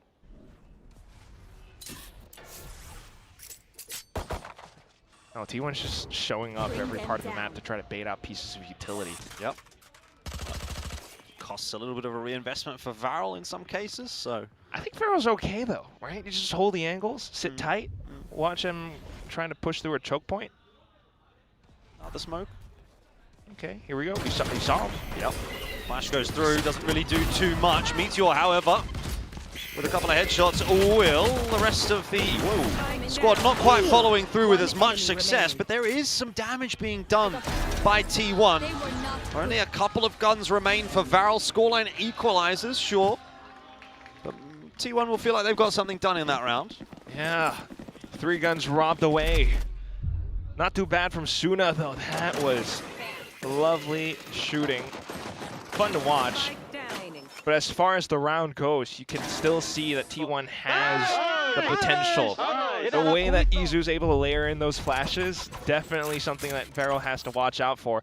Especially for this round where they're going to be a little bit lesser equipped. Just a judge in the hands for Foxy9. Suna onto the Guardian still. See what they can get done. T1 does their initial scouting. Oh, good little tag as well. That is going to force out the mid util. The orb goes up early. T1 are, again, just relying a lot on these sort of contact plays, opening duels, 1v1s. Not necessarily getting the better of them. Yeah, I was not expecting Munchkin to go down. But that's amazing. 1-3-1 approach now has to be centered a lot more. So going back in to refill that space that Munchkin just lost, thinking that Varel would rotate somewhere else, Varel kind of has. So a bit of pressure just to keep Varel interested, while the alpha squad of T1 starts to peek their heads in towards A. It's just Suna close by. Although there's a great chance for a possible retake play, right? The Nightfall that Suna's holding on to. As long as he doesn't die. Well, I guess that is a pretty imperative point to be making. 30 seconds left. They are happy to allow that spike to go down. And you're right about the Nightfall. It is going to get pulled in this round. Spike planted. It will be quite useful for the retake. Izu will not be too worried about the shenanigans Foxy is up to. Now multiple players on the side, though, fighting for their lives. DH does well to trade out, but LP is there as well to do the same. 2-on-2 now. And Buzz and Izu have some pretty good post-plant positions. At least Buzz does. He'll give up his life, but it won't matter because Izu has it on lock. That would have been a scary moment for a second for T1 when Buzz went down, but they will maintain the lead. It is Varel still having to play catch-up. Yeah. Not too shabby, though. They almost had it, if not for Izu. I mean, whips that flash around the corner, coordinates it with Buzz and in for the peak as well. Varel really weren't expecting him there because they just spotted out Buzz by the top of heaven. So either way, not too bad. T1 definitely still pretty much in control, being able to recognize where else Varel could approach from. And they go back in again. We'll see what they can put together as they make their approach towards B.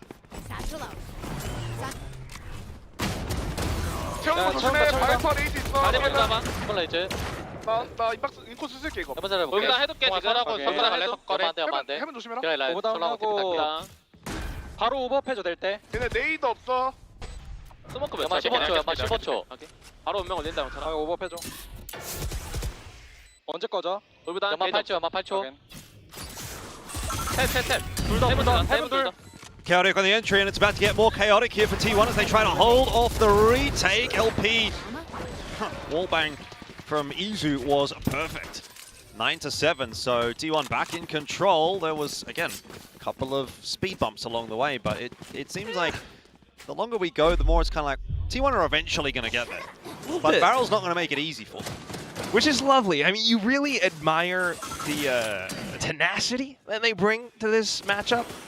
But all said and done, T1 definitely still has that much more depth and experience, and the coordinated pushes that they're able to pull off. It's tough for VALORANT. So as far as those rope bumps go, T1 don't really get bothered by them too much, but we'll see if TK9 can come up with something a little bit more stable, something that really gives VALORANT a strong lead. Perhaps not for the next round, though, with the current situation of things. T1 are really close to their ultimates as well, so if you're going to throw them a lifeline, what do you call one of those little, like, floater things? A floating circle thing. Floating circle thing, yeah. What is it called? I can't remember, but yeah, definitely need those really quickly. DH's mum and dad on the screen there for a second, so come out to support, which is lovely to see. Your son in a prestigious sports organization. My parents came and watched me cast one tournament one time. Really? And I felt $1 million. I felt like the king that day, you know? This is like every Asian gamer kid's dream. Yeah, true. Their parents approve. Oh my god. Oh, we go again. T1 just went in for a concerted push. VALORANT now thinking to reinforce that site like heck. 3-1-1, and that leaves A site so much weaker. I suppose it's a bit of an easier sell to convince your parents when you get picked up by T1. I'm the same org as Faker. Yeah. Faker just got some honorary, like, police something. I saw that. That's so crazy. Anyway, back to the job at hand as T1 are starting to encroach towards A. We're kind of seeing movements on the other side of the map. Cinder's got the back of DH. Mum and Dad won't be too pleased with that one. And all this as Foxy able to pick himself up one as well. So numbers not looking too bad. Showstopper does have to get invested. T1 kind of pulling the stops out to make sure they get through this round. Okay. Spike planted. Off towards the top of A heaven. Maybe there's a weapon to be retrieved. Zexy has a showstopper as well. This is not impossible.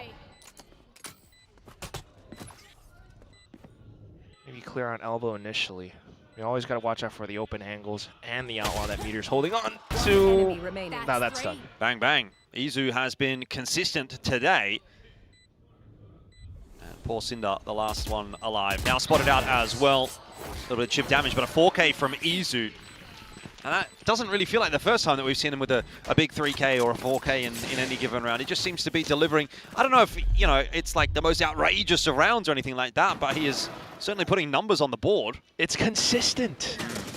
And he's been that reliable player for the team. And you know what's the craziest thing? This smoke was set up by, I believe, not DH. I think it's Cinder. It's meant to block off ramp. But Izu just plays around it instead, and it kind of works out against VALORANT. So a little bit unfortunate. Not entirely sure. I'll have to look that back. But either way now, T1 so confident. A sudden quick pacey push out towards A. Whoa, Zexy in a bit of trouble there, but somehow gets out alive. The dog going to try and chase him down. DH also faltering.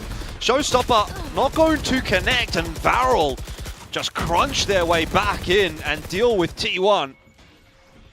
Not fully expecting players to be reaggressing or peeking back out from the top of vents as well. So again, some slight, mistakes that we do start to see from T1 at times. Quicker rotations from VALORANT as well does work out pretty handily, but the round's not over yet. Looking for some isolated kills if possible, but VALORANT playing disciplined as well. I mean, this will take some clutching for T1. It's not over, you're right, but they don't really have any avenues in. There's a possible haunt for Asuna at some point, too. At any point could toss it. 30 seconds for T1. Izu's just going to tuck into a corner, hope that someone pushes up at some point, but if not, work off of Heaven. T1 are really playing for the mistake from VALORANT here. They're really hoping they're going to get the swing or the peak, and they just have not. It's been very disciplined from VALORANT thus far. There's the first real opportunity, and it might have been grabbed had that second kill gone through for Izu. They're not aware of another player on the site, so that 10-second timer will now become an impossibility to overcome, if not even the kills, as VALORANT claim the 8th.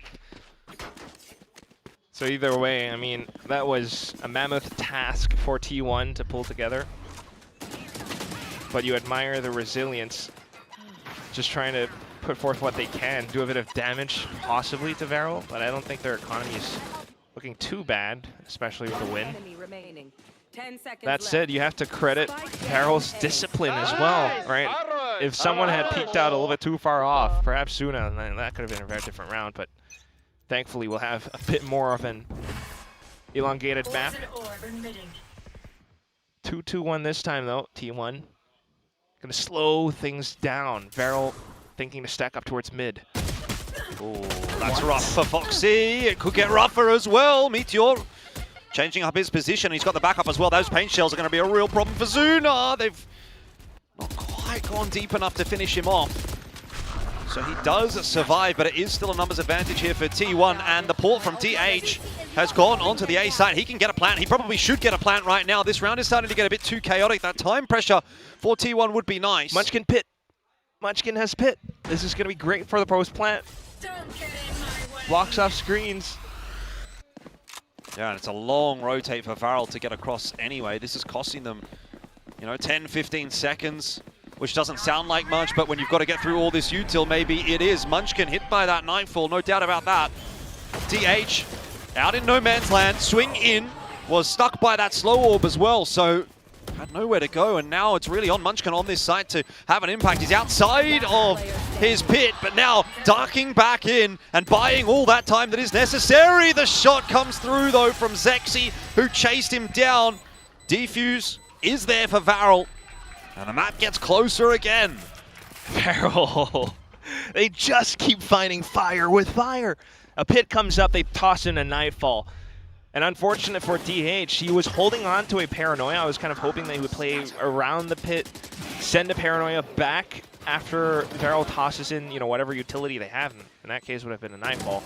Buys a bit of time for Munchkin to play around, perhaps, but without that, he holds the angle, goes down early. That was a tough fight. But at the same time, if you were T1, given your, depending on how your next buy goes or the next few buys, you might be not too unhappy about the result of that one because you've taken a Nightfall away from your opponents, but you're also kind of broke. I mean, yeah, where's the money here? No Bladestorm, no Showstopper, so can't lean on those Duelist ultis to provide that extra firepower as T1. Kind of reminds you of the whole David Goliath thing, right? They can't afford to get too complacent, otherwise they get hit by rocks, apparently. I thought it was complacency that killed Goliath. Maybe it's a rock with a bit of tape on it, and then someone wrote complacency on the rock. Complacency, have you ever seen that? Yeah. It's no wonder people are afraid of technology. Pocket sand. Technology! Ugh. Who knows? But that's definitely what T1 has to watch out for, hence the timeout. They'll buy up whatever they can and still have enough for the next round. They have pulled off Thrifties before, so same can be said for VALORANT. We're kind of hungry for information. Going to be just Foxy9 in middle right now for them, and that's where the predominant force is going to be headed for T1. Very quick up over the top for both Buzz and Meteor. They take that space really, really fast, and so T1 have the opportunity here to kind of keep that pace up, that pressure on. But really, it has to come down to Meteor finding an entry here, and there was one. The chance has gone begging, though. It gets a little messy in the end. The recovery isn't quite in for T1. They had the right idea. They had the right position, but the execution was just missing a tiny bit, and that is going to be their undoing for this round. So we should be seeing a 10-10, an equalizing scoreline. I mean, that honestly was well done by Zexy, though. Like, Yeah, the idea is you just don't expect your opponents to be going that fast on like what should be their half buy or eco round, but it was, so they were a little bit caught off guard. But Zexy had the quick moves, immediately drops off of Raptors, and that throws off Meteor's whole spray pattern. He was not able to control that recoil, and because of that, he couldn't get the first duel that was needed to get the ball rolling. So now it's a tied up score. And depending on how this next round goes, T1 might be in a precarious position. Zexy has a showstopper as well. Could very well surprise them with a showstopper play. There's no getting out of there for Munchkin. Zexy's been having a day for sure. And improving upon that as well. Cops a little bit of a top up there from LP just to say good work. So back to 100 HP. And I mean, we have to start getting into the cast, the part of the cast now where we think, can Varel win this map? Because I feel like for now, I think they can. Up to this point, we've kind of been going, oh, okay, T1's been ahead. They've looked like the team that would close this map out. But now Varel feels like they're in with a real chance. Seekers are going to be invested. T1, oh, that's so good. Not holding anything in check for this round. They really want to try and convert it. Guiding Light's going to go through, but they're walking into a massive crossfire. Varel set up perfectly for that take. T1, are they going to falter at the final hurdle? The 11th hour could be their undoing. They're getting hit by a rock, Jordan. It's a big rock. And again, it's down to, I guess, Izu once more to try to find what he can. Cinder's right up behind, though, so this round, as far as I'm concerned, is done. There we go. Cinder, he took a little bit to cotton onto Izu's peak there, but doesn't matter. Yeah. 11 and 10. And that one, I have to say, MVP of that round is LP. He might not be doing the most work with the kills, but that wall showstopper, you just don't expect your opponent to be doing that. And then the way he layers his slows as well. Doesn't immediately dump 2. Saves up 1 more. So he kind of just confirms where his opponents are going to commit towards. The second one comes in, and his teammates are already prepared with a crossfire of their own. And that's why Sage kind of works out very nicely in this double duelist meta. It's a counter to the meta. We'll kind of see how it continues to shape up as well. Same position. Yeah, I mean, not much cash money here for T1, so they are once again kind of scraping the bottom of the barrel. But hey, apparently a Sheriff can get it done. Foxy9 goes down. It's a similar approach, right? You've got Buzz and Meteor given the power weapons in this round and asked to do the job on the entry. And again, Meteor falls at the hands of Zexy. That's your Phantom lost as well. That is irretrievable. Another heads-up duel that Meteor hasn't really been able to pick up. Quick with the rotations over on the A side, though. Oh, but they just can't take down LP. DH spotted out in the middle there as well, so should be no surprise that there's a swing coming through for Zuna, who makes short work of it. T1 really fumbling the bag here. This was looking like such a calm game for them, but now it almost feels like it's out of their hands. It really makes you want to root for the underdog, don't it?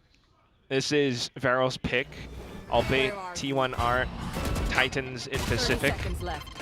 This does not feel like a doable round with the multiple players all around top of B Heaven. And that's map point now as well. The final possible buy for T1. Otherwise, it's going to be a 13-10. You're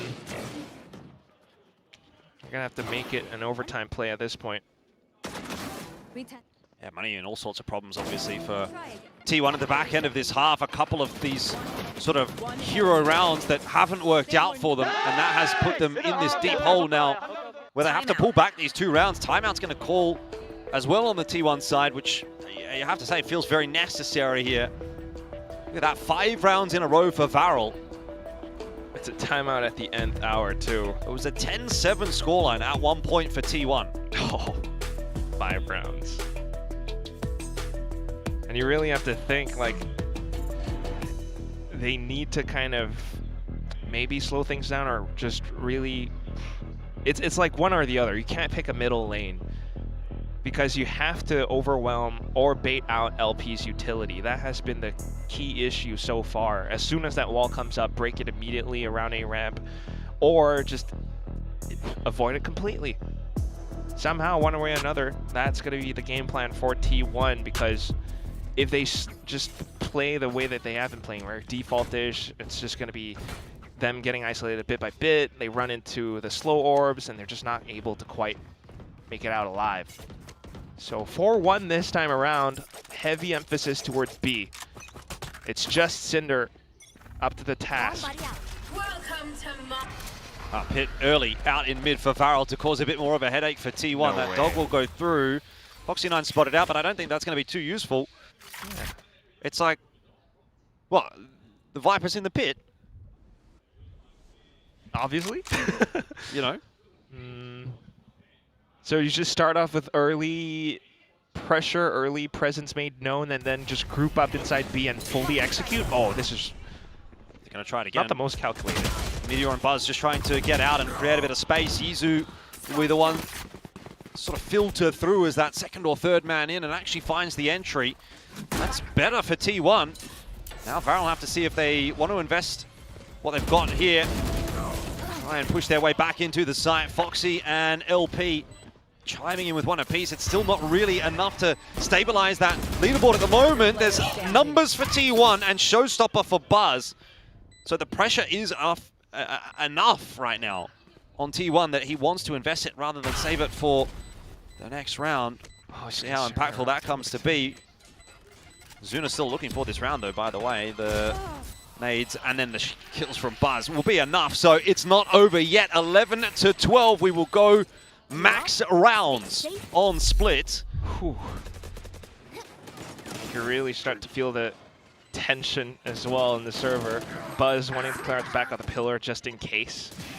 But either way, the ideas kind of worked out. If Cinder had picked up an initial frag though, this could have been a very different result.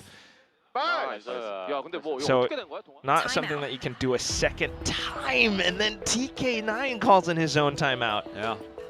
What do you do here? What's the call? You do have a res, so that will potentially help out. Maybe you try something aggressive early in the round. Possibly. Go for a res play. You don't want to get, you know, you don't want to get too aggressive. Not the most aggressive, but you have something with like Suna, Zexy, LP push a single spot. Suna goes for the alt orb, and then you have, you know, a possible way to come in with a retake depending how the initial exchange goes, as long as you don't meet into a full T1 force, which, given how most of the rounds have gone, you don't expect T1 to start off rounds like that. But then again, off of this timeout, you're never quite sure. It all depends on what KDG reads as well, so LP fans, Varel, they're gonna have to be wary. Oh, and it's gonna be a full 5-stack from T1. Yeah, the Sage over towards B, so it probably doesn't come into play that res, at least initially in the opening stages of the round. I wonder if we're going to get another fast play out here from T1. I think we probably will. DH can port back in onto the site as well if there's entries that are hit and they want to get in quickly. You know, the Bladestorm's out. These have been the more successful rounds for T1 in my mind, where they've gone a little bit faster, but Zuna's still in on the site. Trouble is, Meteor's gone past and dealt with Foxy9. It's getting a little awkward here, though, for T1. Meteor's out on an island. No plant yet. Yeah, they haven't gotten into the site cleanly. Zuna doing a lot of work holding on, and Cinder's timing here could be big. The res out onto Zexy. Munchkin needs 3. He gets 2.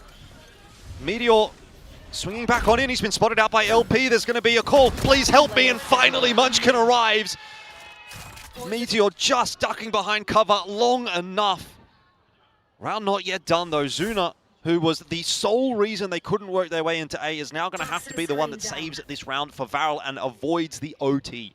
He clears out ramps, knows that they're probably picking up the spike together. Has a seize as well. He's considering B site. Well, it would be bold. It would be a Galaxy Brain move, because it seems like that's where T1 are headed as well. Meets them by middle. Oh, T1 heads back. I wonder if they can maybe catch a glimpse of the crowd. You know? I mean, the crowd's making a lot of noise here, so both sides of this equation are going to be wondering what does that mean. You know, Hot's back. This is big info now. The orb's a good one to get them into the site. 10 seconds left. Zuna's going to try and push out past it, but the plant is safe, so he's going to have to make noise if he wants to drop, unless a mistake is made by T1 and they peek him. They probably will jiggle. Munchkin looks like he wants to, but he's not seen anything just yet. There we go, info given, but a kill as well. Nightfall down, that's Meteor's position given away. Prowler to try and chase him.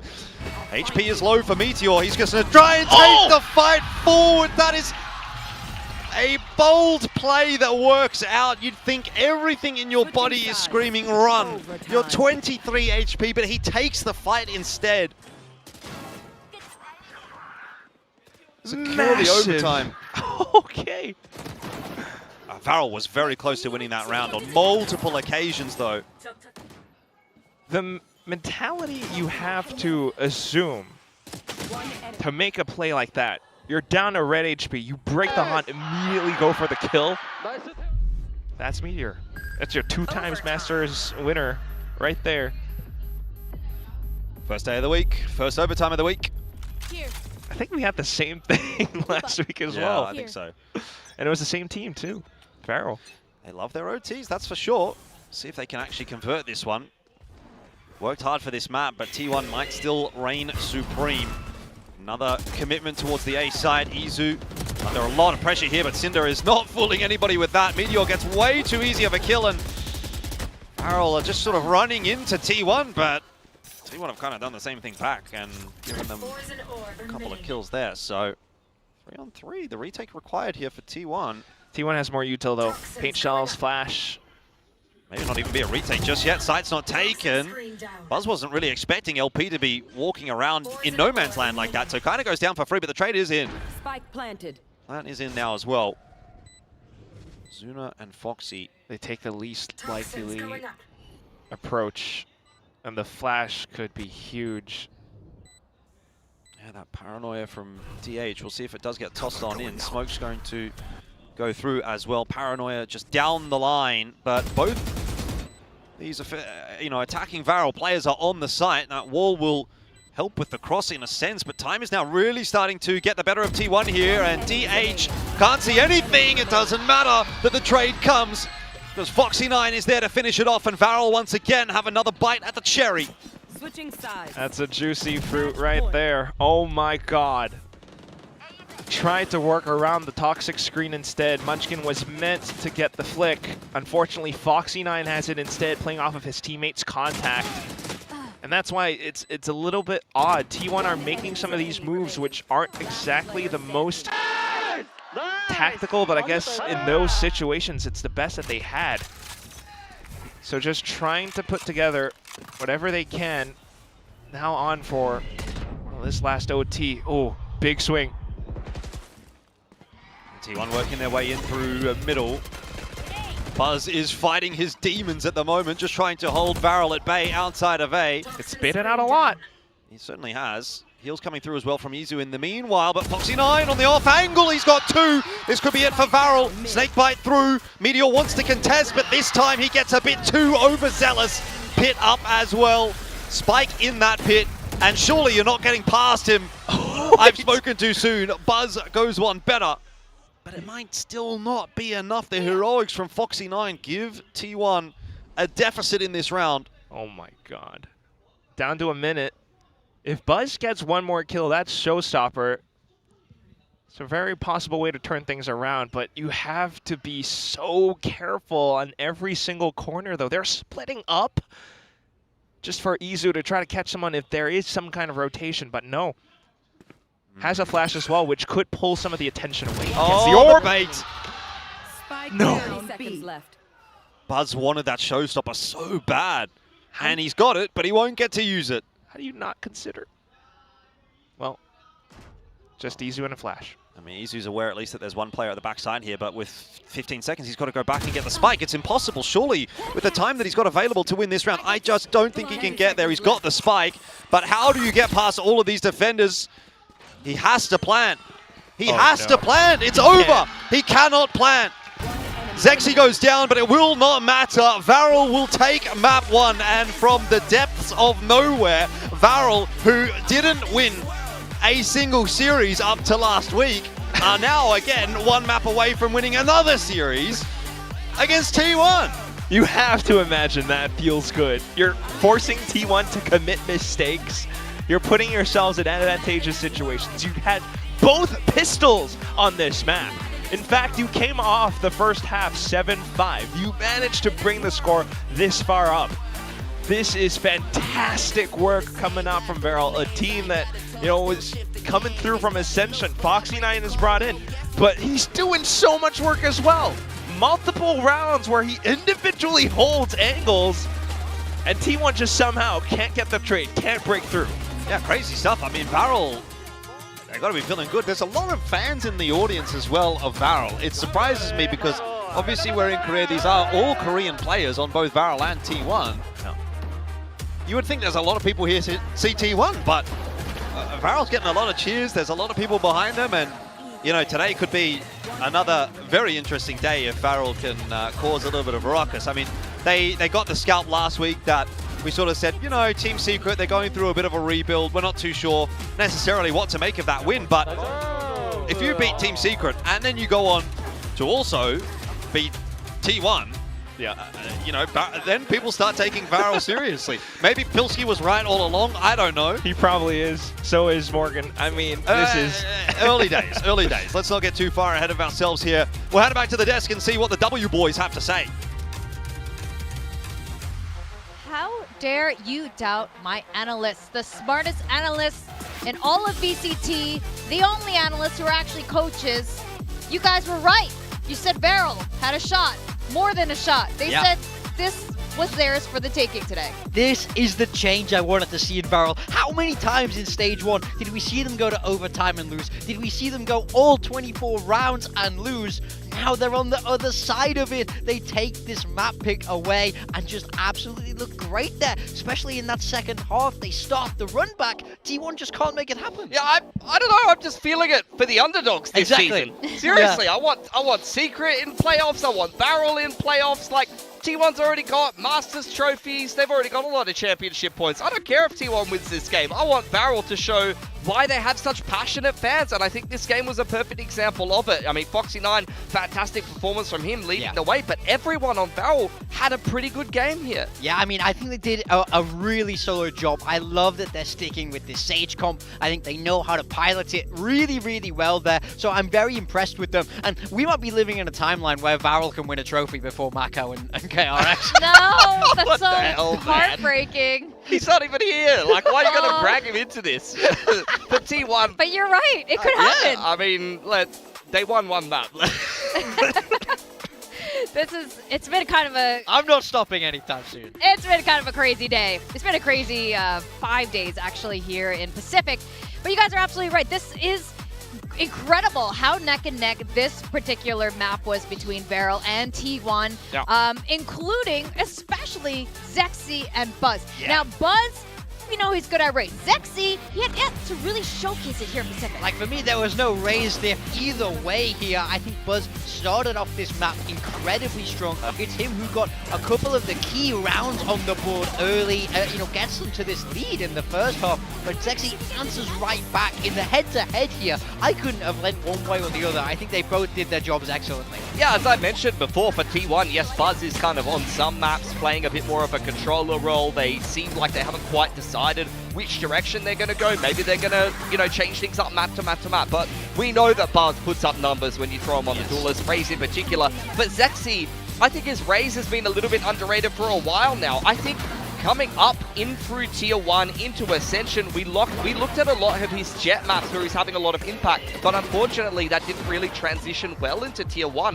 We saw him even playing the Jet on this map in particular, and a lot of the time he was set up for lurks and things like that, and he didn't necessarily get that much more impact. But Raze is an agent where, yes, you see him getting a lot of frags with the gun here, but it has a lot more utility to offer to the team than the Jet does. At the end of the day, even if your Raze can't do anything with his gun, he still has a nade, and he's still going to mix in a couple of showstopper rounds. So the utility itself will offer a lot of value, especially if it's placed well within the structure of the whole team. Now, VALORANT, it has been working out. Zexy performing really helps. Foxy9 initially, especially around that 10-10 score line, was a little bit on normal mode, but VALORANT, it didn't matter. VALORANT was still on a really good streak. Yeah, I mean, I think he played a fantastic game last time around. In that Team Secret match, it was Foxy9 that was getting it across the line for them. And then in this one, I thought he was a little bit slower, but he definitely brings it back. Yeah, 100%. I mean, I wanted to highlight the game plan for VALORANT and the layers that they showed.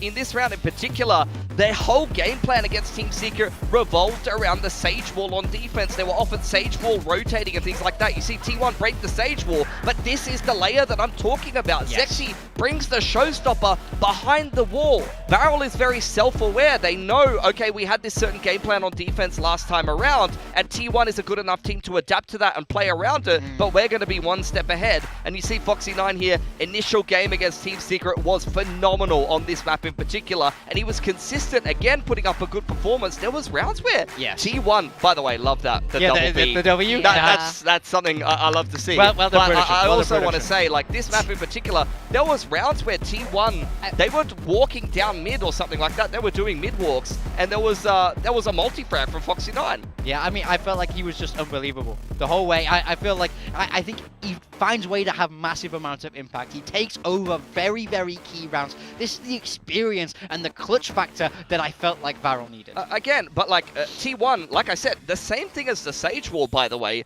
Foxy9 is the hard lurk on the attacking side, and you saw him employ that style against Team Secret. There was rounds where T1, like Buzz didn't even rotate off A and would just sat flower pot waiting for Foxy9 to lurk out. They were well aware of it, and you could tell a lot of the game plan was push down and kill the Viper from T1, especially playing double duelist, an active kind of defensive side approach. And a lot of the time, Foxy9, yeah, sometimes he just died, but sometimes he was getting multi-frags and punishing them for it. Like, he played an excellent game. Yeah, especially near the end of that, in the overtime.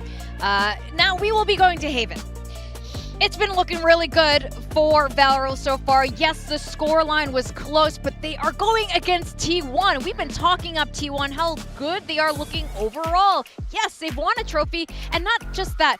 Unlike a lot of other trophy winners, they haven't really fallen off. I feel like they're still very much part of this game. Absolutely. I really do think this is a team that can pull off wins against anyone. Now, we've not seen their Haven in some time. They didn't play it last week, and we know that we've seen role shifts around T1 when we saw it last. It was that double duelist chamber, so I'm curious if that's something that they want to stick with, or if, they're looking to redefine the roles a little bit. But this is the whole reason why I was backing Varel coming into this season. We've seen these two teams play this map against each other before. It was 13-11 in the favor of T1. It's a very winnable game that, for my money, Varel actually threw. Like, they could have won that game, that map already over T1 in the past, and unfortunately just kind of made a few mistakes that I'm hoping coming into stage 2 here, especially with the addition of Foxy9, that they've learned from and improved. And so I'm feeling like this is a very winnable series for Varel, but T1 won't be happy with how that last map went, and I wouldn't be surprised if they just turn on here. Can you just give me your best, like, double V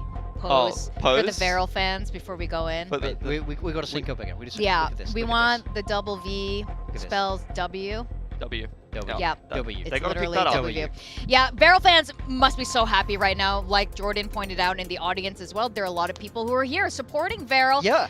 Supporting Foxy9. They're so loud. Yeah. The Varel supporters. I love to see it. It's so cool. There's so much talent here in Korea. All the Korean teams have sort of made their mark on the scene one way or another, and to have another core roster, it is a Japanese team, but the core roster, honestly, is Korean. It's very exciting to see. So, as we go into this, you guys feeling pretty confident about your Varel predictions? I'm feeling pretty good. I feel like they have a good chance to win. I myself. really wouldn't be surprised, like I said, if T1 just show their veterancy here. I want to see what comp they're bringing out and who's playing what. Exactly like you said, Morgan. Like, T1 has a couple of different ways that they can go with this. We've seen them kind of play that double controller style on a breeze. We've seen them kind of play an aggressive style on something. We gotta change. Okay, I was making the Cinder Klaus comparison. I was surprised they kept Cinder in. Klaus is being subbed in here for Varel. I want to see what role he's playing in particular as well. Meteor 200th map here. He is really the centerpiece guy for T1 right now. Guys like swapping out 6-man. Do you believe in this? So, this is an old topic. I've been on teams where we did this. 2023, I did this. And it's difficult. It's really hard for the player that comes in second because they don't have that same amount of warm-up time. They're not feeling as hot in that server. So a lot to look forward to here for Klaus, potentially. He's coming in on that Omen as well. So the role where Cinder has kind of always played. So I'm very intrigued as to why you would do the swap if it's not for a role advantage. I totally agree. That was my exact thoughts. We'll see how he does go on that. Because as far as I'm concerned, if he shows a better fragging performance here, I mean, I'm really going to question Cinder being in the team, at least looking at his statistics, although he did have a big clutch on split and a couple of good rounds. For T1, this is pretty much bread and butter what they did on Sunset. This is double duelist, Meteor on the chamber, and they're going to get aggressive. Well, maybe T1 will bring out stacks next map if we go to map 3. Who really knows? But I want to know what Jordan and Quack think of 6-man rosters. Over to you. Look, I don't really care about 6 rosters. All I'm thinking in my head is the only thing more outrageous than Morgan's 6-9 sweater would be a Varel upset today, a 2-0 against T1. So let's see if they can do it. He's brought something outrageous on the desk. I want to see something outrageous down in the server. 6-man rosters, not really sold, frankly speaking, but we can hope for the best. Plus played Harper. No, it's a really good point for sure. And talking about statistics as well, since Billy was on the topic, Klaus is not someone who plays controller that much, mostly Sentinel. So yeah, he was kind of right. But I guess since Foxy9 is in as well, you kind of hope that they have been workshopping this throughout the entire offseason. So we'll see what happens. Either way, though, quite evident this entire matchup comes down to the Duelists and the Sentinels. We start things off with Meteor pushing up A. A pistol round would be very nice for Varel to get on the board if they could, you know, front run a little bit in this matchup, put some of that pressure back onto T1. I think, yeah, I mean, based on what we saw in that first map, it is very doable, but it's hard to go against T1 even despite the fact that they're down a map. Yeah, this is their map. They play it so much. Comp that they've worked around several times as well already, but okay, Varel creeping up B. Buzz to contact. Oh, Buzz goes down. Foxy9 putting together a performance similar to last week could be a key difference maker. Zexy took a few tries there to get the better of Munchkin, but in the end does drop him. Shock Dart's putting in some work. Headhunter, not a whole lot of that. LP cleaning one up. Klaus another. The filter in onto this site has been good, and now it's a 1v3 for Varel. And like I said, man, if they can get the pistol, if they can front run, then they can put some of that pressure onto T1, and who knows what we get today. Okay, well, I guess we got TH mid-air headshots, wall bangs, but 2v1 on a retake. This is not going to be the easiest of tasks. Immediately sends in the smoke just to clear out Hell. Kind of knows that site is kind of clear too, so he has his suspicions. Wow, paranoia upwards. It's all good. Not a big deal. I mean, he kind of knows exactly where his opponents are. This is not impossible for DH. Yeah, it's tough though. Or the dart cancelled out, so they don't know exactly where he is. They know roughly, and so that is going to mean Klaus has to drop in. Does the job, though, for Varel. Look at that. Air assassination. And that's 3 for 3 on the pistols for Varel so far. Well, you gotta make sure you do not let this next round slip.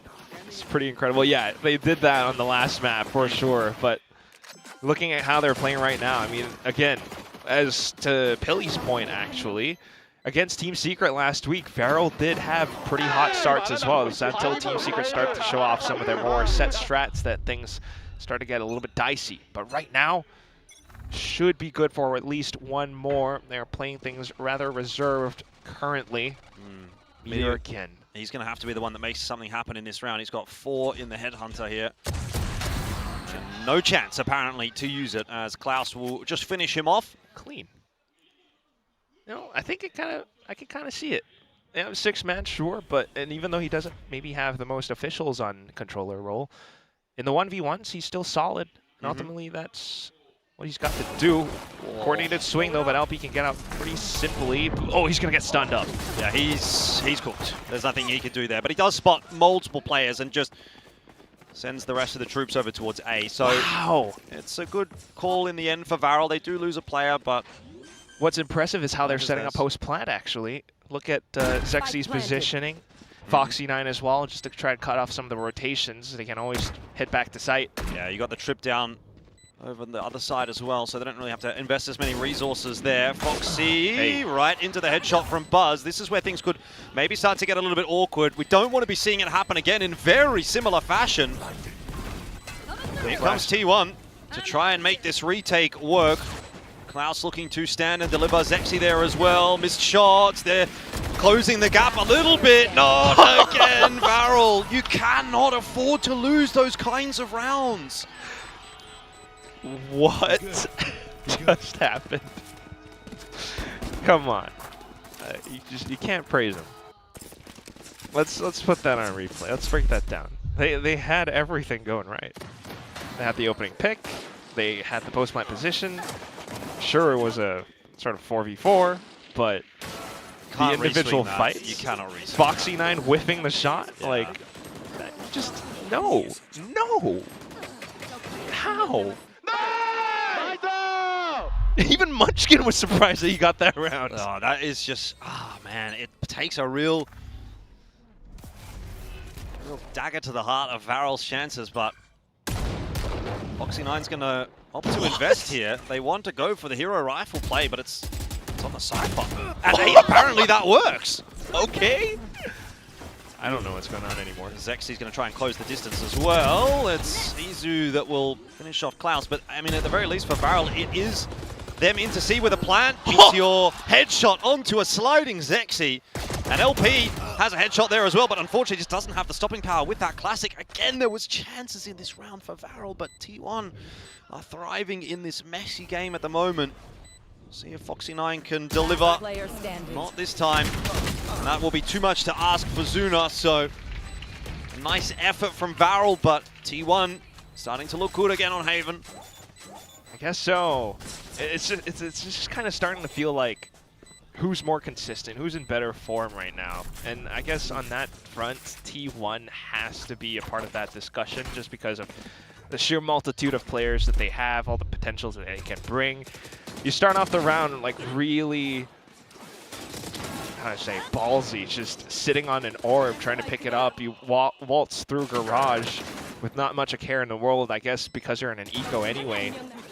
But even with all the weaponry that they did bring into this round, despite getting the spike in, they were not able to hold off against T1. Like, whiff shot, and Meteor still swings out with the Headhunter. So we're going to give another go for Varel, now trying to build up. But let's have a listen in to see how T1 starts to piece things together.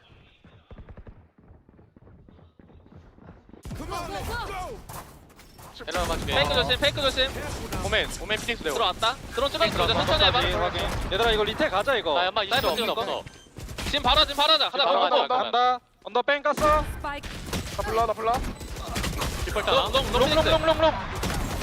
맞아. 39. 스윙할게. 쉬어. 천천히. 버릴 수 있어? 나 연막 3초 기다려. 페이지. 사이트에서 쏘줘. 맞다. Foxy alive in the 1v2. We'll see what he can put together. It was a good effort from him and LP, but it's not going to be enough. That was a brilliant retake to start things off for T1 before it went a little bit haywire. Yeah, definitely comes close, thanks to the positioning from Varel, but you can hear through the comms, right? Just how snappy everything is. As soon as they spot the hit, everyone rotates over.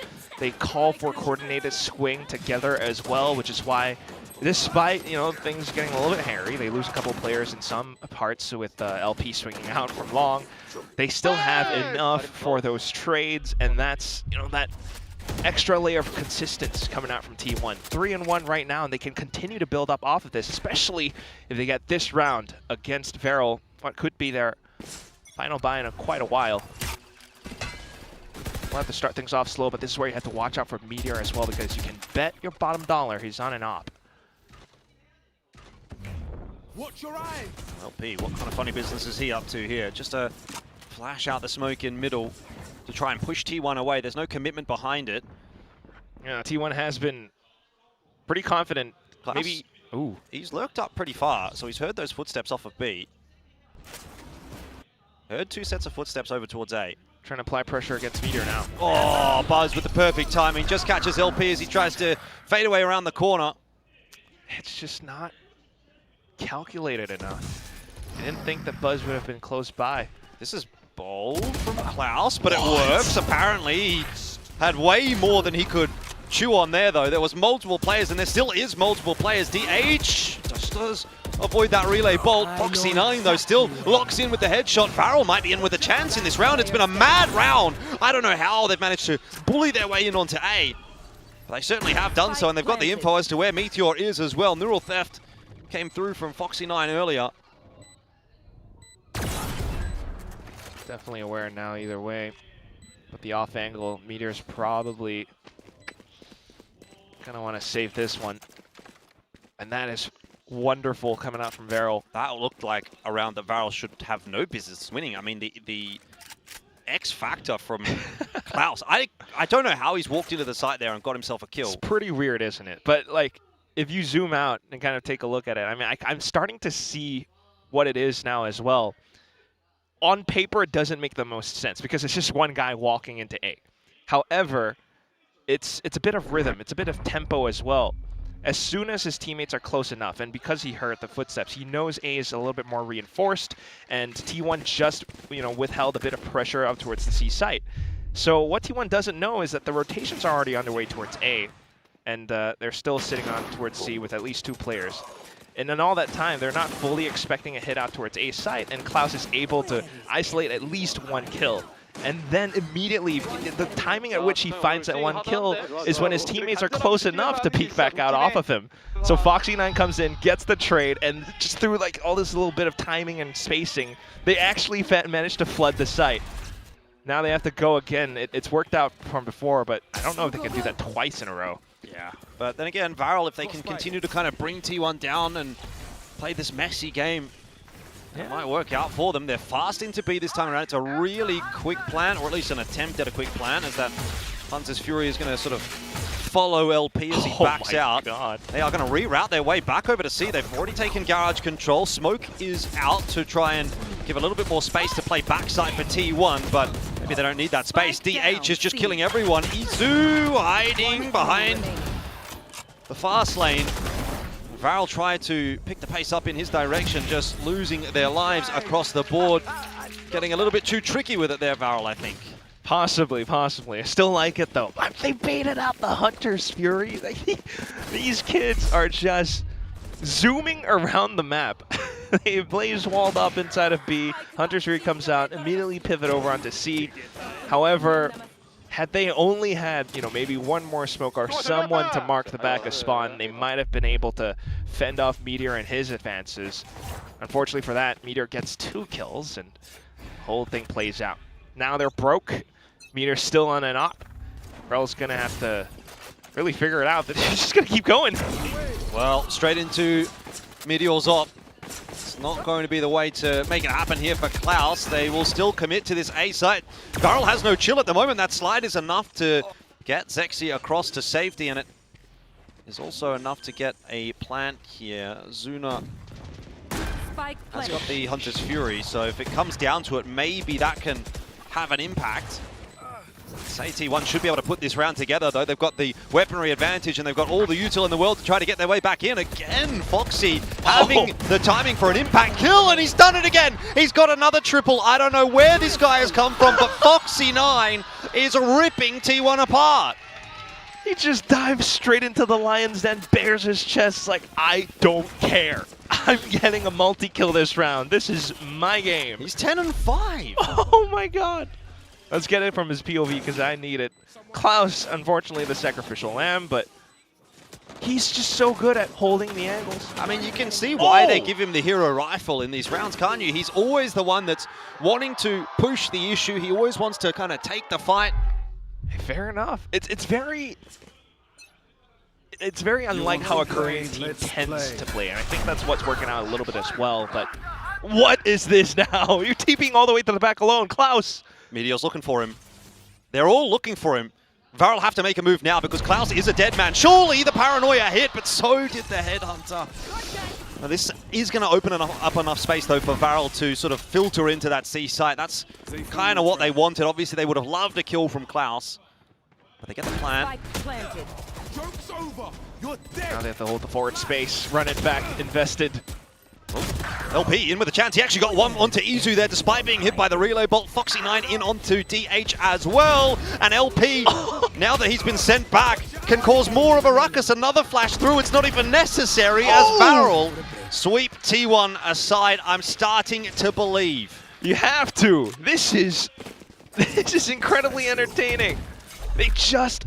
It's like Paper X the Fold. They just keep going round after round. Nobody does this. Korean teams don't do this. Not without a set plan in motion, but these kids TP out towards the back. Everyone just picks up the pace. Straight up go C. As soon as they have the sight, they know that T1 are in chaos, and then they hold the forward space. Although there was one more player out towards the back, and I believe that was, I think, Buzz, it's still not enough. It's just one guy on a flank.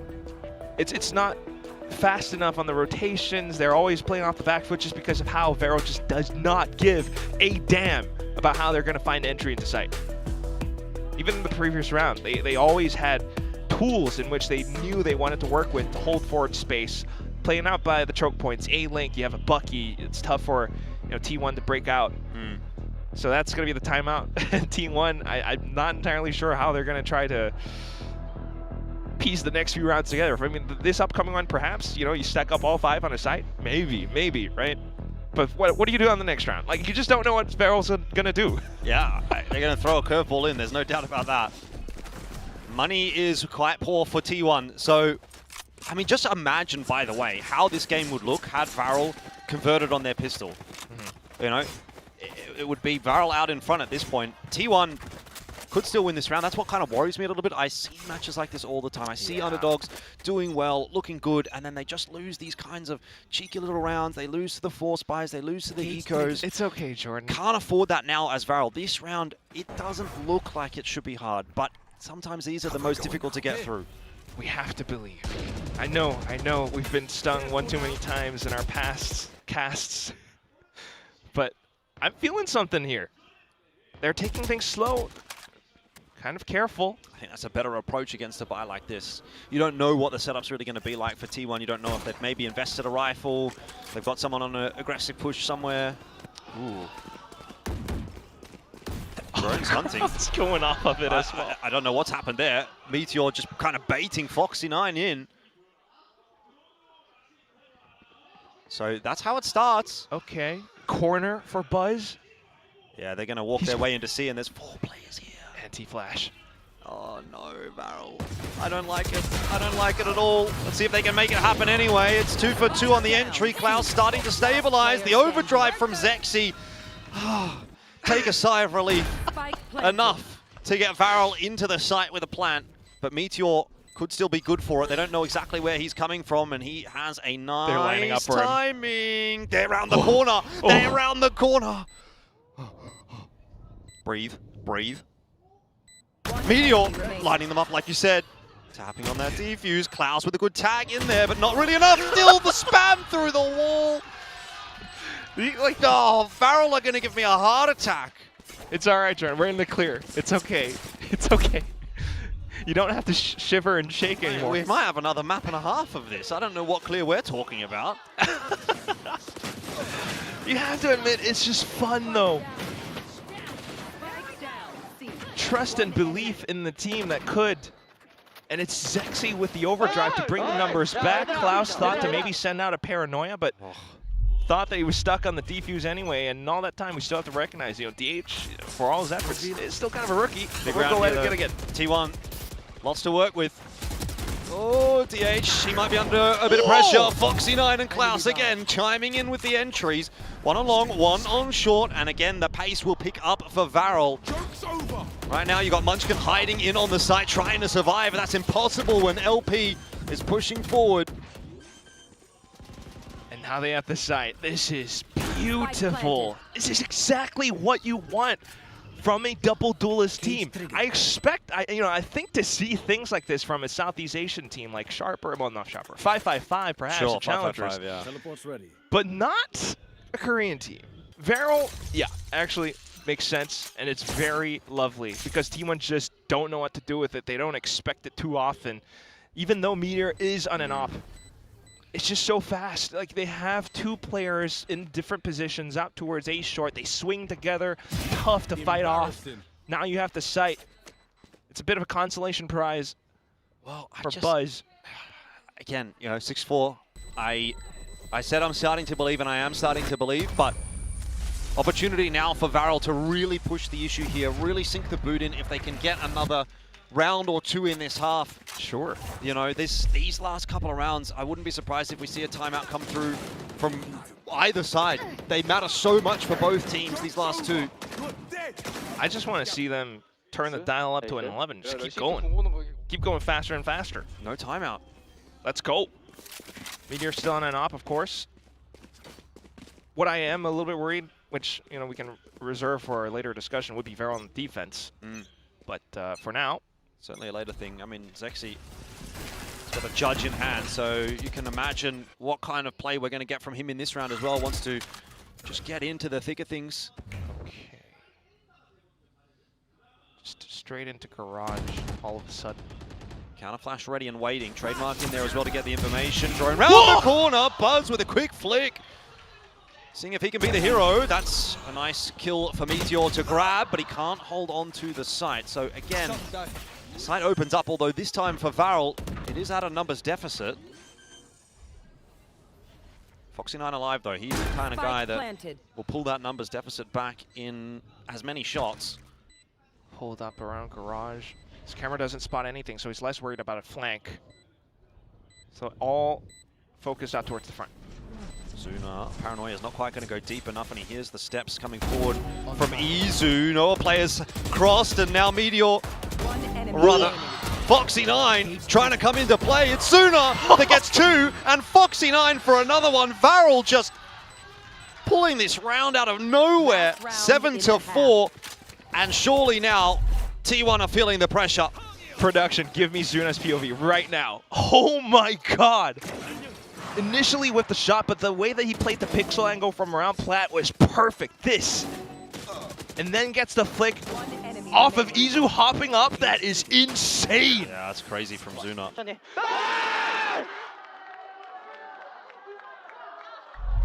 Yeah, revel in the glory. Could we really be seeing Varel start this season 2-0? Zexy and Foxy9 again, as they have been so many times, are the openers for the round for Varel. You know what's something another president said? Yes, we can. We can see it 2-0, I think. There you go. Joke's over. Buzz trying to hold. He's going to be paranoid away. Tries to dump as much util as he can to build a bit of space on this side, but it is not going to be enough to stop Varel from getting their way forward. Munchkin in there, but somehow Buzz gets nothing done. 2-on-2, very quickly brought back. Foxy9 always on the front foot. And another plant here for Varel, and a potential 8-4 lead heading into the second half. Zuna has the Hunter's Fury. May not be needed. Foxy9 calibrating for the kill. 8-4. You are kidding. Yes, we can, baby. Oh my god. And T1 in that, well, latter portion of the first half were just absolutely sucked into playing Varel's game. The moment they flicked that switch and started to go fast pace on every single hit, even sometimes a little bit more calculated because of the variance in how they're hitting different sites, it's just unexpected. And because of the positions, because of Foxy9 setting up tripwires towards the back, T1 cannot set up any flanks. They try to match the pace at which Varel are operating, but they cannot match up with the firepower or the positioning. You mentioned Foxy9 always playing up front, and that's what it is. Bro, how are we saying T1 cannot match up with the firepower of Varel? That narrative doesn't make sense. It's what's happening in the game, though. I know. Meteor has that op. He's sitting on it. But just look at the way the rounds play out. The way that Varel are just immediately commandeering entries into sites, playing post-plant really far front. T1 cannot. They just weren't allowed to retake. They were met at the door. Foxy9 just puts up his hand and says, no. You don't meet the requirement. Foxy9 might be the GOAT. He actually might be. Seth is the code for putting him in his build div. I have him in my build div too. Oh, you guys. I'm getting the karma back for Crystal not getting anything in that utter destruction by GE. I'm getting crushed because I banked in on T1. Oh. We'll see though. I was worried about this half because if Varel overheats on a defense, then they're going to play catch up, and that's not good. So they need this one if they are to make it clean. But same goes for T1, and they've got 3 sheriffs. It ain't over till it's over. Pistol round important. Victoria would like you to know that she also has him. Doesn't want to be left out. Okay. T1 slows things down. Vic's not very good at build diff though, so it's probably a moot point. Anyway. She can learn a thing or two from you. That's right. T1. Working their way up towards A. We've got Zuna just spotting on the pixel line to try and get the information. It is more of a retake setup from Varel than anything else. Foxy9 onto flank. Needs to break the trip just to pull some attention away for his team.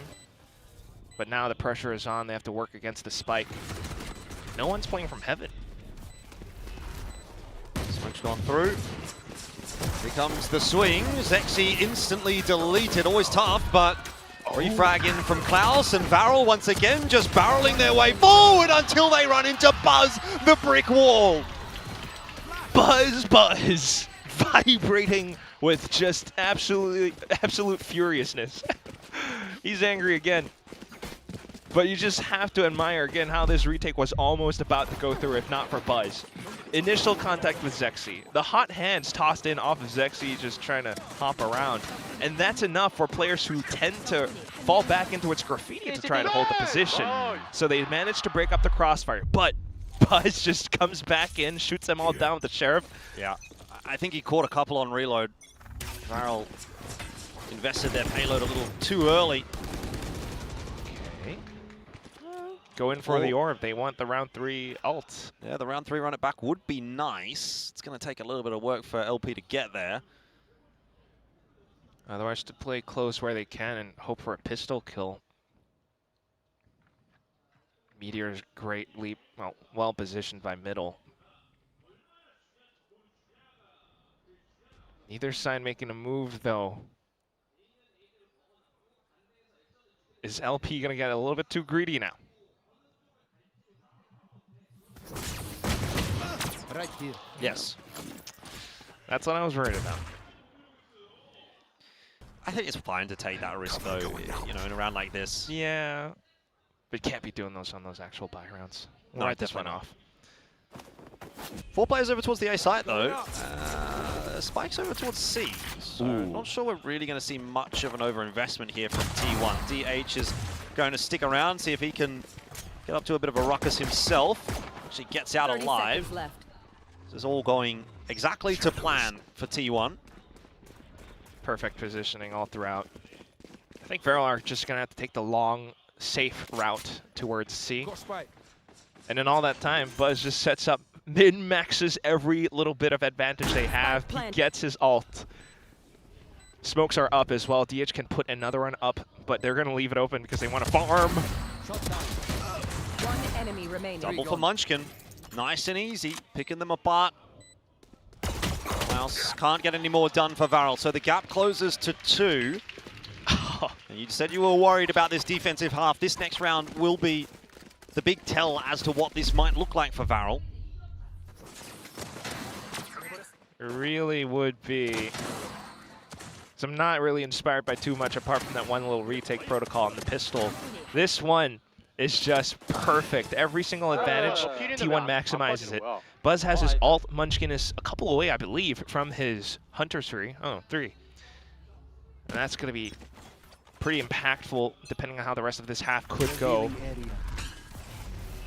Once more with the early A presence, nothing marking the back. And I think VALORANT should start to recognize that they can maybe start to test that as well. Because it's not a Cypher, it's a chamber. As long as Meter doesn't show anything, VALORANT might be able to start to send up flanks, but now it's going to be go time. Once again, they're going to play for the retake. Foxy9 might have a crack. Oh my word! Bit of a tap in onto Izu, though Zexy will fall as well. So both the Neons out of play early on in this round. Plan's going to go down 4-on-4 for the retake. Drone, I don't know if it's spotted Meteor. Yeah, I'm not sure either. Surely you've still got to clear that angle, though, if you're going to come through. Maybe a flash around the corner. No, they've not cleared it. No. You have to clear that. Meteor will get 3. A simple mistake for VALORANT will lose them the round. Enemies close. Sure.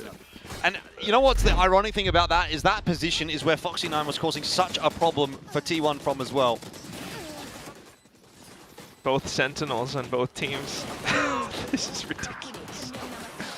I was worried. I think we're all worried now. Oh, VALORANT, you can't go down like this. You had an 8-4. Bonus for T1. Now they're off to an eco or a half buy. T1 are just having their way with things. Oh, it goes again. Now trying to push up in the C. Let's listen to VALORANT. 지가 안 싸우는 그대로. 야, 오 몰아준다 피닉스 얘들아. 최대한 안 찍어볼게 그냥. Spike planted. 한테 죽고 싶은데. 챔버 A 쪽판 것도 생각해야 될 듯. A 스파이크 아울러. 돌아줄 생각해 너네. 게임. VCT 믿는가 보죠. A 아울러 다잉.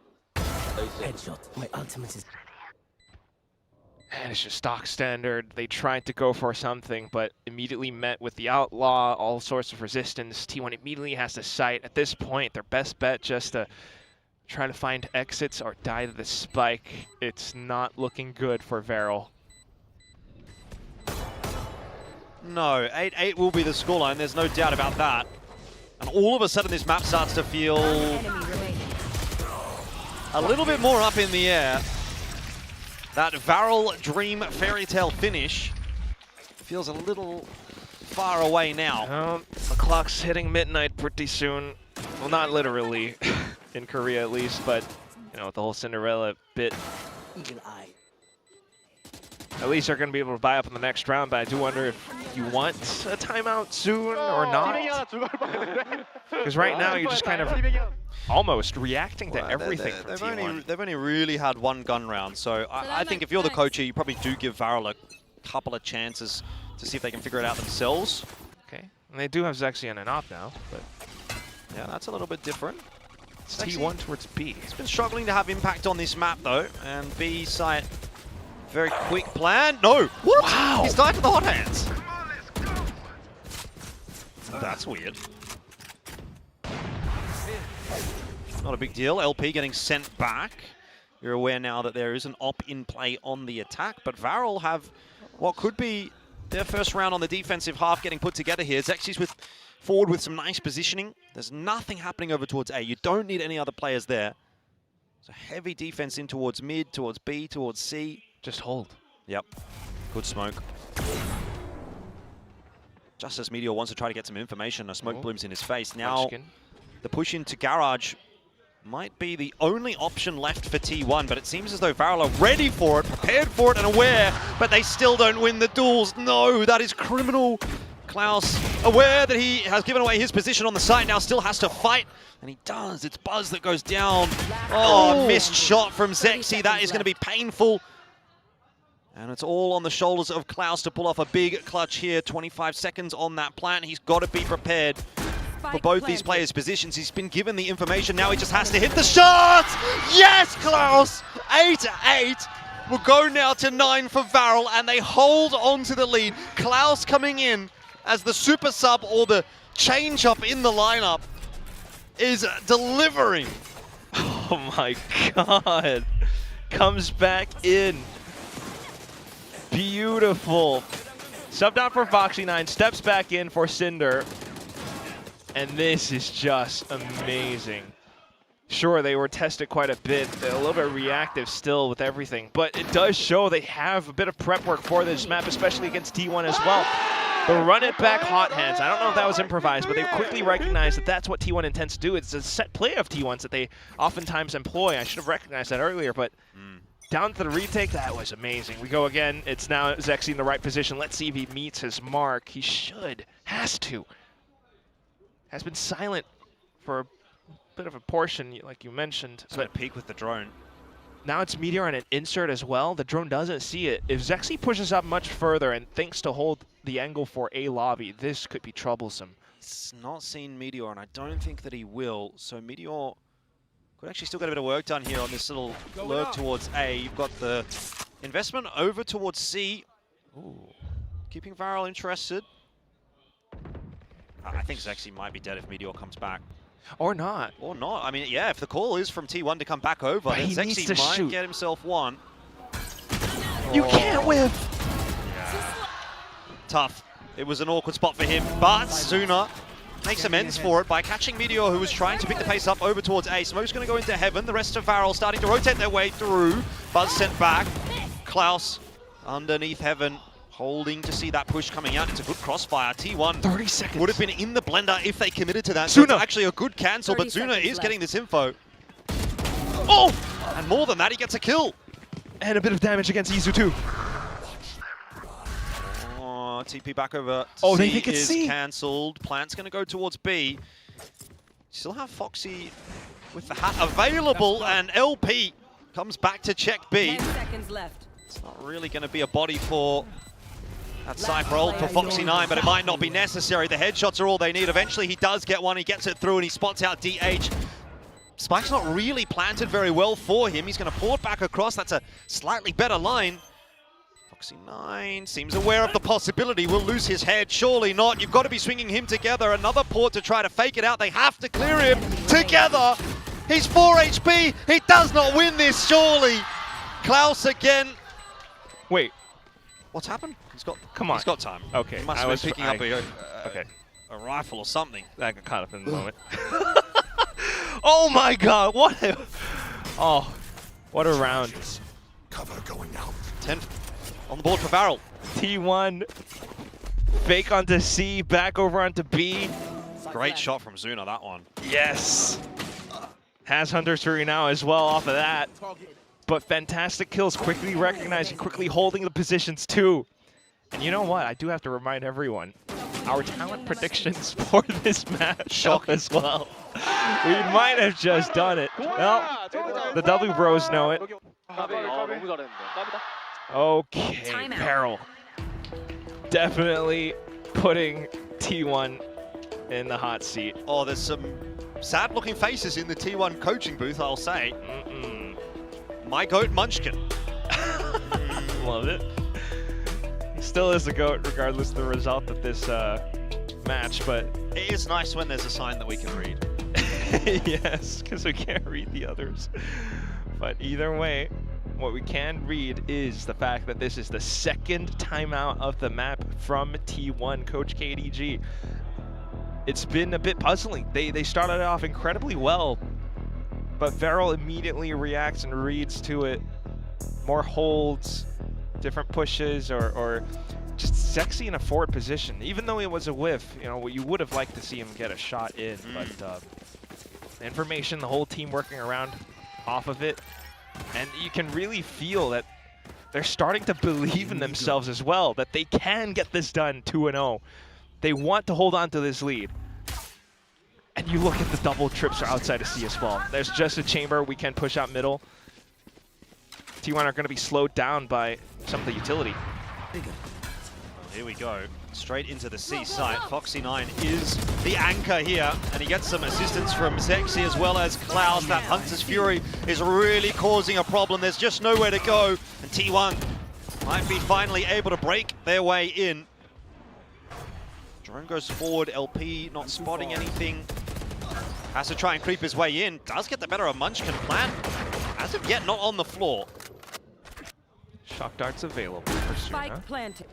Tough though, there's a lot of angles that you've got to clear out here, but the benefit is at least they're being given a bit of space to work their way out. Meteor though, bottom along with an op is going to be a tough one to deal with. No smokes available.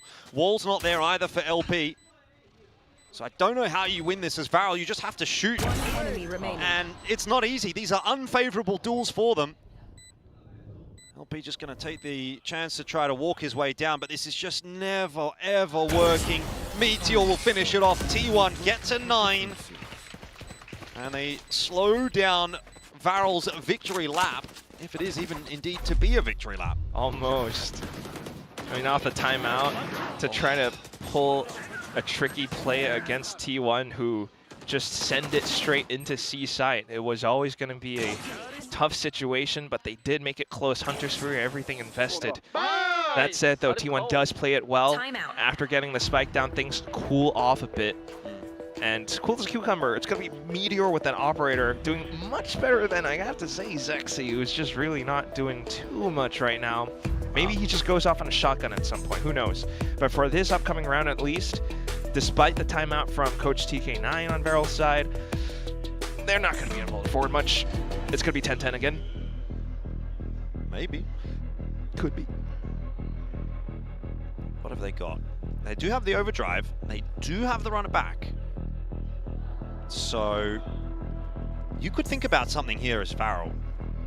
You're right that the op isn't having a huge amount of impact, but if Zexy can, the overdrive, find 1 or 2 in this round, pull this one back, that could be a killing blow for T1. This is not the only timeout, by the way, that VALORANT have got available to them. You're going to invest in the rifle there again for Foxy9. He has been so impactful on these hero rifles. I think VALORANT are really going to give this one a crack. Oh my god. All right. Might as well. But T1 are a team that can really switch things up as well, switching up the pace a bit now. That's a good spot. VALORANT are discouraged from taking further space, so it's somewhat reactive, but they do have a stack towards long, and that's about it. That stack towards long might prove to be pretty useful. Meteor once again has been left up to his own devices on short, and when he got this far last time, he did call the team over. The difference this time, though, is that no one's really up front to really delay things, and they don't really have the guns. It's all just Foxy9. I back him, man. He's been getting 3Ks whenever you need them from him. He could do it again. Izu Buzz rushing? I don't know. Foxy9 crossing deeper into long. He No might catch way. Meteor here. He certainly could catch Meteor, but the kill will go the other way. That might be VALORANT's chance in the round, up in smoke. Back up. Maybe they try to get a flank against Meteor. Oh, overdrive from Zexy. The investment is here. Spike is going to be dropped. Fast lane to just create a bit of chaos. And remember, there is that flank coming through from LP.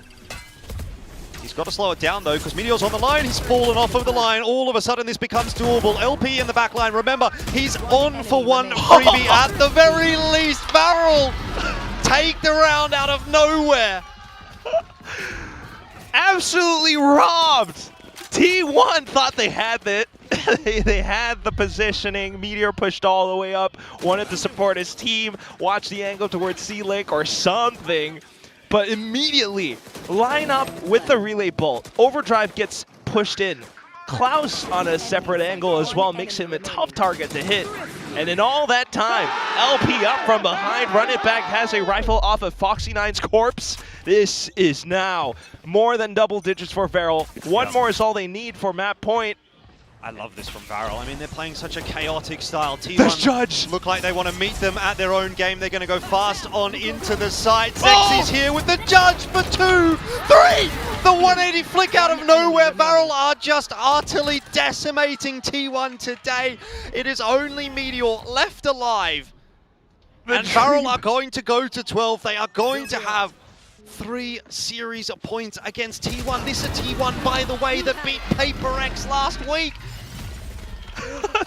I see you throw those papers around. VALORANT didn't win a series for 6 months. And now they might go back-to-back in week 1 to 2. 6 months is a hell of a way to put things into perspective. What month are we in? We're in the 7th month of the year. I mean, Pilsky was saying like, what, 8 games, but 6 months, that's a long time, and now, whoo, you come back and you're taking down a giant like T1. I think everybody wants to see VALORANT win this game. The celebration on the stage is going to be insane if they do it. T1's broke. It's Stingers. Okay, this is it. This is the round you have to do it in. It's the best opportunity you're going to get. Foxy9 in the position. This shot, but does recalibrate 1 for 1. Meteor catches Zexy. VALORANT, don't let it slip. They are letting it slip. They had to cool their jets, but it's Meteor. What are you going to do? He's so good in this position when he's lurking up by middle, catching rotations left, right, center. The whole team now can assert themselves in the A site, get the spike, and T1 will be looking fine and dandy then. VALORANT do have a lot of cash to splash though, so can always give it a good shot. Push outside a garage, maybe get a flank against Meteor. I mean, you have so much time. He should not expect it, but he does. Are they going to pass each other? No. Enemy remaining. Okay. It's largely a moot point how many guns VALORANT lose here. They've got a lot of money in the back pocket, so they'll be able to reinvest next round. It's a real battle to creep their way forward, T1. They need 3 rounds in a row, and they're going to be tough rounds to get through. But this will be 1 out of 3. Yeah. Great way to start, though. And as much as we're kind of, I imagine most of the fans watching back home as well are rooting for the underdog. I mean, the story's just wonderful. you have to admit, you're getting your money's worth if you're a Korean fan in the stands. You're just it's just so entertaining to see both teams fight with every ounce of effort they've got. And it's just week 2 of stage 2. Let's keep going.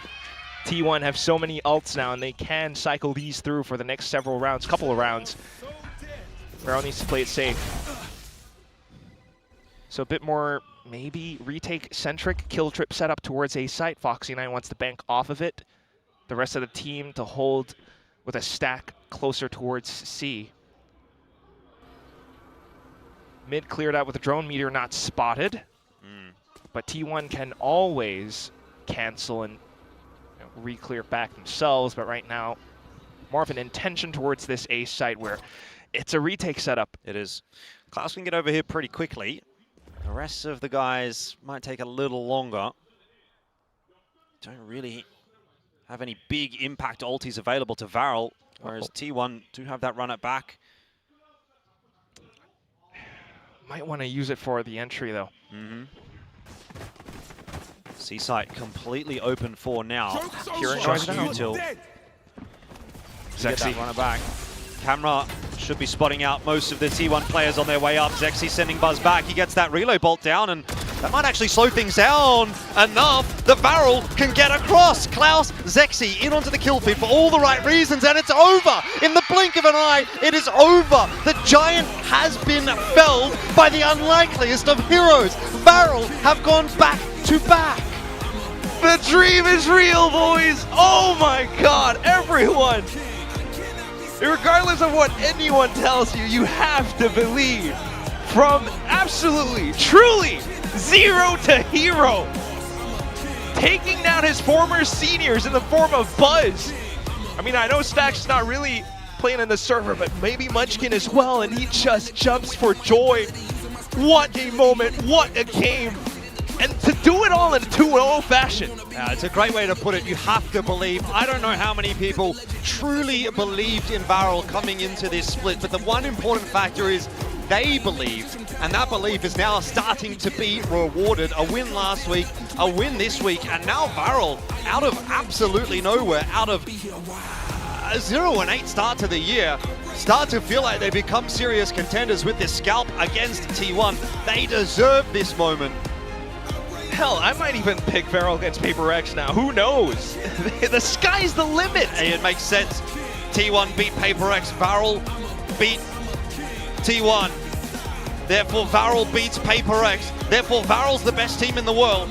The math checks out. I'm convinced. Get the Varel bundle. Oh my god, they deserve it. Yeah, and I mean, Foxy9 coming into this lineup as well. What a pickup that has been for this team. It seems to have Klaus, the super sub too, done absolute wonders. Yes, Klaus had a great game. They were 1 and 2 on the leaderboard, or the kill feed, basically in tandem with one another throughout that game. So utterly heroic stuff from Varel, and I am 100% behind this. I am looking forward to seeing what they're going to be able to put together in the coming weeks, because they have made a fan of me.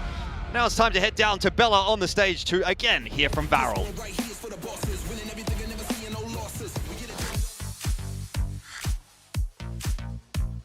Hi guys, it's Bella standing with Varel's Zexy for his first ever post-match interview. 바렌의 잭시 선수 만나보겠습니다. 승리 축하드립니다. 감사합니다. Now, Zexy, you said you were very nervous for your first interview, but I mean, you guys made us nervous for that match. I mean, taking down the T1, going overtime, and taking a win on their beloved Haven. Today's win, it must feel so good. Tell me what's going through your mind right now. 오늘 T1이라는 강팀을 상대로 승리를 2대0으로 가져가셨습니다. 저한테 인터뷰 좀 떨린다고 이야기해 주셨거든요. 근데 오늘 경기 너무 잘하셨습니다. 승리 소감부터 들어봐도 될까요?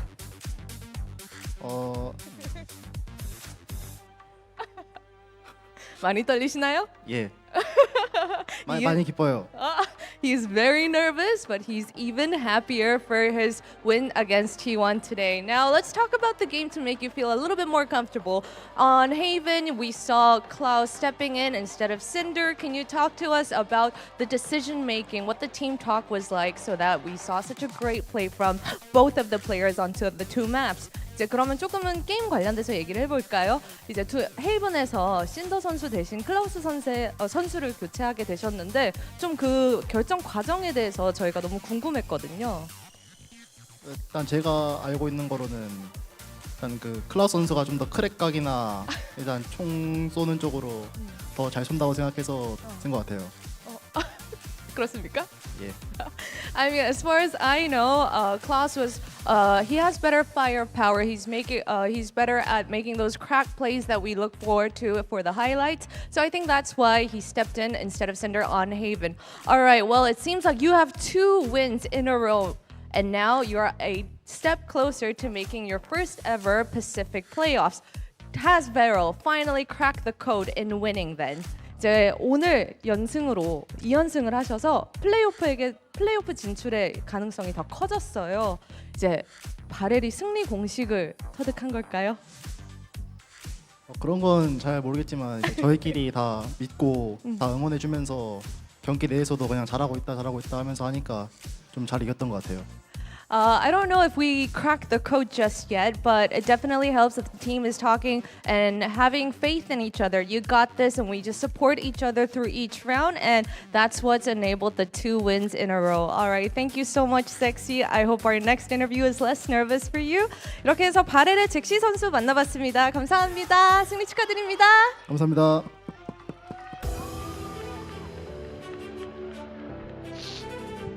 It's sexy time for Varel.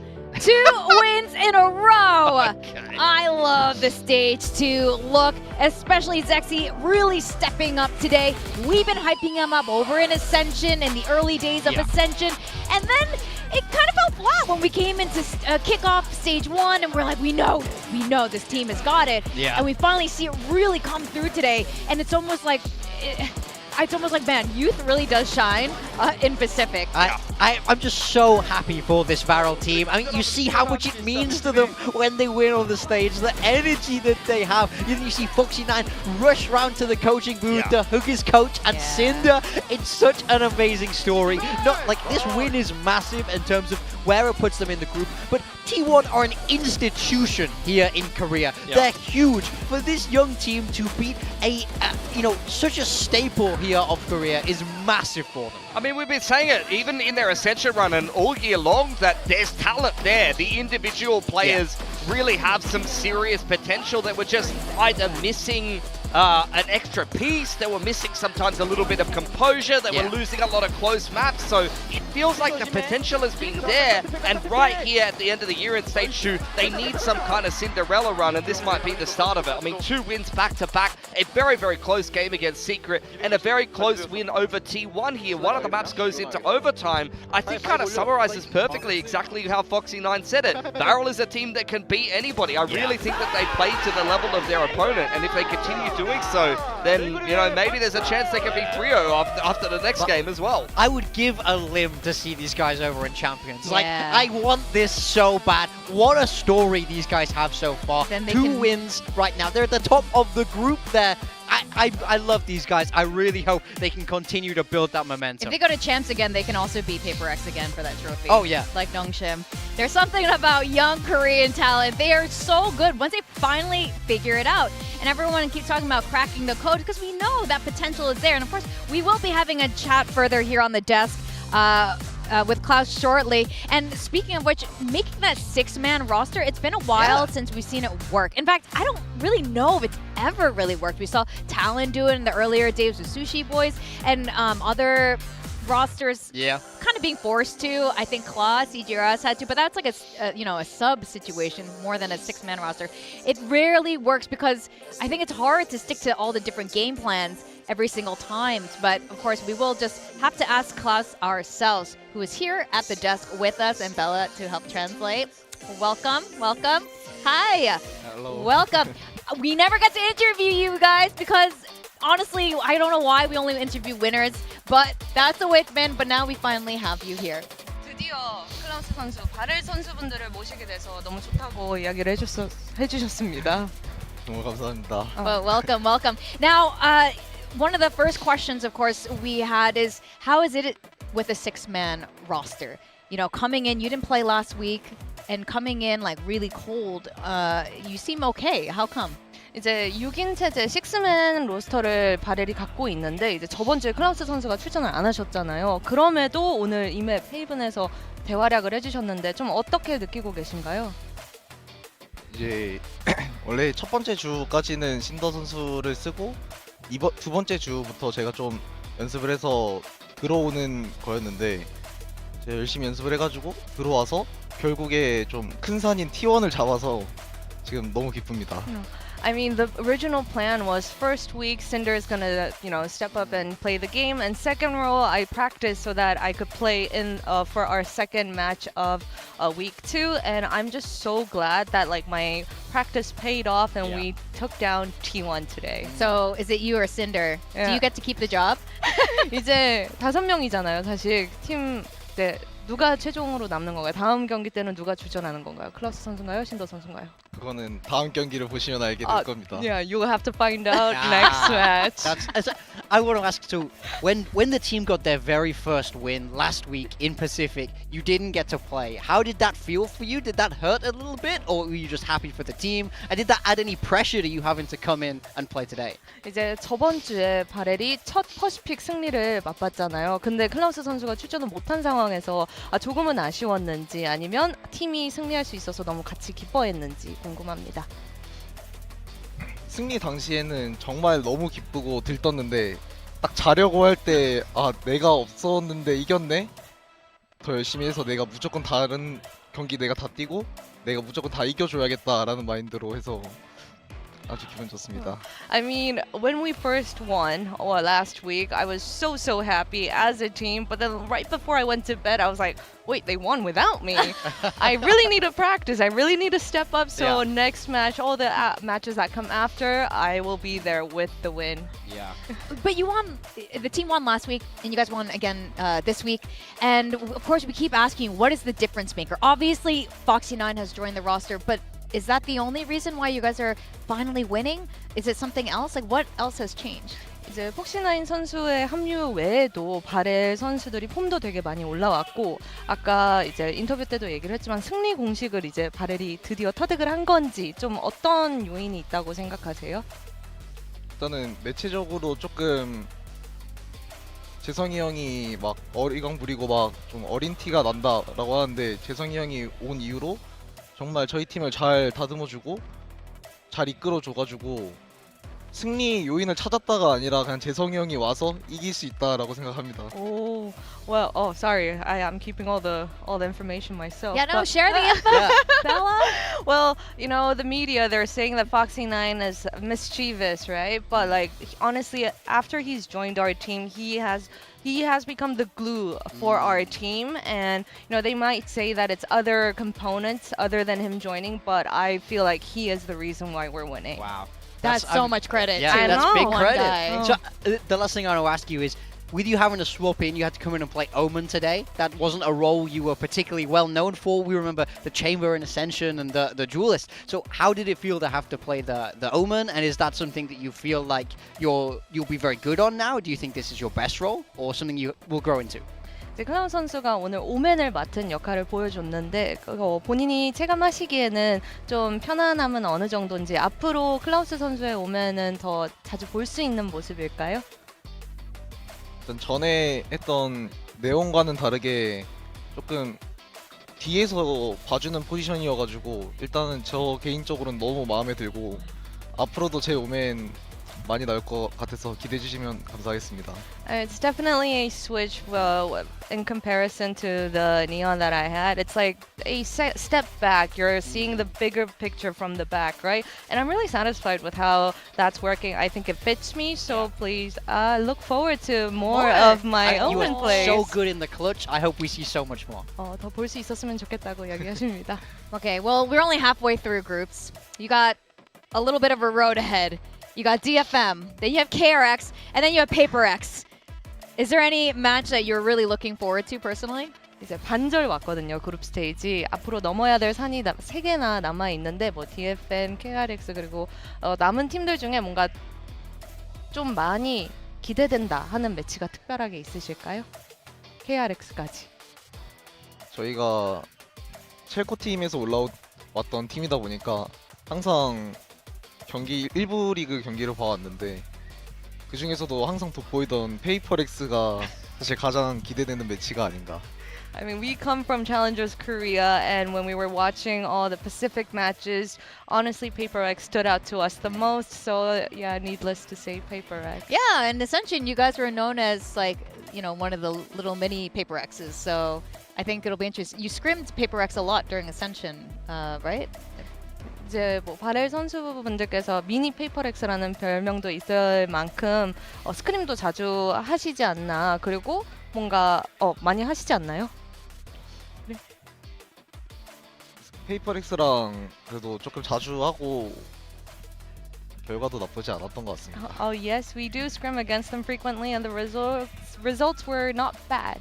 Okay. Well, KRX is also being a bit of a Paper X right now with a triple duelist, so I think that you're going to get a lot. We're going to get a lot of really interesting clashes going in. But I want to thank you for your time. Congratulations, and I'm glad you got to have a personal win as a player as well. So thank you, Klaus. And any message for the VALORANT fans who are probably so excited right now because you guys keep getting wins? 네, 바렐 팬분들께 마지막으로 한마디 부탁드리겠습니다. 여태까지 저희가 좋은 결과를 못 냈는데 이제 스테이지 2에 올라오고 나서 지금 2연승을 했고 제가 결국 다시 돌아와서 다시 다음 경기부터 다시 열심히 할 테니까 저희 많이 응원해 주시면 감사하겠습니다. I mean, we didn't give you the best matches earlier this year, but we're so happy that we could actually give you the matches that you deserve. And I'll be practicing. I'll put in the hours, and I'll really step up so that you guys can all enjoy the game. And please send lots of love. All right, congrats, Klaus. Let's Thank go. you for your time. Let's go, Beryl. I think Beryl's converted a lot of us today. Yeah, look. Today was the day we're like, I think I'm a Beryl fan. Yeah, look, me and Pilsky there from the start, right here. We But know you guys all were- about VALORANT. You Look, guys were OG on this today. I think this I team, lost faith at some point in stage 1, I'm not gonna lie, but you guys locked in for today. I love watching this team play. I think they're so exciting. This is the next generation of VALORANT. We see it. They bring in what they call the glue guy, the man who's holding it all together. Foxy9 is our match MVP. Phenomenal in this map too of Haven.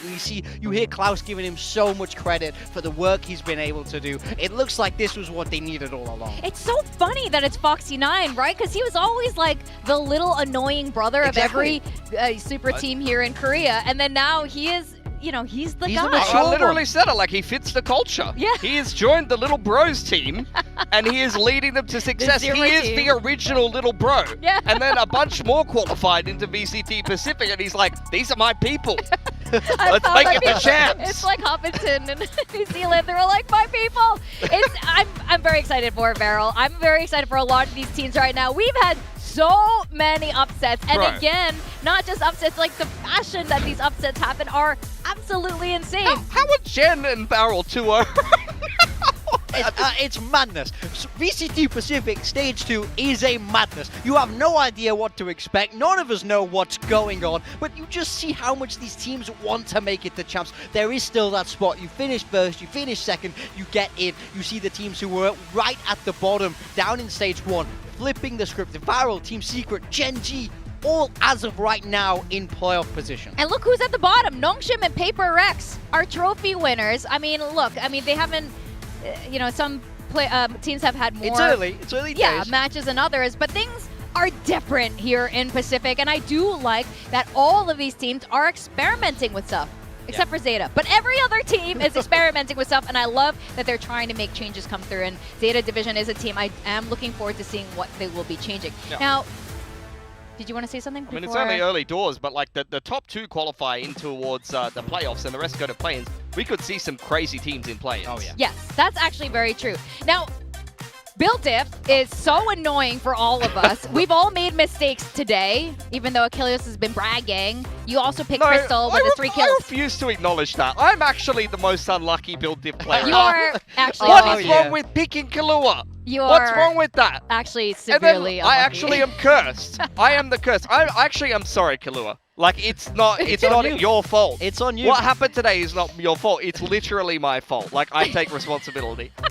I'm really sorry, Full Sense fans. Big time, back on top. Things are like Again, kind of I had to now. look over the laptop to see. I had to look over the laptop to see how bad I am at build diff. You are It's actually terrible. You've been last ever by like a lot. You almost 2x'd my points. Yeah. I mean, pick better. Pick better people, man. You I are don't know so what to unlucky. tell you, man. Like, this game isn't hard. The game, you pick the people No, who man. get the kills. I mean, to his credit, like I see his roster, I'm like, man, that's actually a really good one. I was thinking about What that. was wrong with my team today? There wasn't anything wrong with my team today. I refuse to believe that I'm the problem in this I want equation. to know what your build diff are from now on. Well, the thing is, now I have to get even crazy. I'm 50 points behind first place, so I actually have to start picking some incredibly stupid teams. You are bad at Like, this. I actually have to think, what's the good team, and I have to go against that. Yes. You know what? That's how I've been Tomorrow doing it's my alphabet predictions. soup. I don't care. Tomorrow it's actually alphabet comp. We're gonna do a bit of the thin paper tactic here. Big time now on back on time. You might win a third laptop, which would tilt me so much. You know what? You know what they say? You can't have too many Ace of Predators. That's what they say in the marketing. So Yeah, they I have am the- looking to they have triple the down force, here. You don't are they? a passionate Like, gamer. I don't necessarily understand the ad, but I understand there's some kind of force, and if you win a third laptop, I think you're on it. I'm trying to join the Predator force. I think Get you're me gonna in. put you Yeah, Get him with me his in. 6'9" sweater there. Yeah, you guys will see that again in a second if you don't know what I'm talking about. Tomorrow, RQ and Zeta Division. RQ has left us wanting Yes. a bit, and Zeta Division as well. So I think tomorrow they really are going to need to step up to even think about just continuing on through stage 2. Yeah. I mean, we want to see more from RRQ. This is a team that can be at the very top, but they couldn't make it work last week. It looked a little bit ropey. Zeta still looking for that upset. Then we have DFM against Paper Rex. Both these teams coming off losses, but Paper Rex especially, we want to see bounce back and look strong. DFM, I want to see the individuals step up a little bit more. That's what felt like was lacking for me in their opener. Yeah, Japan versus SCA all day. I think both of those Japanese teams have got their work cut out for them. Although I will say, I think Zeta definitely capable of winning that I think matchup. so. But for RRQ, I mean, that's kind of a must-win for them. Like, if they don't get that one done, they're in very, very dire straits. I'm not going to lie, early predictions, I predicted both Japanese teams tomorrow. So you guys wait for me to be correct. I think I had Zeta as well. Did you? I think I'm not sure. Interesting. We'll see. Okay, so that's interesting. I'm pretty sure the fan polls will be a little bit different tomorrow. We'll just have to wait and see tomorrow. This is just the beginning of week 2 after all, even though we've seen so much madness already. It's been fantastic with the underdog wins today. Pilsky, Morgan, always a delight to spend it here with you. Victoria, everyone have a good night, and we'll see you tomorrow for more VCT Pacific WW action. This is VCT Pacific 2026. Earn everything. Another sort of half buy from GE. Cruz is under pressure, but he's got the help, the backup from Jit Boys. This could be a hot win. There's someone else here. Yeah, he knows. Oh no! He knew, but he second guessed himself. Oh, he missed. That's not a Primi thing. Right, so the jig is up. Falls to the paint shelter. The first time in a long time that Full Sense have had an opening pick. Primi gets another one on 1 HP. Hold up, this might be doable, or maybe it might not be. Patman exists. Patman doesn't quite get the ace. In order to win any of these rounds, can maybe today the frost is not cold enough. GE take the grudge match.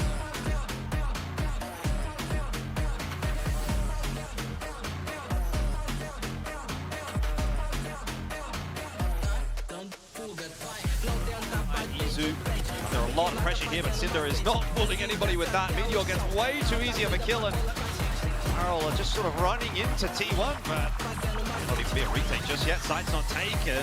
Help with the cross in a sense, but time is now really starting to get the better of T1 here, and DH can't see anything. It doesn't matter that the trade comes. Seems as though Barrel are ready for it, prepared for it, and aware, but they still don't win the duels. Klaus, aware that he has given away his position on the site, now still has to fight for both these players' positions. He's been given the information, now he just has to hit the shot! The Giant has been felled by the unlikeliest of heroes. Barrel have gone back to back. The dream is real, boys! Oh my god, everyone!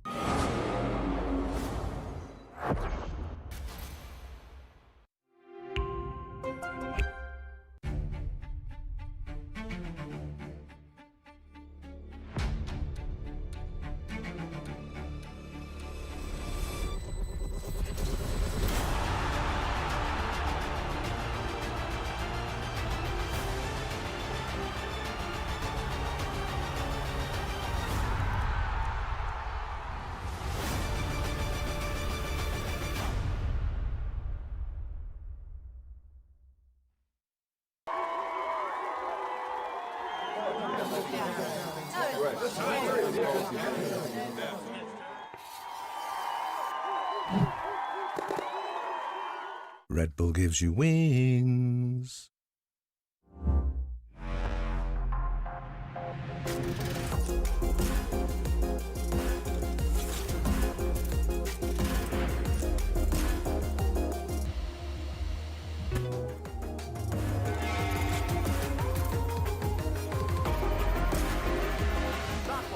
Push, push, push.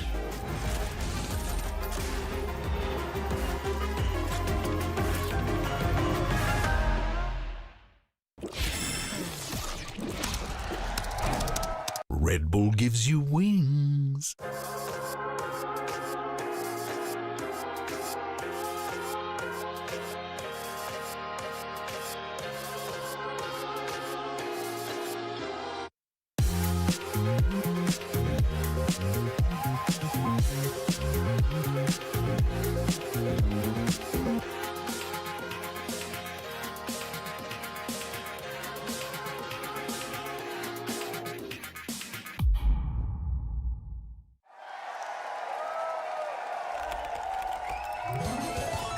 Red Bull gives you wings. This is VCT Pacific 2026.